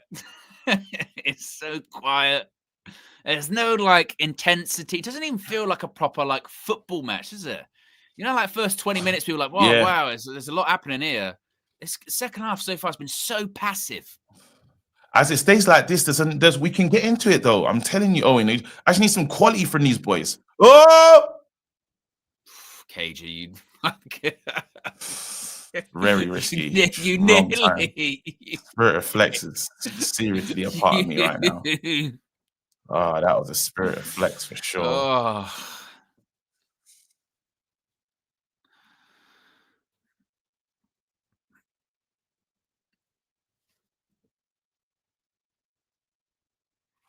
Come on, please. Right. Yellow card. Let's get the ball in the box, something. This guy turned so slow. Doing the Don Robbie. Yeah. Jason says the second half performance has been worse than the first half. That's criminal from Bruno. That's criminal. I'm telling you, even when we say Bruno should be playing in that other position, he's still playing like crap. Don't foul him. We just don't care about the football. No, we don't. Like I said, we don't take care of the football. We don't really press. We're doing the half-hearted press thing again. I haven't seen us get the ball to Sesko like since this half. There's nothing you like idiot! That. You're watching a watch along with me on it and telling me to shut the F up. Piss off, fucking idiot! Imagine getting to somewhere where you go to watch them speak. Just watch the commentary. Fucking idiot! About shut the F up. Oh, look at this. Stay by Give what's his name all his credit now. Give Altai all his credit. By that fucking idiot in the chat, bro. Yep, kept us in the game there. Idiot. Coming to watch a watch along and telling me to be quiet. Dickhead. That really rattled you, KG, didn't it? It just annoyed me, bro. Like, fucking prick. Oh.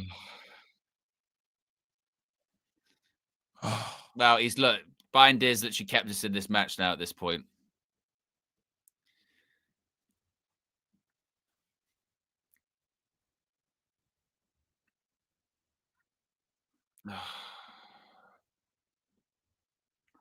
If you haven't already, click the like button. We're 500 likes away from 2K likes. Be sure to subscribe. Bayern deserves his credit, you know. Yeah, good save.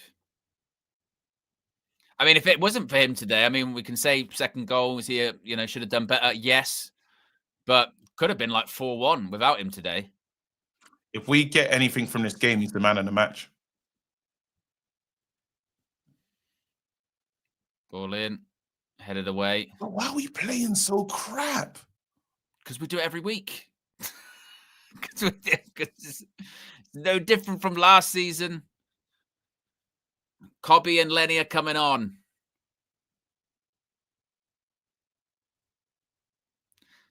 For who, though, is the question. Does he take Bruno off? Cunha. He should. Cunha. Take off Cunha right now. Take off Cunha and put Bruno forward, maybe. Oh, my God. Maguire's coming off, apparently. Cunha's Maguire and having a stink, Ugarte coming off. Cunha's having a stick. Oh, that was good from him there, though. The low, good cross, please. He's going to shoot. Yeah. Oh. Cunha's having a stinker. There we go. We let him. Well done, Delete. So yeah, he's going with, by all accounts, he's going with Bruno and Cobby in the middle.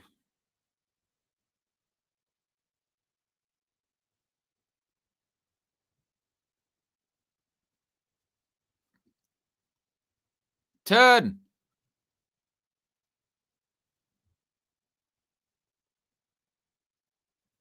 Find Sesko, please. And Bumo. Great defending. Goal kick. It just always as well, like when we're doing that build-up play there, everyone's just walking. Yeah, I was on A.'s Apprentice.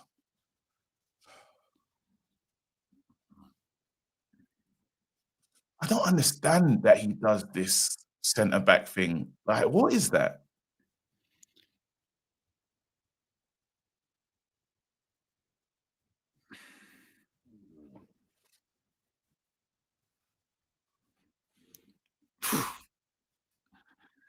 He's changed his 49 Premier League matches. In 42 of those games, he's changed one of his defenders. Or his central defenders. Maybe no. Maybe he does something. Well, it's a game for Cobby. Yeah. Cobby, try and save us. You've got to do something. Save us, Cobby. Because this second half performance so far, it's been abject. Has been awful. Like 20 minutes has just gone by like that. And we've offered nothing. Okay, now go forward. Doggy! He can barely stand up. Like when I said, when he gets the ball at his feet, he has no idea what's going to happen.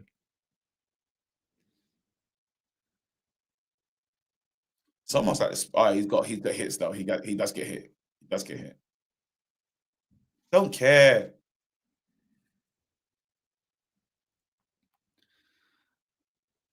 Right, come on. He does get clipped. Please. Please, just something. Can we score this? Who knows? Bruno, ball in. Oh my God. I just see their players. Yo, look at this. Oh, bad pass. Oh, honestly. That looks scary. Did you see that? Did you see that attack of the red shirts? And again, it stems from our free kick. Bruno, half-hearted ball, barely into the box. You know what I mean? Be better than that. Like we set up with these set pieces, like we actually practice them. Imagine, do we actually? I don't know. Like you watch this Brentford team play, you can tell that they got a set piece coach. They're clearly they're working on their set pieces. Go forward. Go forward. Yeah, keep going, big man. Oh, where's the help? Where's the help? Where's the help?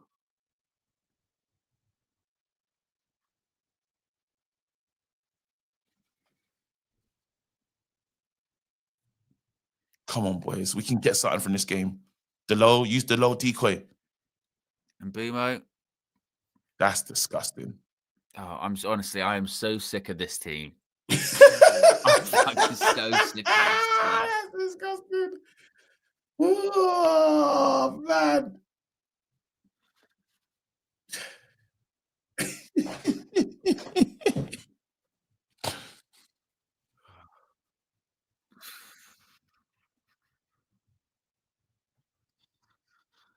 Oh.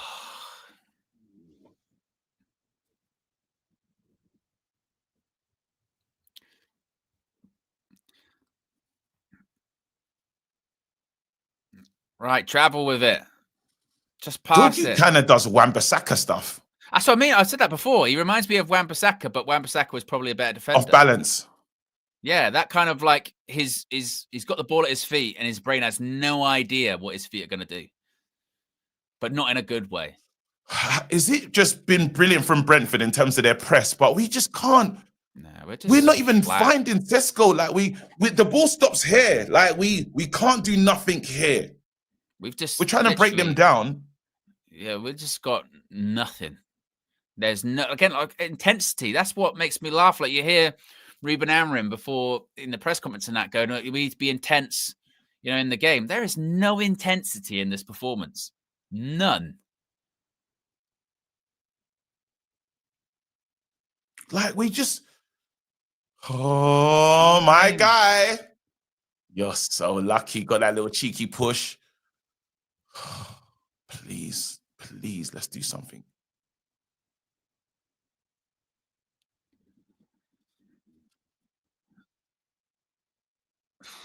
Kobe Mainoo can play in that team, you know. Like, honestly. What now? What now? What now? What now? What now? What now? What now? You've got 20 minutes. Like, just go for it for 20 minutes. Put some intensity. Or Ruben, throw some people forward. Just something. You see, like Leniora there, he goes forward. Just nobody there. That's lucky. Cunha and Boomo. Penalty. He pulls him back. It's got to be. Yes. Penalty. I told you. I was going to say. It had to be a pen. It had to be a penalty. I told you, bro. Back in this game. Hopefully we score it, though. I could say it had to be a penalty. Had to. It had to be. You could see They're lucky, you know. That move there works from from Dallo. Yeah, it's a good cross as well. Time. It's a pen. He reaches out. He knows what he's doing. You can't do that. That's ridiculous. Pen.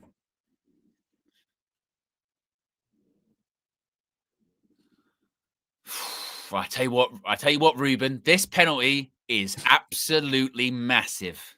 This is massive.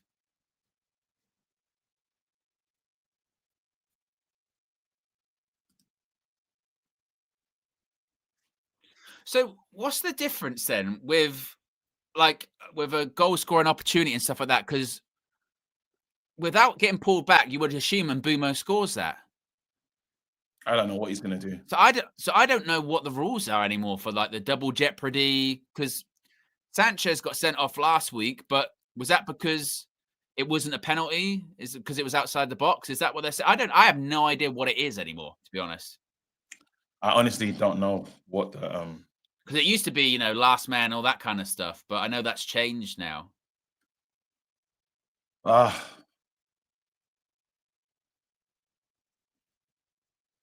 It feels like Mbeumo's taking it. Oh, sorry, just standing on. Yeah, I think it's like to do with, again, double jeopardy. Like if it's a penalty as well, they don't like to send off the player with a penalty. If it's outside the box, that's different.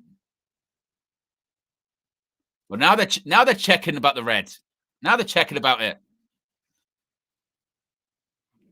This is what I wasn't sure about. I mean, it is. It's a denial, but of course it is. Probably scores. Yeah, it's not even. It's not even. It's a denial. That's why he does the foul. That's why he does the foul, is to stop him scoring.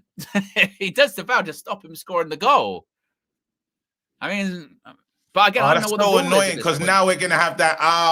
Man United can only beat 10 men. Who gives a shit? Who gives a shit? I mean, it's a denial. No. What's wrong? Why are they taking it? What the fuck?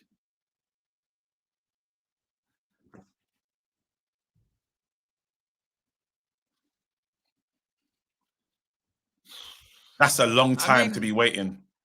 I mean, it is a denial because why else does he foul him then? He just does it for fun. Oh. That's taking forever. All right, come on, Bruno.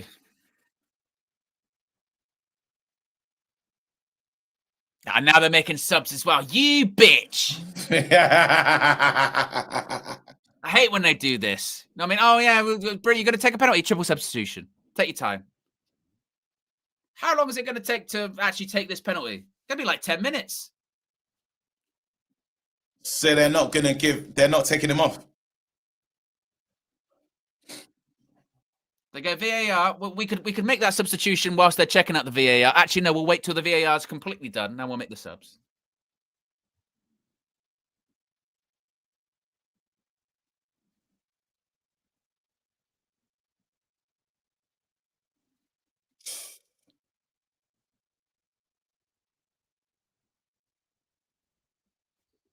Come on, Bruno. I've got to have this bottle now. Watching this.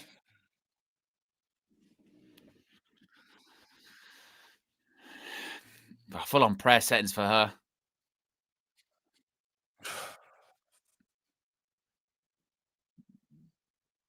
Get on with it. Get on with it. Now look at everyone praying. You'd think this was Champions League final. It's Brentford away. Yeah, it feels like it. Come on, Bruno. Come on, Bruno. Come on, Bruno. Oh, Bruno, you fucking asshole. I'm so sick of this shit. Oh, for God's sake. You had to. Oh.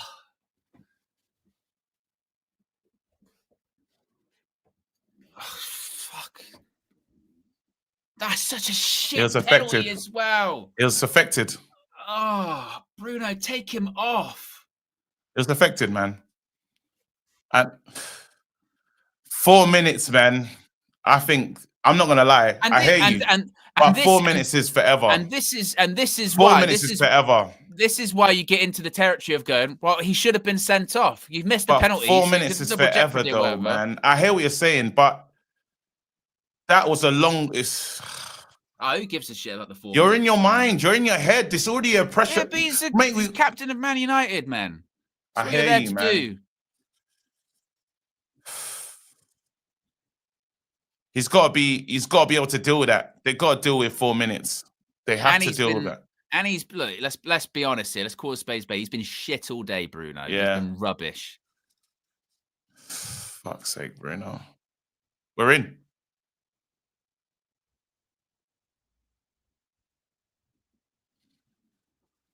He's in his head. Fuck's sake. Has to score.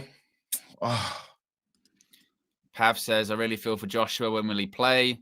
Dio says, funny, we bring in ball players and we play ball.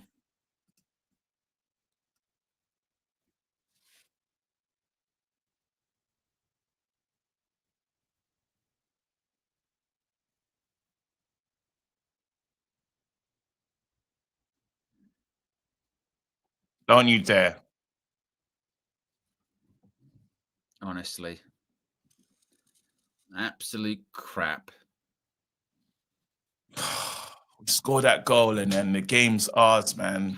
But to be honest, yeah, Bruno's got to get off penalties. Second time he's done that. That's second time he's done that. Fulham. Got to get off pens. That's costing us. That's costing us points. Against Fulham, could have won that game. This Bruno, game could have at least got he's got to be off penalties. He can't take penalties no more. Especially if he can't if he can't stay calm, even if it's 5, 7, 8 minutes, that's on him. You got to have ice in your veins. It was a long wait, yeah, but it can't be an excuse.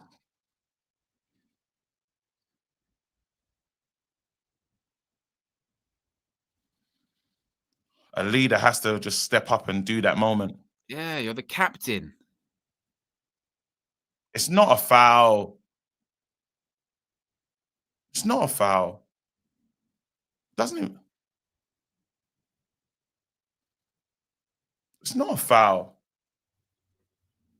He goes down. Nah, it's nothing, isn't it?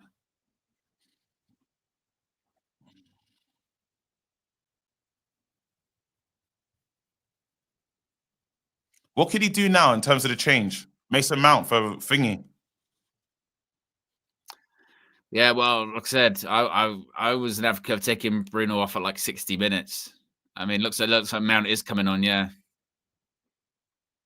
For who? Take Bruno off, innit? You might take like Cunha off or something. Pretesh says it was the one thing he could do. He cannot even do that now. Then what can he do? Šeško should take it. That 100 million offer from Saudi looks heavy now. Steve K says the referee touched him. Bruno said. That's a touch. Horrid, that touch. Bruno. Oh, his head's gone. His head's gone.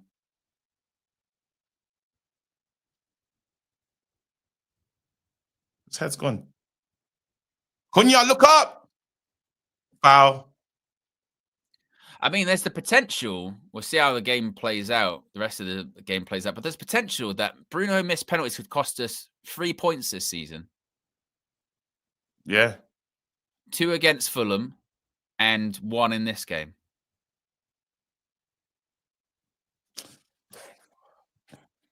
Okay, we've gone attacking.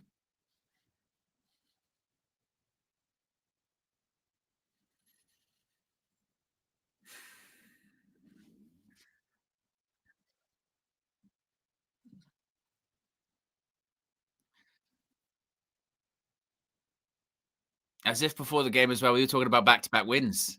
We're just trying to grab a draw.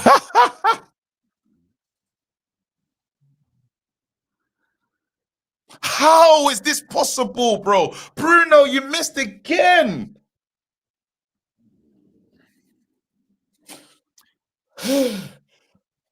Six minutes, 7 minutes extra time.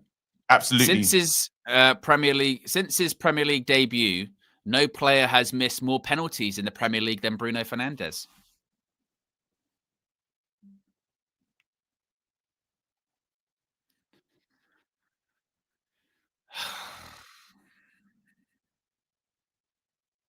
And if that's just extra salt in the wound, isn't it? We've been Bruno, man. We've been shit, and we still could have got back in the game, and we didn't. And we didn't. It just sums us up. We're gonna score. We're gonna score. We're gonna score.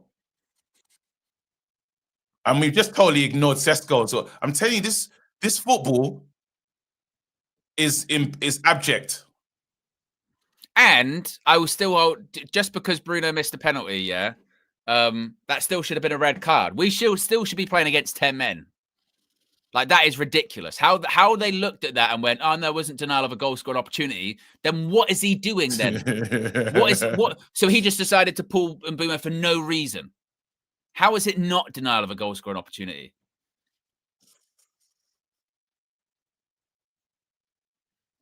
We're gonna win. We're gonna win this game.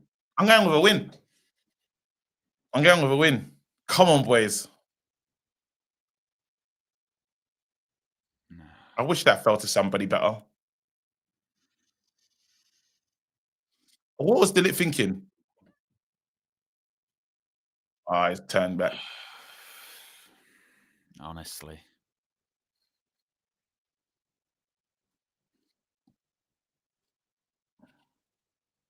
Yeah, I feel the same, mate.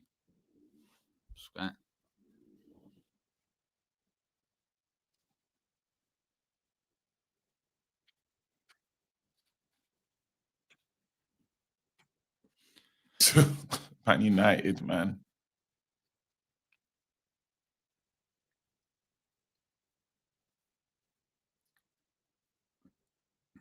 No foul, go on. And Mbeumo. It's absolutely shit. That's rubbish. This little roll it. Oh, Delict. You fucking idiot, Dillit. What was Dillit doing? What was he doing? What's his excuse for that? Okay.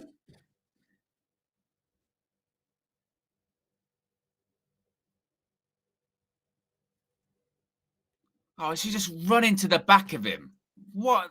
Honestly, Doggy, what? It's Doggy shit. It's Doggy shit. Or am I getting crazy? Just runs into the back of him.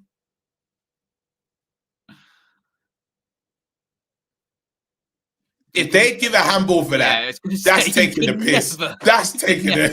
If they give a handball for that.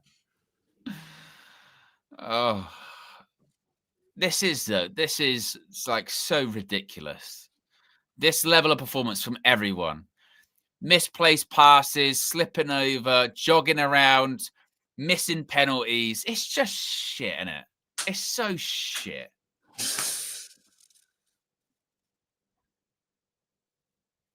For some strange reason, I'm holding on to hope.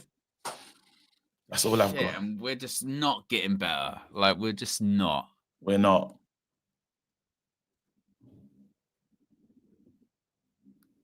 How far away is she? She's using the binoculars. She's in the stands.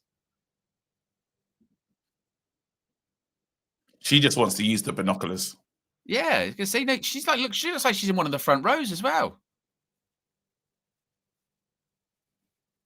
Second half, we've not created anything. And we still had a penalty miss. Except that penalty thing. Stop showing us Craig Pawson's face. Yeah, I don't care to see Craig Pawson's cheek. Ah, Bruno, you... Shut up, Bruno. Get the ball down, Bruno, please. How about someone put the ball down? God's sake, Bruno's slicing it. He's claiming for handballs, whatever. How about you take a touch? Take a touch. Keep it on the floor. Oh, we're cooked. Oh, Yoro's slipping over now. Oh, this is a mess. This is a complete and utter shit I swear to God, them players are just idiots. Them Bro, players what are you complaining idiots. about? It's a comedy of errors. Look at what's going on. How do they put the ball down? Look at this. Look at this. This is a joke.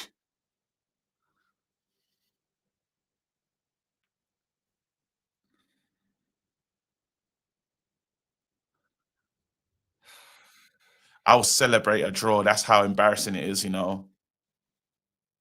I'll celebrate it properly because the game is the game. So as I said earlier, 1 week between games for this. Exactly. It's the same. It's the same. Whip it in. Whip it in. Whip it in.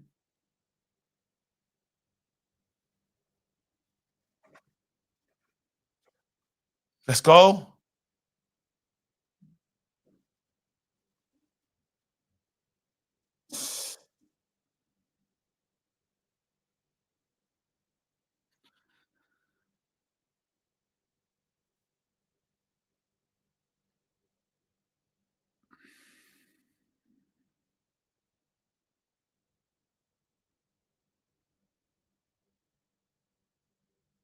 Well done, Mason.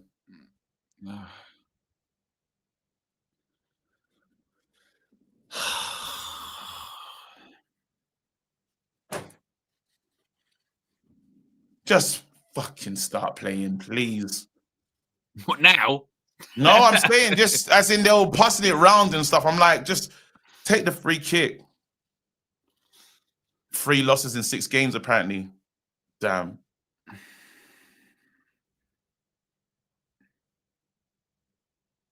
It's not over. We've got all the attacking players on. Worst Premier League season ever, but don't worry. Full summer, pre-season, transfer window, it'll fix things. Or at least make things better. Maybe fixes a bit too much there. Forward, please!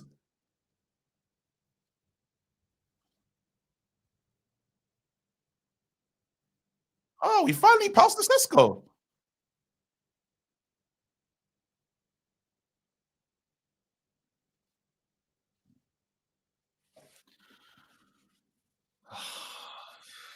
Pass forward, boys.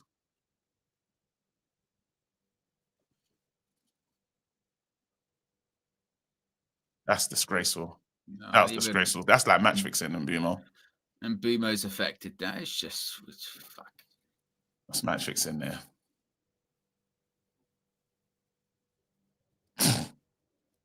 When Yeka's having a...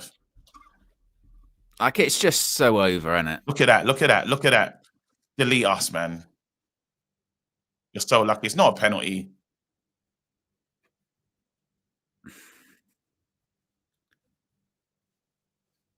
One more. Oh, you're taking liberties. You're taking liberties. Wiped out.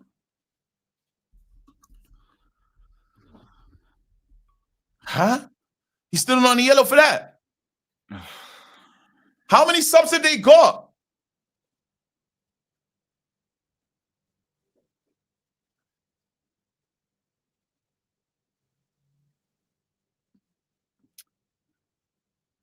Well, of course, actually, to be fair, we can't win today, KG, because we had our win for September last week. We only do one a month. We used up our quota. We've got to wait till October. I hate this team. Point per game again, isn't it? Win one, then go lose that. All right. That kid's never cutting his hair. No. We can, come on. I'm still hoping. I'm hoping to the end. 8 added minutes. Yep. Give me one now, boys. Pause.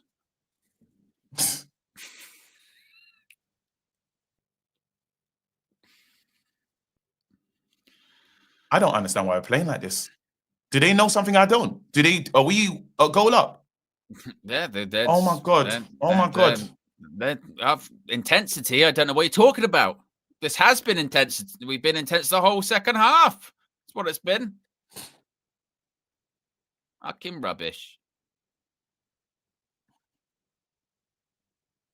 Please, good pass. Dallo. This is rubbish. Absolutely rubbish. Dallow's absolute pony, bro. They all are. They're all rubbish. Ruben's rubbish. The system's rubbish. It's not working, is it? 17 defeats and 33 Premier League matches. It's just not getting any better, is it? Nearly 50 Premier League games in, we still can't pass the ball.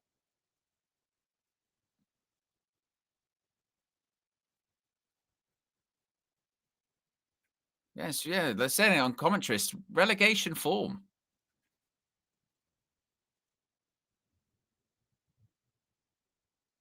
It's like a relegation 6-pointer, this. And we've lost.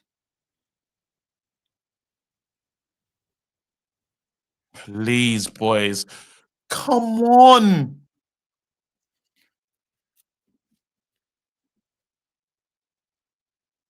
Hello.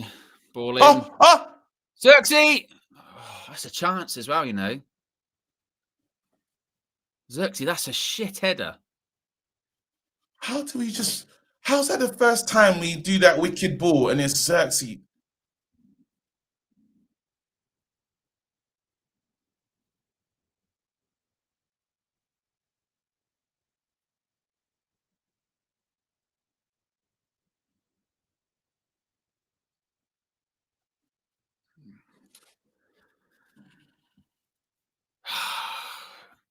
David T says, at least we're down by 1 goal. Positivity.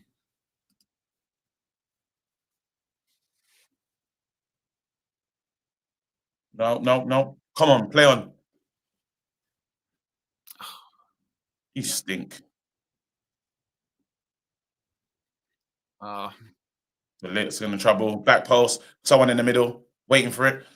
Oh, for fuck's sake. Don't foul him. Don't foul him.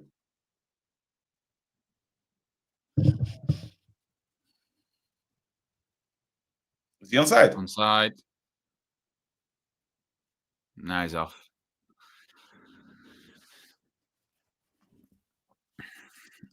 Pretesh says, even after the Grimsby game, I had belief. Not anymore.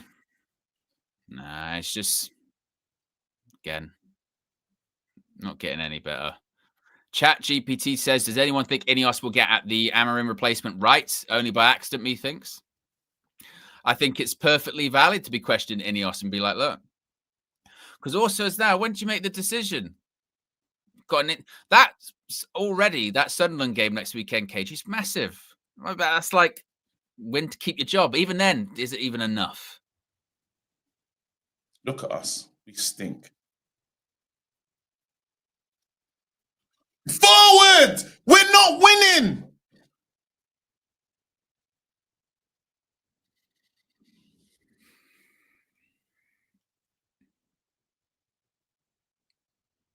Cobby.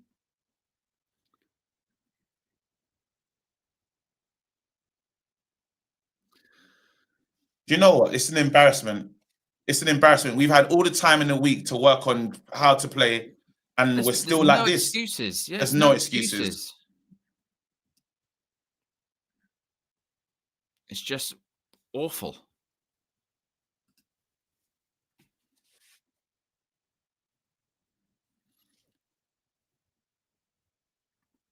That's disgusting from Cobby. Oh.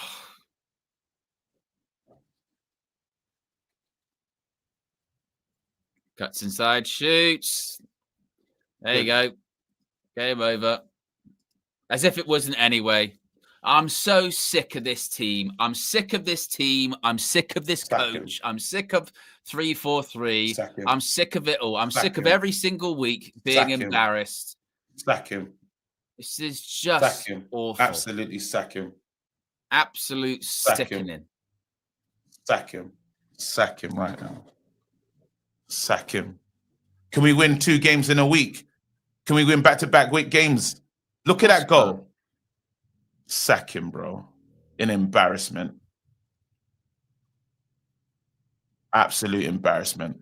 Look at that, Cobby. Cobby, yeah. Poor pass.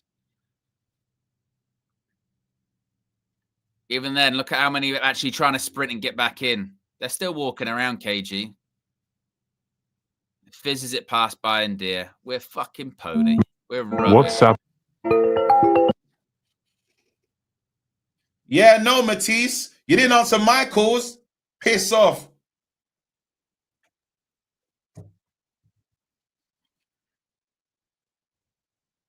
Bayern Deer, bite as well. I know he's fizzed it, but Bayern Deer, it's in the middle of the goal. It's all just fucking rubbish. It's just rubbish. Amorim, you're so done. So done.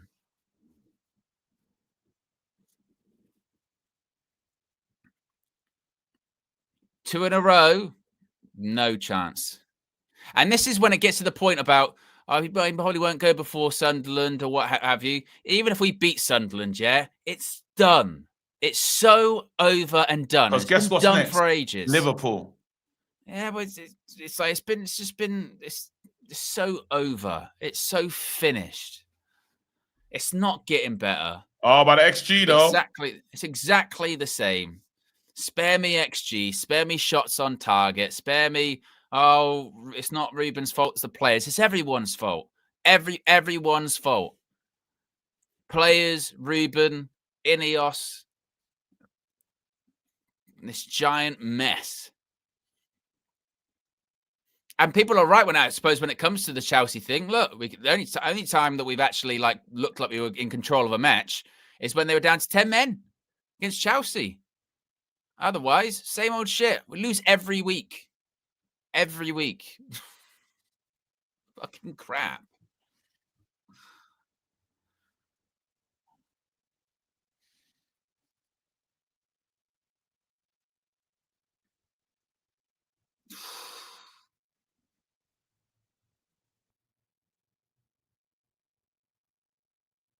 And we missed the penalty. There you go. Full time.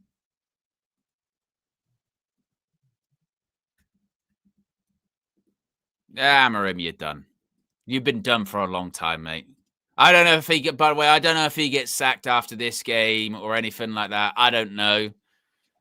My instincts tell me probably not, but it's so over. Listen, this was the annoying thing after the Grimsby thing. This is what I said after the Grimsby game, KG, of like we're then going to this weird thing where we're on this road now where we're just sort of waiting to lose games. We're now just waiting to lose more games until we abort this project. But it's not working. It's not been working for months.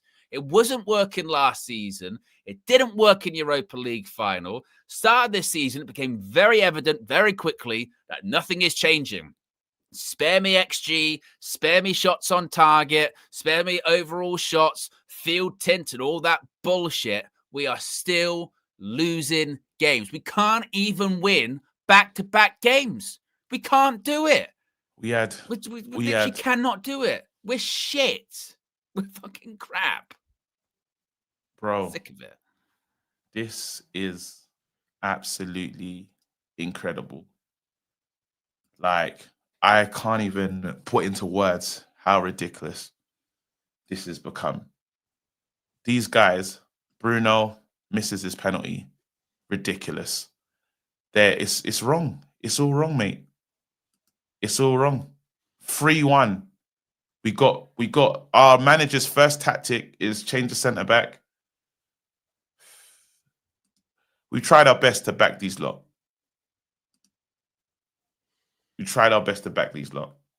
And look at those signs again. Look, when they're standing in front of the away fans applauding them. And that always happens, yeah, of this like damning defeat, manager's last game kind of thing. And it's just, honestly, fucking crap. Every week. Every week it's the same old stuff. And we're just going to, look, we just go plummet down the table again. Yeah. Back to where we actually should be, which is 13th, 14th. No, because everyone else has got to play with. Well, exactly. We'll keep going down because again, and we deserve to be there. We deserve to be there. We don't deserve to be higher up the table. And it just goes to show again, because the league table never lies. When, like you said, when all's said and done today, we'll probably end up being around sort of 15th, 16th, in and around that, yeah. And that just goes to show you again, nothing has changed.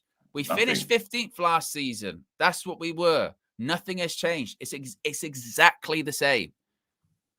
However many months in, and it's not working. It just isn't. It's just shit. Sack him, man. You got to sack this manager. It's over. Saturday, it's terrible. Damn. And don't get me wrong, because I know people will be saying, "Oh, why are you focusing on Ruben as players? Players are shit, yeah. Players are crap." Bruno Fernandes, hang your head in shame. Missed another penalty. You've cost us 3 points overall this season with missed penalties. 2 against Fulham, at least 1 today. Might not have even been enough at the end, but could have changed the game, obviously. But Bruno, rubbish. You're looking at your defenders. Maguire, rubbish. Shaw was rubbish. Dallo, rubbish. Even De Ligt, who's done all right this season, was all over the place. Bayern Deer, look, he kept us in the game at different points. That third goal, it's in the middle of the goal. If Onana was playing, I'd criticise him. Midfield again, I'm talking about Ugarte. The 10s, Cunha. I thought Cunha actually had a stinker today. And felt bad for Šeško. He kind of got his confidence going with his goal in the first half. Second half disappeared. They just found it. They just didn't. Zero intensity. Players walking around jogging. It's just shit. We're crap. We're rubbish. And there's no change. There's no word to it, man. And there's no process that takes us long. This is the other part of it as well. Those that will then try and push back on this and go, well, you don't have the stomach for the rebuild. This ain't a rebuild. Because this happens every week. You don't have to lose every single week to be a part of a rebuild. You don't. You don't. If we were like 10th or something like that, yeah, that's when you would go like, well, look, no, it's not great, but it's getting better. We lose every week. We're rubbish. This isn't any rebuild. We're just shit. We're just crap. And when are those powers that be going to make a decision? Or are they going to be wrong and strong? No, it's going to be, it's going to come good. It'll be Liverpool, innit? It'll be Liverpool, bro. But that's right after the international break. Why would you wait a period of like 2 weeks to do it? I can't believe we didn't win this game today.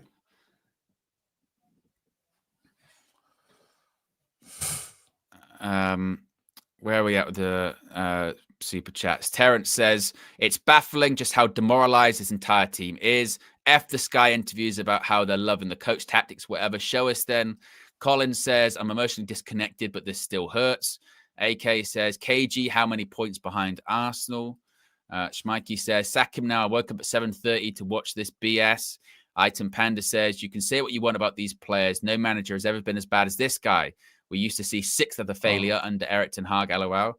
It is true. Like the drop-off. I mean, this is the other part. Managers have been sacked for way less. 3-1. He's lost 17 out of 30-something matches. You can't even win back-to-back back-to-back. We were building up back-to-back Premier League wins like it's a big thing. For any average club in the Prem, that should be the norm. Let alone like, oh, it's a big step for us. You can't even make the step to win a couple of games in a row. James says he will go down as our worst ever manager. Fair play, boys. Can't be easy being live watching this. Philip says, get Amorim out right now. Awful, depressing, crap football. Dwayne says, fairs, man. Brentford ran the classic PL tactics. Godson says, how'd that ball even go past the keeper? Nathan says, Amorim ain't it. You can see in his first 10 games. Michelle says, this was such a United game. Chalaboy Comics says, fly me to London. Let's put the gloves on. I need to beat Amorim up. This is infuriating. I hate this so much. The smugness, the lack of fight, rage. Lieutenant General says, it's working. Owen, you lot said Onana was the problem. Lewis says, just with laughing emojis. Phil says, woke up at 4 a.m. for that. Big up to you boys on the watch along. Lost Boy says, KG had chest for Arteta for a draw, though. What now? Mysterio with the contribution. Michelle says, not one player had a good game. Absolutely. Don't get it lost in the criticism of Amorim that it's not on the players, because it is. It's on everyone. It's players that aren't fit for purpose. It's a system that's not fit for purpose, and it's a coach that's not fit for purpose as well. C1 Chaos says 3 hours before OCT is crazy. Mysterio with another contribution. JK says, name pronunciation vid. Shobin Amarout. TH14 says, you're not even fun to banter anymore. It's just sad now. SB says, the manager should and will get fired, but I hate a lot of these effing players. Dallo, Shaw, Bruno Maguire, effing hate the lot of you. Biggie Third says, please someone explain why he started with that back three. He ended up taking 2 of them off, like we all knew he would. Flex can have his Bruno, useless. Troy Superstar says, I love Ruben Amorim, please. Let's keep Amorim in. Blitz says, KG, you jinxed it by sitting on the chair too early. And Dwayne says, Amorim is the perfect cover girl. Charisma, charm, no talent at all. K-Flow says, losing to a set-piece coach, I'm done. And Tab says, if Frank changes it to 2 wins in a row, he won't cut his hair this season. This man will relegate us. But we know Ineos won't act for FC. And this is true, KG. Look, we're still in relegation form. Like, when's enough? Now. It's now. It's now, bro. It is now. We are past it. It's gone past when. It's not even a normal question that you're saying. We are at the point of this man, and these players, he can't hype these players up. And he can't play like bro. Look, we saw the game. They're screaming attack, attack, attack. Yeah. It's not good enough. Bruno, that's criminal. What Bruno's done is criminal. I have no words, man. I have no Bruno words. missing penalties again. I tried to perform. That's why I said, when you were like, oh, we're going to come back. That's why I was like, do you actually believe that? Because there's nothing. Well, I in did. That team that honestly, I tried belief. because we got the penalty. That was the comebacks on. We got the penalty comebacks on. Bruno misses it. Yes, 4 minutes is a long wait. But, mate. It's no excuse, is it?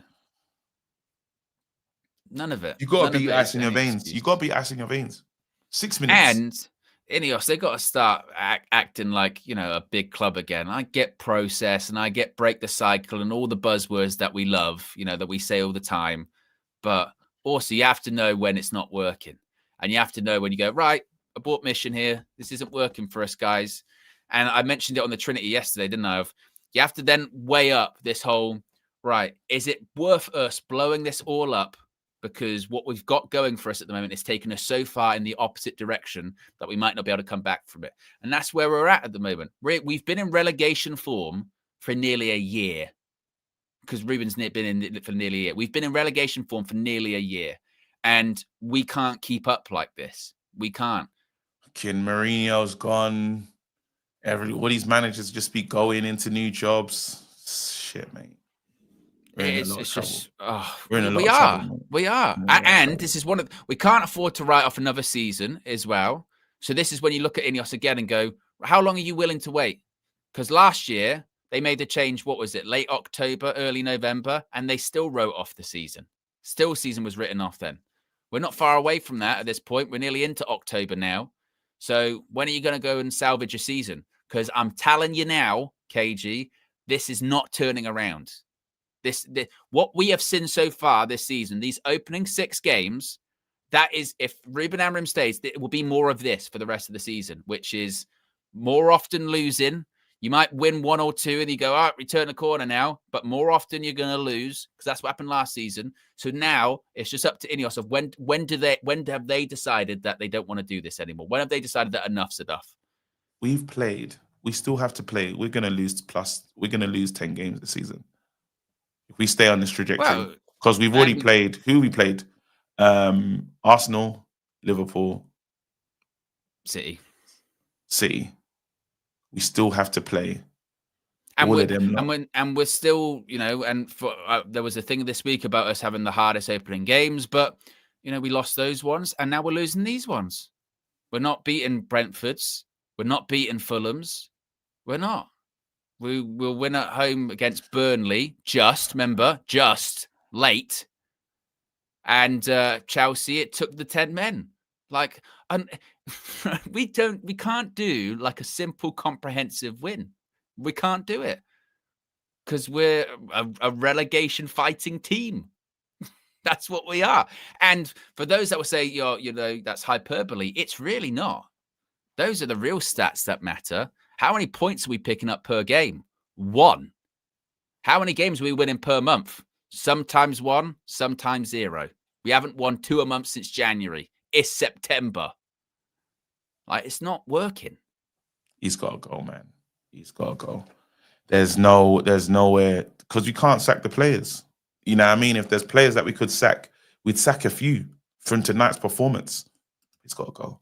That's the bottom line of it. With that too, KG, it's like you said about the players, and I know people say, "Oh, that's the players getting away with it again," blah blah blah. But we are at the territory now where you gotta go and, even regardless if you think the players are good, bad, indifferent, someone can get more out of them than what Ruben's getting out of them.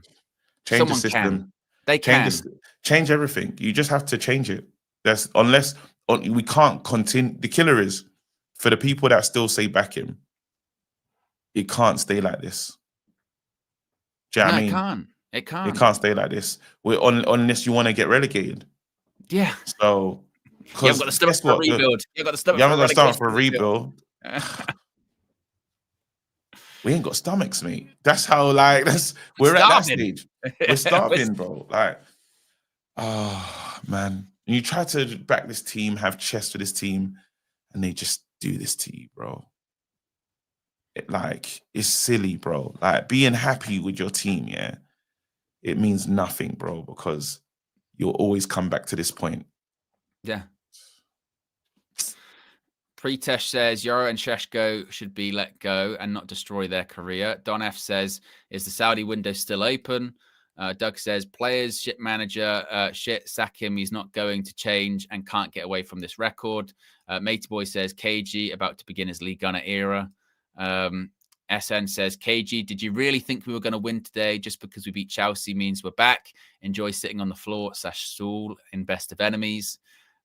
Troy says, we will win the Premier League with Amorim. Keep him, please. Danny Defeat says, been member for 11 months. Says, manager needs to go. Also been telling you fools about Bruno for years, holding this team back. You all laughed at me. Who's laughing now? Dan says, I don't know why you're laughing. I know, I was going to say, we're back into that hold that thing. Hold that. We lost. Dan says, I was hammering him till right now, but something needs to change, even though all 3 goals were player mistakes, not system. We were so passive. About my father's business says, Boomer was terrible today, not good enough. Worldwide info. Cunha was shocking to finish the season. Biggie Third says, the problem is the midfield. The only way to fix it in the middle of the season is a change of formation. We need a 3-man midfield. Rob says, I hate this endless cycle. Manager crap, players crap, manager sacked, etc. But what do we even do? It's just not working. Exactly. He says, I wanted it to work, but he's just not the guy. Who do we even get now? Shocking. And tell you what, Rob, that I think you've summed it up perfectly there, whereby it's not that I think anyone takes any gratification out of Amorim, not being the guy and us finding ourselves in a situation 12 months later where we're like, he's got to go. But just because it's not worked in the past, that doesn't mean we have to sort of fool ourselves, delude ourselves into pretending that it's working now when we all know that it isn't. You know, we can break the cycle when it's actually showing something that's worth breaking the cycle for. There's nothing. Jason says we 100% aren't beating Sunderland. They're a very physical team and our players are cowards, the manager as well. Giovanni says Bruno missed on purpose to sack him. He's hot garbage. Dwayne says, the one time I decided to watch the game, we get beat by some doomed dude named Igor. All we can do is just vibe until 2028, then boycott The Office. Jamie says, relax, by Christmas we'll be 13th. Biggie Third says, we are the pundits and journalists. Where are the pundits and journalists when you need them to get a manager fired? Rohan says, we will beat Sunderland and all is well again. Then it's only Liverpool, Palace, Brighton, because they had to win this game. Remember that. 4 losses. It's not sackable. Well, this is the other thing. Like I said, it won't go between now and next weekend, I don't think. Not going now. But even if we win, for me, I think the decision should already be made that they're going to be doing the stuff in the international break. Because you're right. You look forward then to the fixtures afterwards. We're not winning them. Like, we're not. And that's not even pessimistic. We're just not. You know, because we've seen it. TH says, you're so bad your own fans have turned into ops. And Brandon says, genuine case, Amorim is the worst manager in Premier League history. Manish says, goalkeepers union was the 3rd goal in the middle of the net. He should do better for me. I know it's hit hard and all that, but it's goalkeeper. I'd criticize. No, but we got Cobby was involved in that as well. Let's be honest. Like, it was shit. Oh, yeah, but it's one of those ones where you can. There's different points of failure. We could have lost this game 5 something. Oh, like, that's a game where Bayern there will probably be one of our better players, and he had to take the ball out of the net 3 times. Do you know what I mean? Like, if we're being real, it was just shit. We were shit. Yeah. And then we can talk about the players. It's moments in games where they're having lapses of concentration, but you set the system up where this is going to happen anyway. How many times are they having lapses of concentration? Every damn game. His first change is Euro always. What is that? The attacking moves. Where's the sequences after we putting the ball back? It stayed in the middle. We couldn't break the lines. Anytime we tried to play through them, we couldn't. And we got a week's training. This guy said we don't want Europe because he wants to focus and make these guys better. Brother, does he want no football at all? Because that's the only way. No Carabao Cup, you know. When the FA Cup comes around, probably go out of that if he's still in charge by that point, because that's January. I mean, again, I mentioned this several weeks ago. There is now this feeling of inevitability, like for all of the repeat the same cycle, like we're in the cycle now. Like Amorim's been in the sort of death spiral, shall we say, for a while at this point. And this is the thing that always frustrates me about this, is now we're just sort of going along with emotions until he loses his job. Be proactive then. Make the change. Are we waiting to lose to Sunderland? Is that what we're doing?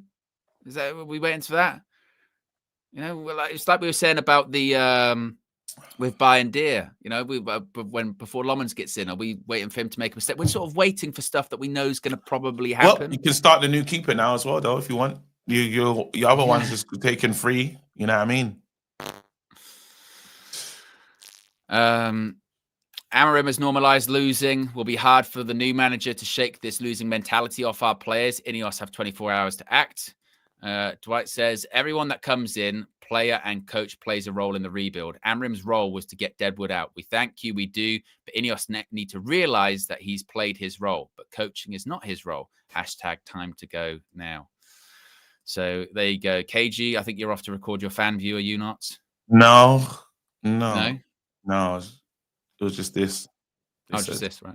Yeah. Yes, well, I wish it would have ended on a nicer match. The final KO match for back. I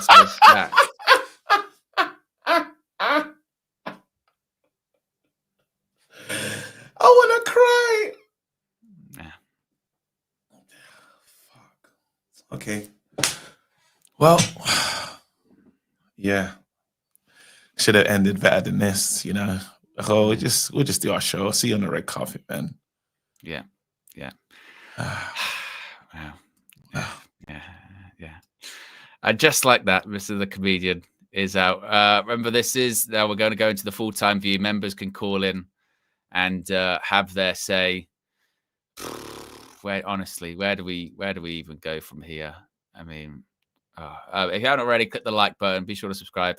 Big up to KG, man. Like I said, we've done 1 million match views together, and kind of sums up the ending, doesn't it? All Elite says, appreciate you boys so much, but I can't do this anymore. Got to take a break from all this, and hopefully we'll come back refreshed in a few months. Love. Yeah, I know how you feel, All Elite. Let's go to the calls. Let's go to GJE. Let's start with GJE. What are your thoughts on that? Amarim, is he a dead man walking, GJE? Man, Amarim, terrible. Honestly, terrible performance. You see why I have this picture up there, yeah? I have this picture because I have a challenge for Amarim. This is an ASLS challenge for you, Amarim. And I dare you to win back-to-back Premier League games. And I'll actually donate to a charity of his choice. I would donate to Amarim's charity of his choice if he can win back-to-back games. Because this manager, oh my goodness, man, he has to go. It's time, man. And I feel like I am getting to a point where if they don't get rid of the manager now, you have to start blaming Ineos. What do you think? Like, you really have to start blaming Ineos because this is your business. You own the club now. You're involved in all the footballing matters. You need to make a decision and actually let this manager go because it's clearly not working. It's really not working. Today was really not a good display of football whatsoever. The defending was poor across the whole team.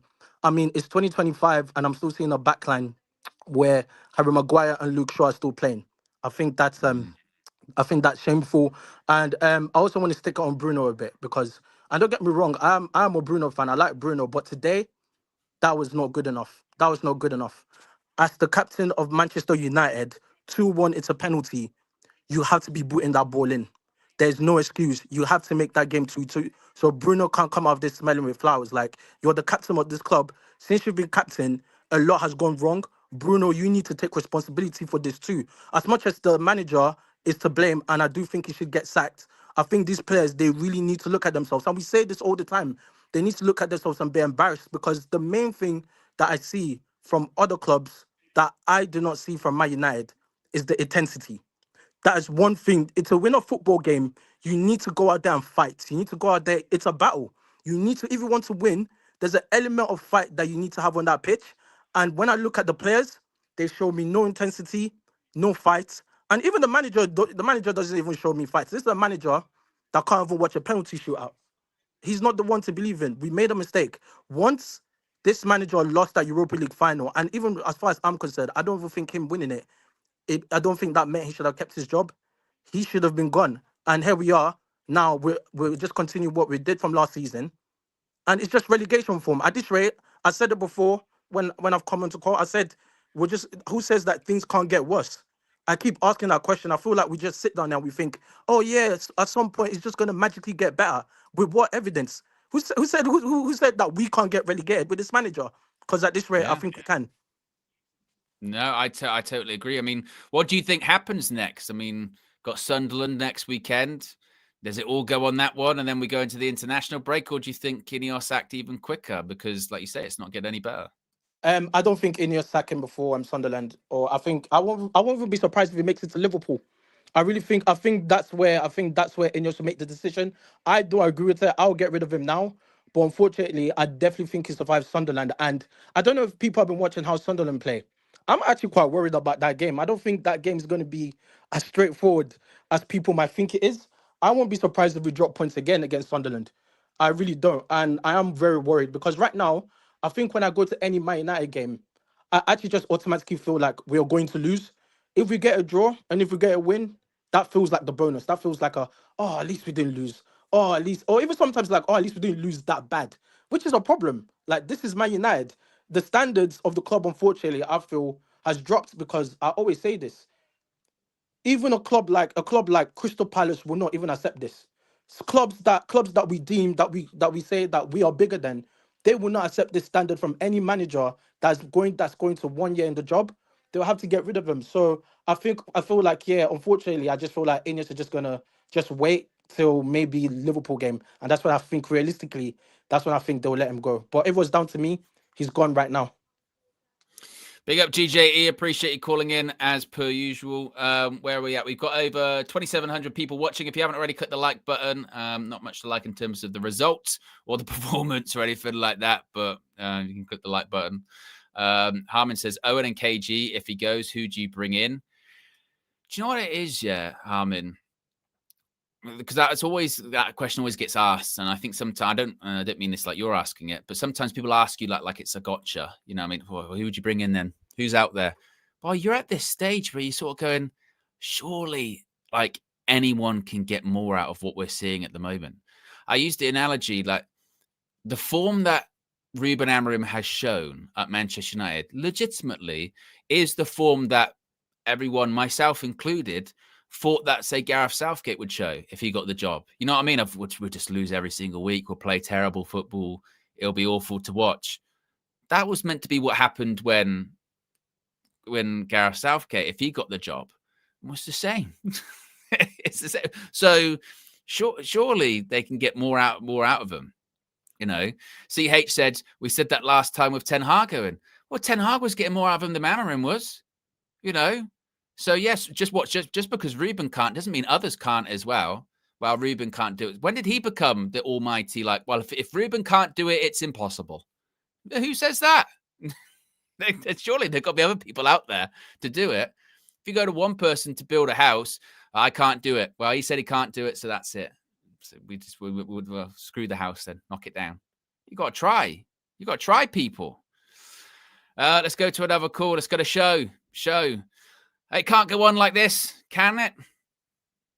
Yeah, I mean, just like to start off the game today, I think it's just another loss in just like the many losses we've seen. I think the sad thing is the goals that we concede are so predictable. The lack of attacking intent is predictable. The lack of chances that we create. I mean, I was just looking at some of the stats in between the end of the game and being on the phone to yourself. But was it only 9 wins in 33 league games, lost 17 of them.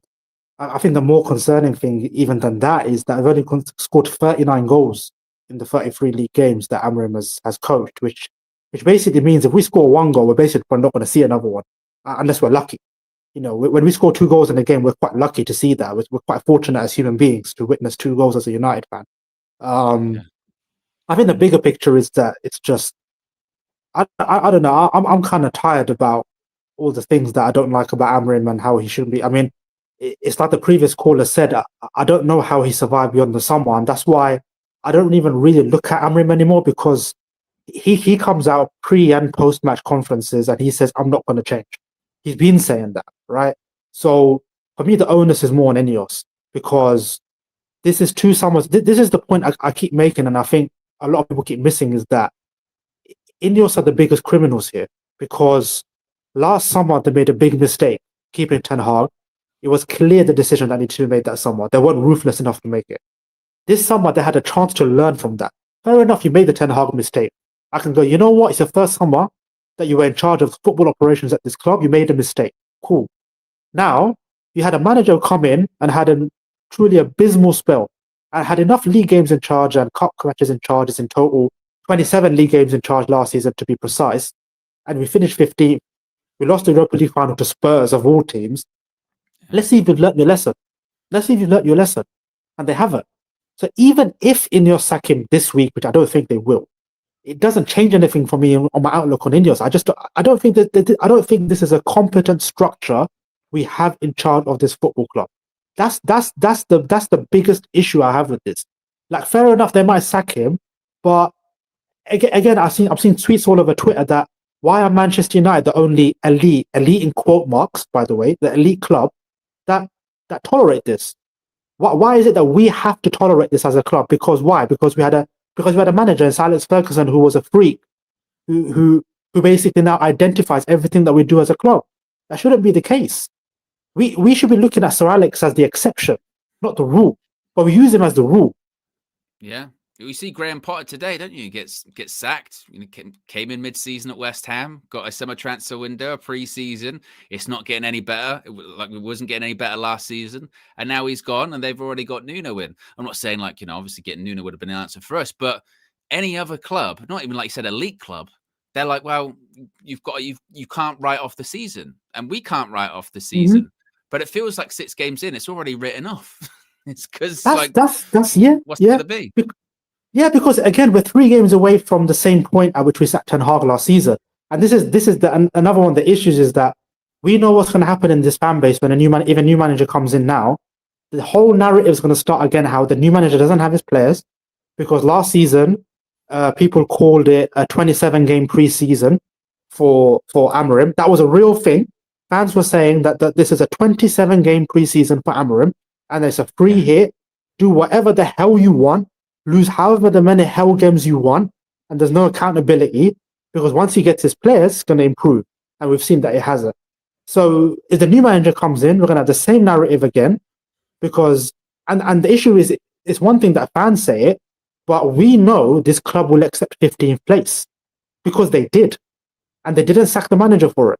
So now we know this new structure has come in and lowered the standards to a point which we've never even seen before. So I don't know. We're kind of lost as a club. I don't know. I mean, it's ridiculous that Ineos can let this go on, but I do think he'll be in charge of the Sunderland game. I do think that, because I just think, I think because he's their guy, they're trying to prolong it as much as possible, but we're just wasting games at this point because we know how the games are going to go. And the Sunderland game, I know people are going to say we're at home, as if that means anything. I watched Sunderland play last week against Villa. They're 10 men for most of that game, and they're pretty damn good.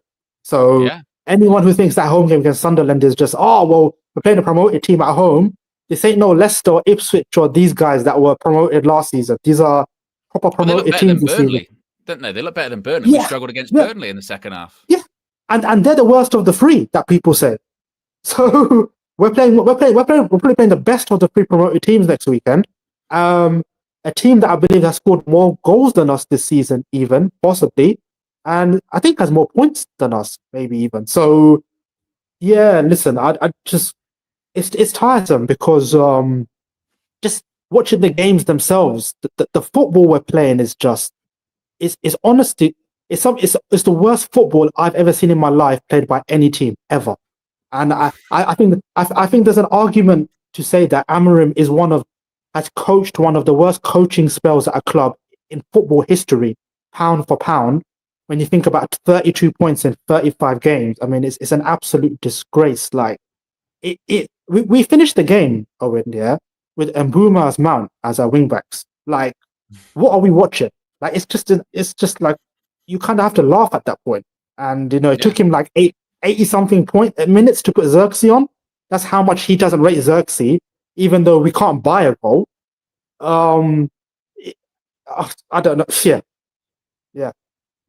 Yeah. I mean, shows at this point lost for words, and I don't blame him. Ruben Amorim is actually talking at the moment. Let me rewind this, and I'll listen to him and see what he has to say. I mean, honestly, if he does the whole threaten, like, about, well, maybe I'll walk away, or maybe I'll do this, maybe fucking honestly. What does he have to say? This is him on TNT. He talked about needing to build momentum after last weekend's win. Let's make even today's result deflating. The feeling is always the same. Of course, we want to win. It's always the same because we keep always losing. We couldn't control the game. We played the game of Brentford, really confused. Second balls. Set pieces. I'm not even going to repeat what he says. Like, I can't be bothered. Let's think about the next one. He's asked if he saw the fight today that we saw against Chelsea. We didn't. He says yes, we didn't. We didn't show any fight. We jogged around for 90 minutes. Conceded in every game so far in the league this season. How worrying is it? Similar issues every week. Same issues every single week. Not just this season, same as last season. We couldn't control the game. Again, I thought this system's meant to be controlling. We can control games and keep the ball. Well, we can't. Whole week, no midweek football. All that time on the training ground. Why don't you think the players are able to put that into practice on the pitch? We didn't play our game. No shit. Can't have control of the game against Brentford. Need to play our game, not the opponent game. Results have been inconsistent so far this season. To put it lightly, every defeat that comes, you're one step away from another crisis. How are you managing that? He says it's always the same. To lose in this kind of club, it hurts a lot. Think about the next one.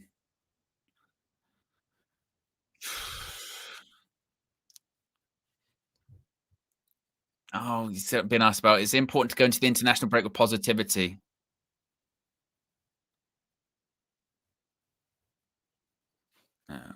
Nothing really that much said, was there? What else needs to be said? Let's be honest. It's shit. It's shit. Let's go to another call. Let's go to Amanor. Amanor, just when you think it can't get any worse, it continues to do so. Another defeat. What are your thoughts on it? No. Good afternoon, Owen. I wanted to start by the lineup and the match itself. I know people have talked about the managers, but I said to quite a few people in the chat beforehand, that lineup was so underwhelming for me, especially the back five that we had, having Maguire, Shaw, and De Ligt and Dalot as 4 back five. It just does not fill me confidence. The reason why I said that is, I knew Brentford. I don't follow Brentford that much, but I know they're a transition type team, so they'll tend to, if they're going to win, the way they're going to win is either through long balls or transitional play. So over the ball type, long balls over the defense and going behind the defense. And two of the three goals was that, and the third goal was transition play football. So I don't understand why this manager put Maguire as centre back, knowing that he hasn't got the pace to do that. So fundamentally, from then I knew we're not going to win this game just because of the centre back and the way he set that up. So I was deflated at the beginning of the match, and then to concede 22 goals within 20 minutes was disgusting. Let's not talk. We know what happened with those both goals. It's horrendous for me. But I think the most telling sign for me is that even when we have the ball, especially in the second half, you can see like the horseshoe shape, whereby they pass the ball from left wing through the centre back to the right wing, but there's no sustained attacking play, i.e. any triangles to penetrate the D or to break the line or do something to create goals. The only way I could see goals being created was Mbeumo crossing it with his left foot into the box. So I don't even think this is a systems issue. I think this is a coaching issue in terms of what is he telling him? What is he telling these players to do during the week? And what is he doing during the entire week to result in a performance like that? He said to us, he's so happy that we're not in Europe because it gives him time to coach. Well, this is the outcome of a coach. Which I've sort of, everyone knows my views on the manager. He should have been sacked after the Tottenham game, if I'm honest with you. But I thought I'd give him the summer to see what he does. He needs to be sacked now, but he's not even a good coach. I don't want, I got hung up with the idea that it's the system 3-5, what was it? 3-5, whatever system he plays. I thought that was 3-4-3, yeah. Yeah, I don't think that's the issue. I think it's his coaching, and he's just not delivering as a coach. And I'm so disappointed myself that I thought this was a good coach when we signed him. He's not even doing that. So yeah, those are my initial thoughts. Yeah, no, I do agree with you, Amanor. I mean, in terms of Bruno today, obviously, misses the penalty. What do you make of his performance? And once again, being in the sort of 8 positions. I sent a super chat and I got shouted down a little bit. I said Bruno's an important player for United, but not in the mid. I would have played him under 10. I know it sounds controversial. I would have taken off I would have started with Bruno as a 10 and taken Cunha as a sub and Mainu in the midfield. Because I do think Bruno has some qualities that could be utilised. I just feel like there's a missed opportunity here that if you put Bruno as a 10, he could probably link in with Sesko, do those little dink balls over the top to feed Sesko and score goals. And yes, he had a poor performance today. And the penalty he shouldn't have missed. But I think partly it's Bruno's fault, Owen. But I also think it's partly the manager in terms of the way he wants him to play. Playing that mid, it does not bring the best out of Bruno for me. No, I agree. Big up, Amanor. Appreciate you calling in as per usual. A couple of super chats here. Rafa says, not going to lie, Ruben Amorim may not be the man, but I would get rid of I would get rid of more players first before Ruben Amorim. I will firmly be Ruben Amorim out when I can see the players challenge for everything on the pitch, but we lose because the system is truly shite. K-Flow says, how do we have bad defenders and still conceding a lot of goals? And we don't create for the striker, not a single chance in the second half. Second half performance, honestly, was shocking. How many times have we gone, I tell you what, that first half performance, manager in the second half, he's gonna hair dry treatment. Hair dry treatment's what's gonna be at half time, and come on, just the same. No difference. Terrence says, whether it was a red card or not, you should be beating Brentford. I don't care what the stats say in favour or against. All I care about is what is the score. Let's get to another call. Apparently, Palace won up against Liverpool. They'll come back and score goals because that's what they do, don't they? Let's go to Eminem. Eminem, another defeat. How much longer do you think Ruben has left? With the fans, I don't think he has any time. But with Ineos, it's a guessing game. I don't know. Just for my weekend not to be ruined, I want an announcement by 8 o'clock today. That's where I am right now. I think we've got enough time for the next game. They can sack him now and get a new manager. West Ham got Nuno immediately after putting that statement out. Yeah.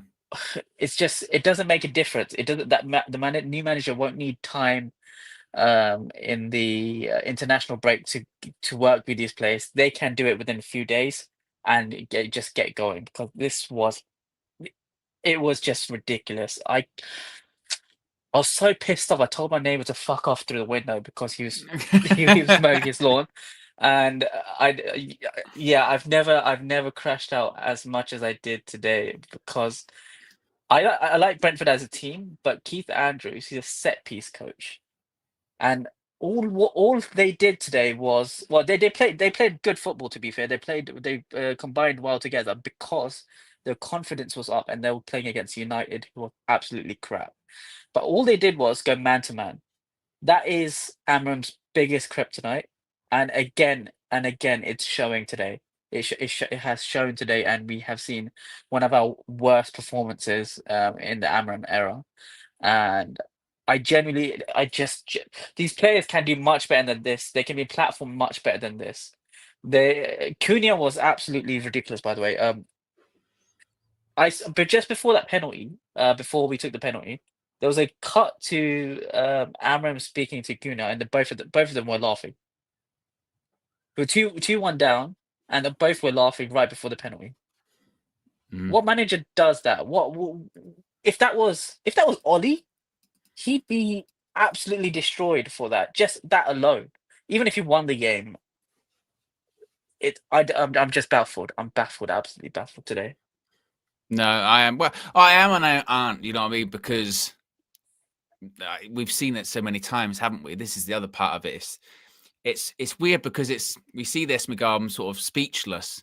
But then why should we be speechless over something that happens every week? You know what I mean? And that's where it just kind of feels like at the moment. In terms of individuals, I mean, I spoke to Amanor about Bruno. What did you make of his performance today? Is he being wasted in midfield, or is he also just not performing as well? It's a bit of both. I thought his general performance and form today was absolutely crap, but he's not in the ideal position. And I think I saw a tweet saying that he won the ball more times than he created key passes, and that's not Bruno's game at all. Bruno should be creating. He should be up there. He is a liability when it comes to the defensive side of central midfield, so he cannot play in that position. However, he's being forced to. I know there's a quote that James used a few weeks ago, or was it last week, about Bruno saying that he's comfortable playing in the centre mid position. Yes, but in a midfield 3. He's playing in a midfield 2, which is a completely different game. And that penalty that he missed, again, I knew that he's going to miss that penalty because there was so much delay, and I knew his focus would be off. But it just didn't look like a Bruno Fernandes penalty at all. It's like it didn't have any effort to it, in my opinion. So in general, I think these players have also given up on Amram. They just know it's not going to work. That's why we became really passive when chasing a game. And look, I'm not going to listen to anyone that says that it's the same lot of players that have thrown the manager under the bus, because these are different players. We have changed since Oli, we've changed since Ten Hag, and these are different players. So we just need a better coach, a coach who knows how to expose the strengths rather than expose the weaknesses, and then we have to build on from there. I don't mind if we lose every now and then, but this is not how you rebuild. This is absolutely not how you build a foundation to become a successful team by 2028, because right now we might be successful, but it might be in the championship. Yeah, exactly. Big up, Eminem. Appreciate you calling in as per usual on the full-time view. Oh, I moved slightly. I hate it when it does that. Let's move back here. Yes. Final super chat from Harsh says, it's a relationship where everyone is unhappy but not willing to break up. Carrick and Rooney to the end of the season for me. Don't know about Wayne Rooney. I feel like every match day, this is where it ends on this kind of note, doesn't it? It's like, oh. Anyway, guys, if you haven't already, click the like button. Be sure to subscribe to United View. There'll be more reaction coming from Flex outside of the G-Tech, or maybe even inside the G-Tech. I'm not sure. And there'll be player ratings, etc., etc. Yeah. Anyway, guys, try not to let it ruin your weekend. Football, I don't know what you're talking about. Have a good one. I'm out of here. Peace.